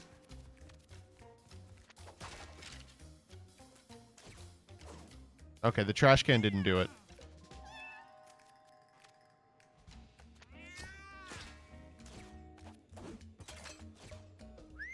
Okay, we're actually fucking busted, I'm realizing.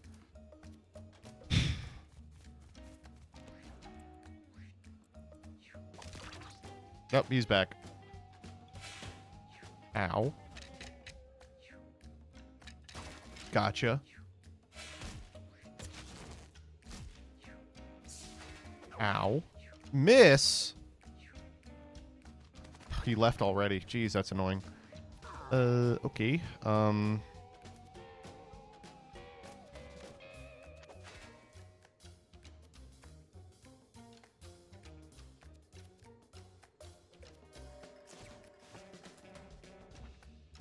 Walk into the wall. Bam.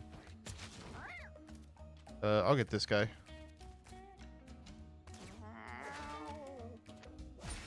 There we go. Hit him. He's dead. Let's go get the coins. Sentry mode. And you, I'll just walk into the wall. Dude, how do you hit these? Maybe you can't. Oh, you can.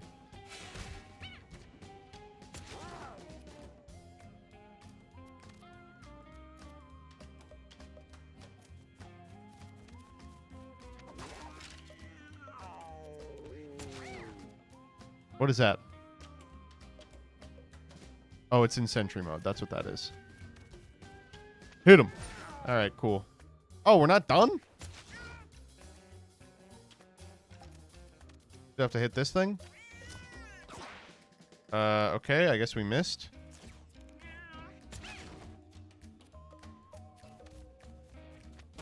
Thank you. Irritating.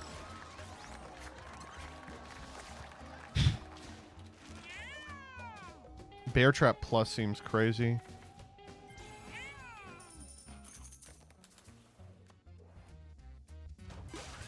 Tombstone.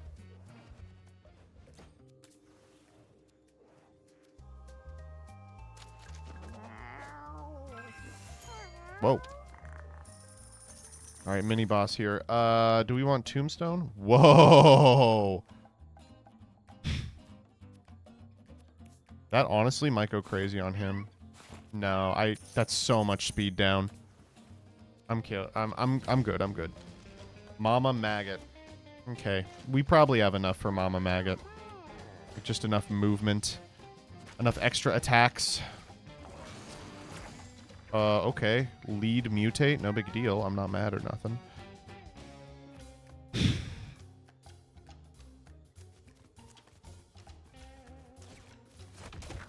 Oh my god. Oh, it has knockback. Fuck.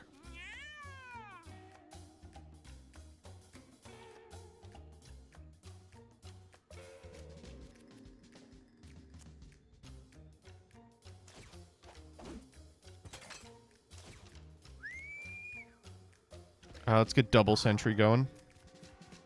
Stimulants. Stimulants. Anyone not max? You aren't.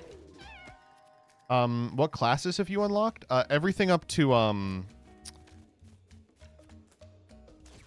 Tinkerer.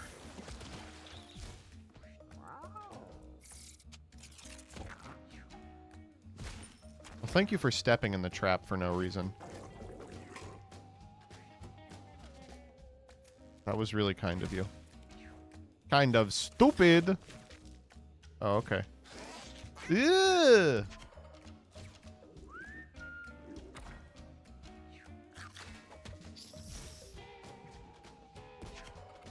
Dude, she fucking attacks so often. That's crazy. Okay.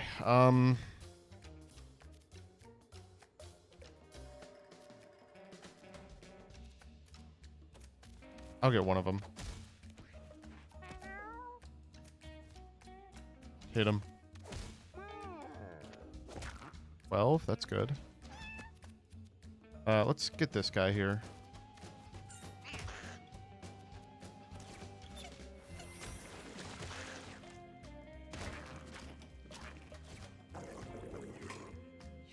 She's pooping. Don't lick me. Okay, we got him. Now this should be pretty manageable. I guess I'll take this one out. Just having the fly is such a big deal.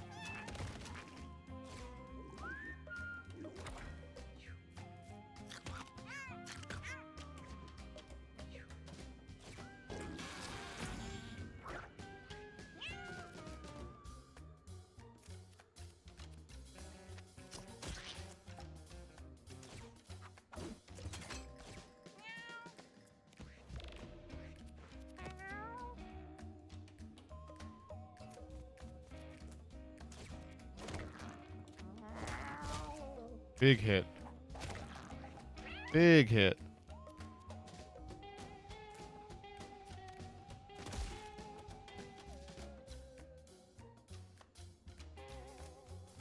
Move over here.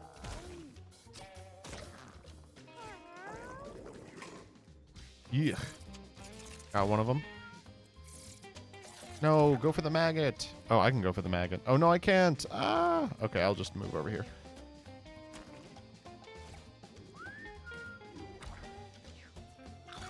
Okay, got him.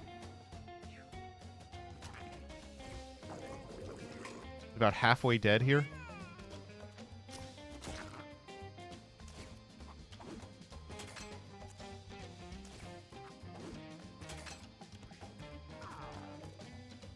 Anyone low? Her over there. That's unfortunate.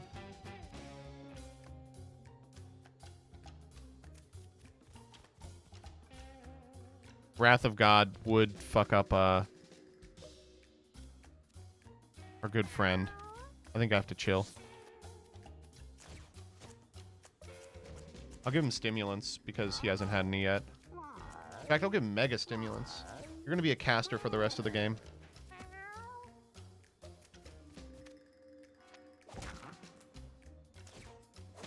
Five mana. Oh, be still my beating heart.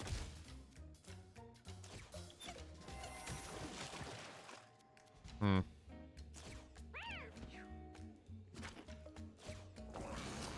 Yeah. Damn.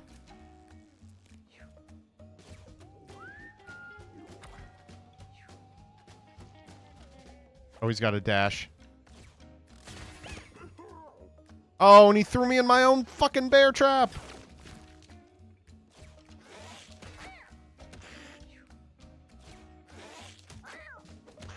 Oh, that was a bad fucking suite of attacks. No! That's a crazy dash! Oh my god, wow. This is bad. Okay. Sorry, Paulina. You are gonna have to get hurt here, I think.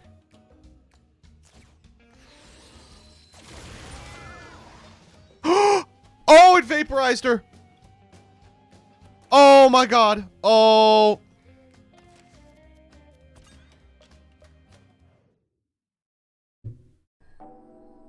Oh boy.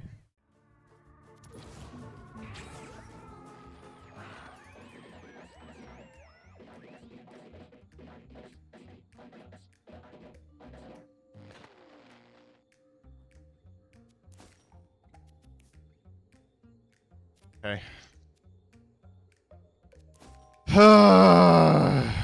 Not ideal. You Chet? I mean, it's in the game.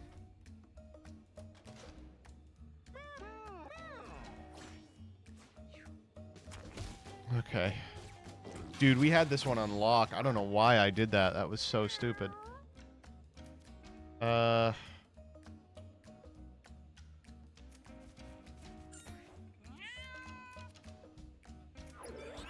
Oh, okay. Better that it's now.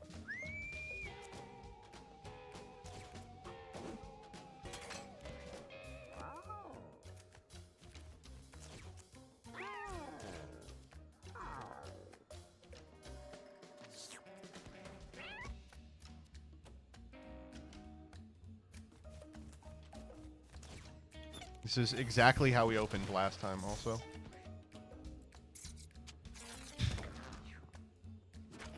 Okay. Walk directly into it. That's good.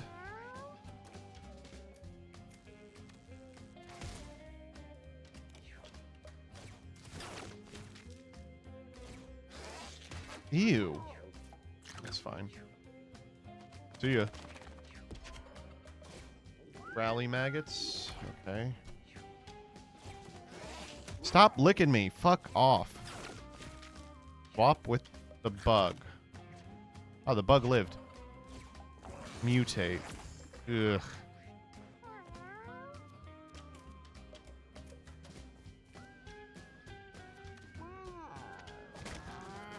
That's good. That's good. All right.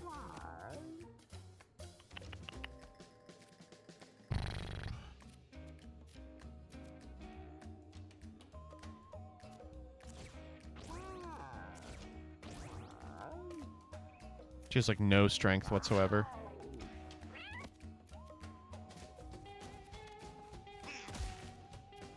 That maggot is going to be a problem, but I think everything else is fine. Crit. One time crit. One time for the one time.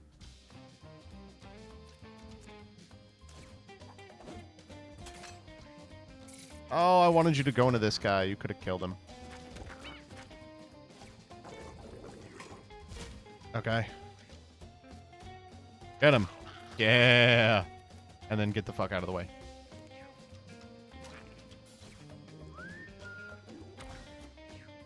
That is not going to do shit because he's got the collar on. Good stuff. Can you spawn your own maggots? Can I? With what? Can Sentry just kill the new maggots? Let's find out. That's a great idea. I think Dart is unnecessary here.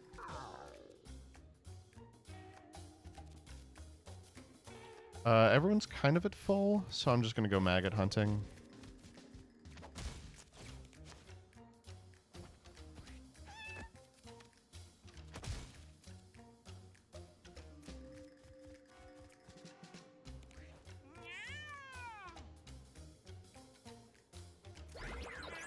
Deja fucking vu.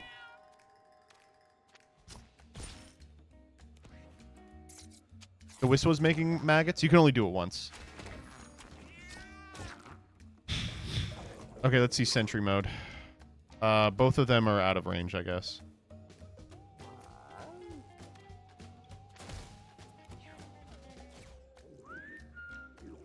Attack the guy. Please attack the guy with the scarf on. Damn. There we go. Couldn't have done that in the other order. Sentry. Didn't work.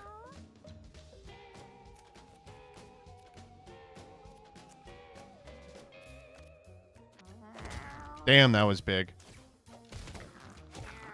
Ooh, I'm gonna start hitting him with the big hits.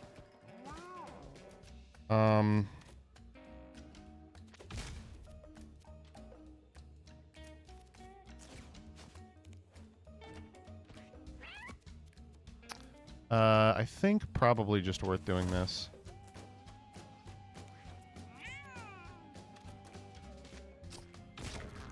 That was good.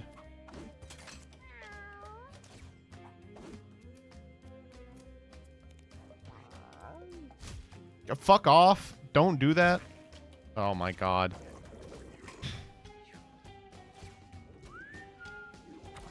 The guys with the collars, please. Thank you. Thank you. 40, 45, 28, 18. Awesome. He is dead.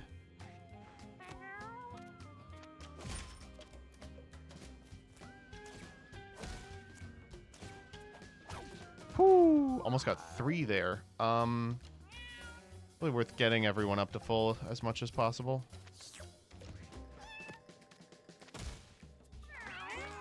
Oh. Okay. That went a little better than the last time.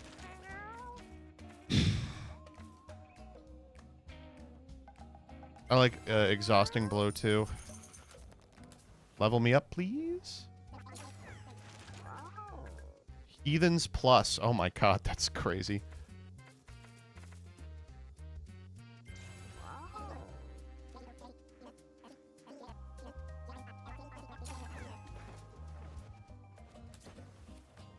Grab the speedball. I'll ignore it. We're getting close. Whistle can go. Whistle could go here. Feeling good about this fight. And then we got Dybbuk, of course. Big. Oh, big weakness. Okay. Get him with the 1. Get him with the 2. Done. You know what? Get this guy as well.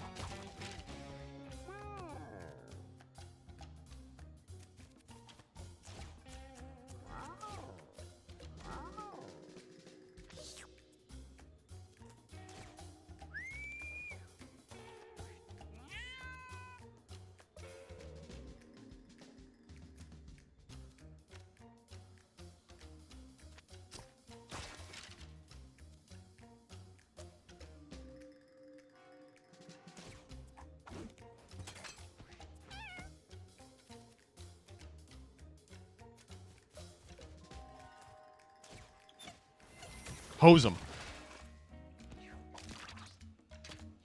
Okay. Oh, that's irritating. Ow.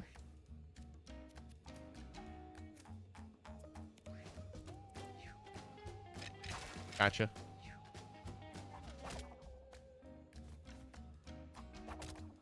Ooh, those guys are a problem, aren't they?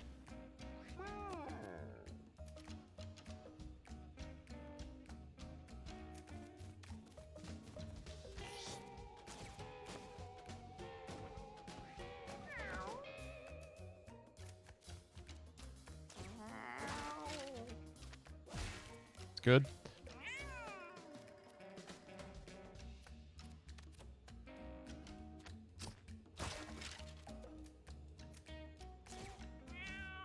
They didn't get deja vu there. That's nice.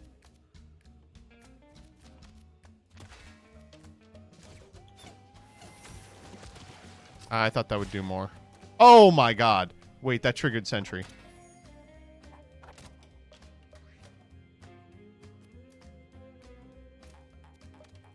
Hit him. Yeah.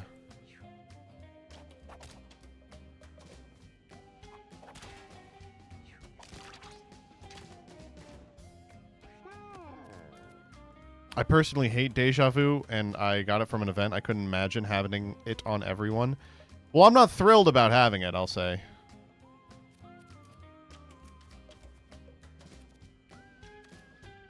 Why did I do that? That was stupid.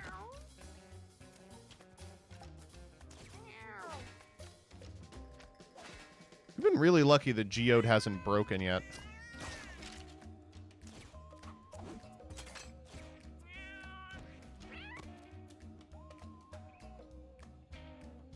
I think I'm actually good. Oh, that guy fucking comes back too. Didn't even realize. Got him.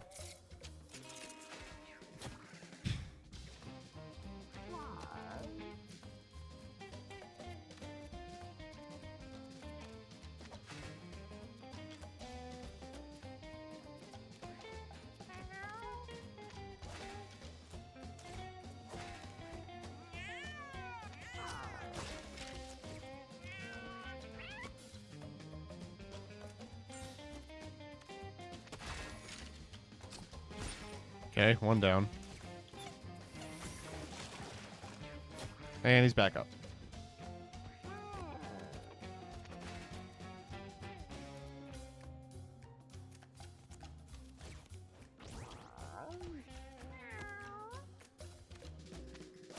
Okay, and we got him. Ugh. I hate these puzzles.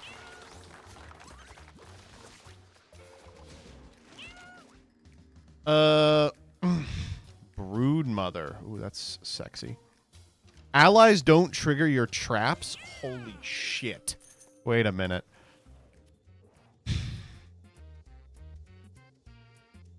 Oh, wow. Nah, I'm good.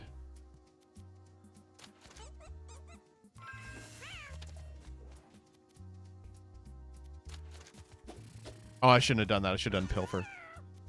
Okay, that's fine. Hey, if they're just skulls, I got no problem. Prowler's Mask. That's a good last item. All right, here we go.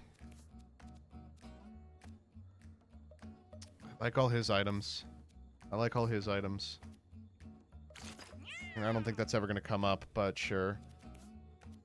Probably worth doing cat food over whistle.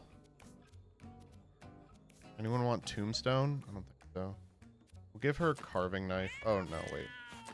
Do I not have a weapon? I don't. All right, here we go. Don't be me and let Dybuck grab the level 1 cat. Wait, how do you determine who Dybuck grabs? All right, here we go. Whoever last hits. Okay, I will watch out.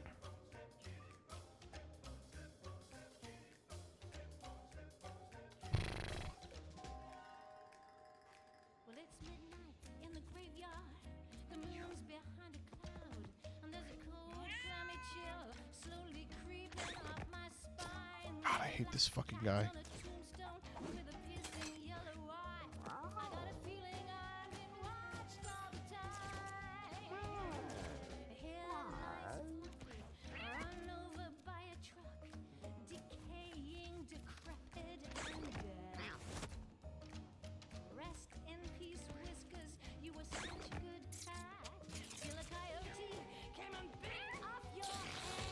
Yeah.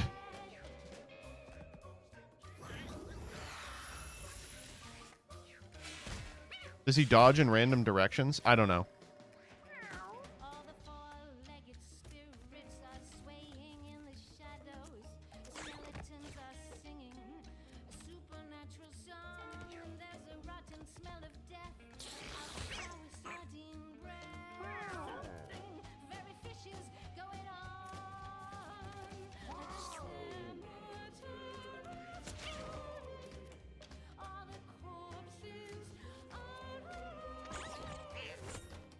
Okay, wait.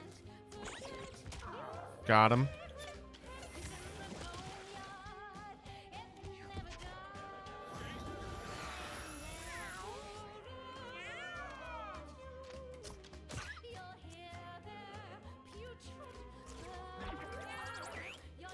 I forgot the speedball. Deja vu on the speedball! You've got to be kidding me. Fuck you.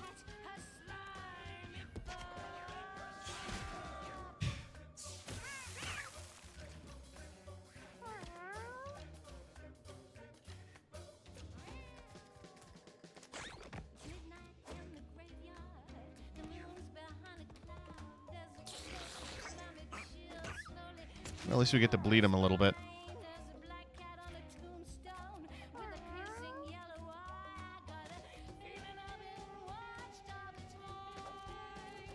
No. That's so obviously not what I meant to do.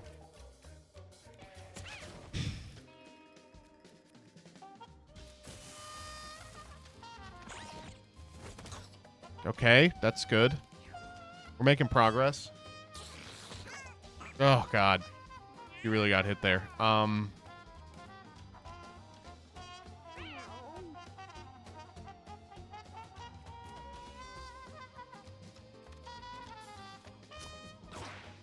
come on. Don't lick her again.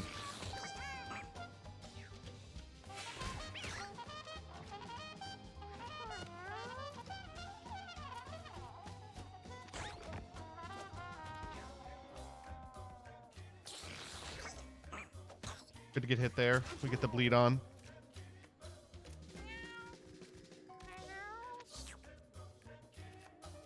We can stimulants here.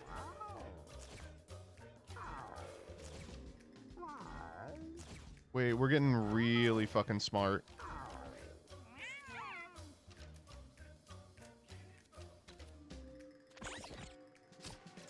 Dude, I hate that he does that.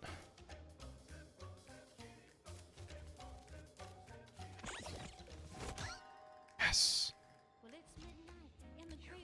We got to be really careful about getting the tank possessed here.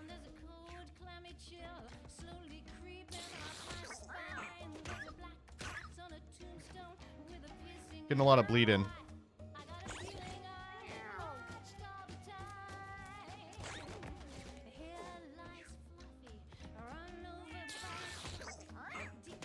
Give me that counterattack, baby. Dude, we're kind of going infinite with the stimulant. I'm gonna be honest.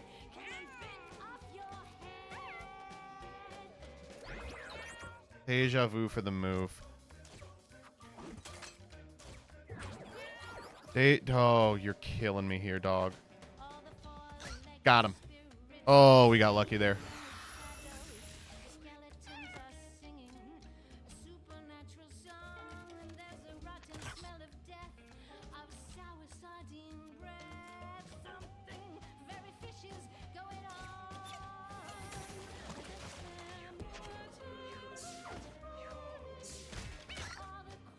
He's okay. We need someone who's not. Yeah, we need this guy to kill him. Got him.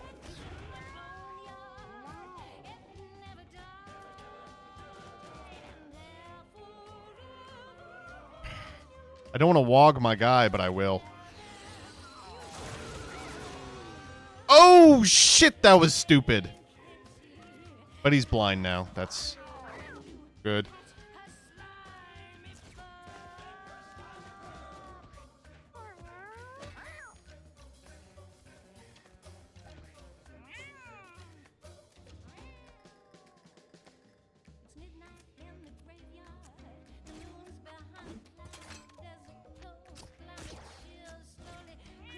Zero deja vus. That was awesome.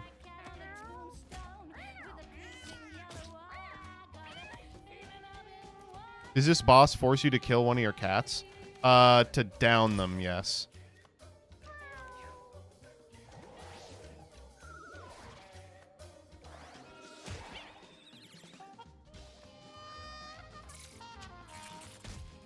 That was lucky.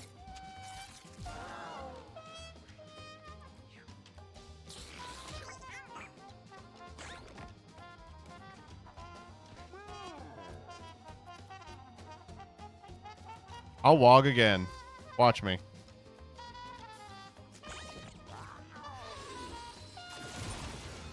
Boom.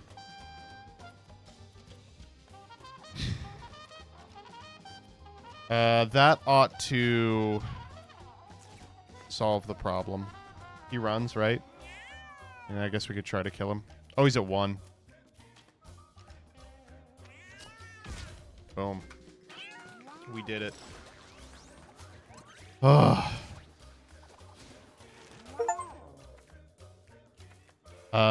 Doesn't matter here. It's just a Guillotina cat now. Man, it's gonna suck to have lost that really, really great attacker.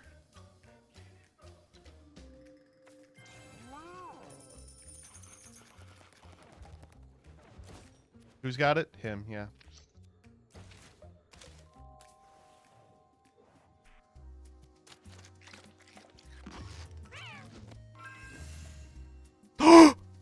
Did I not use leech?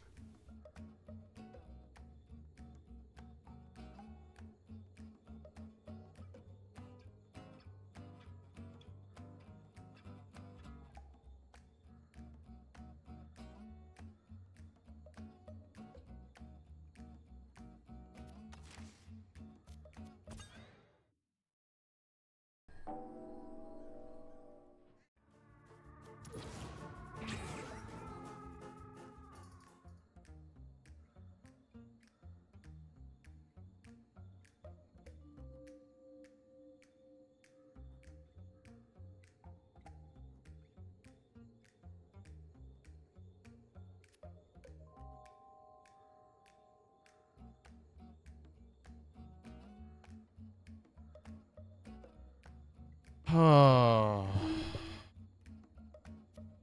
Well, thank you all for sticking around to the very bitter end. I appreciate it.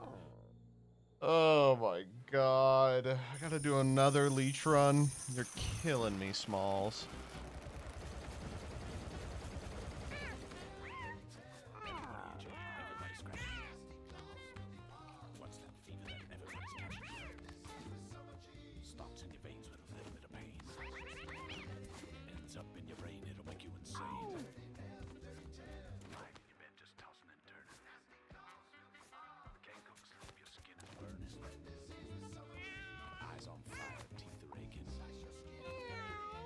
Oh, okay, let's see who else is online I can throw you to.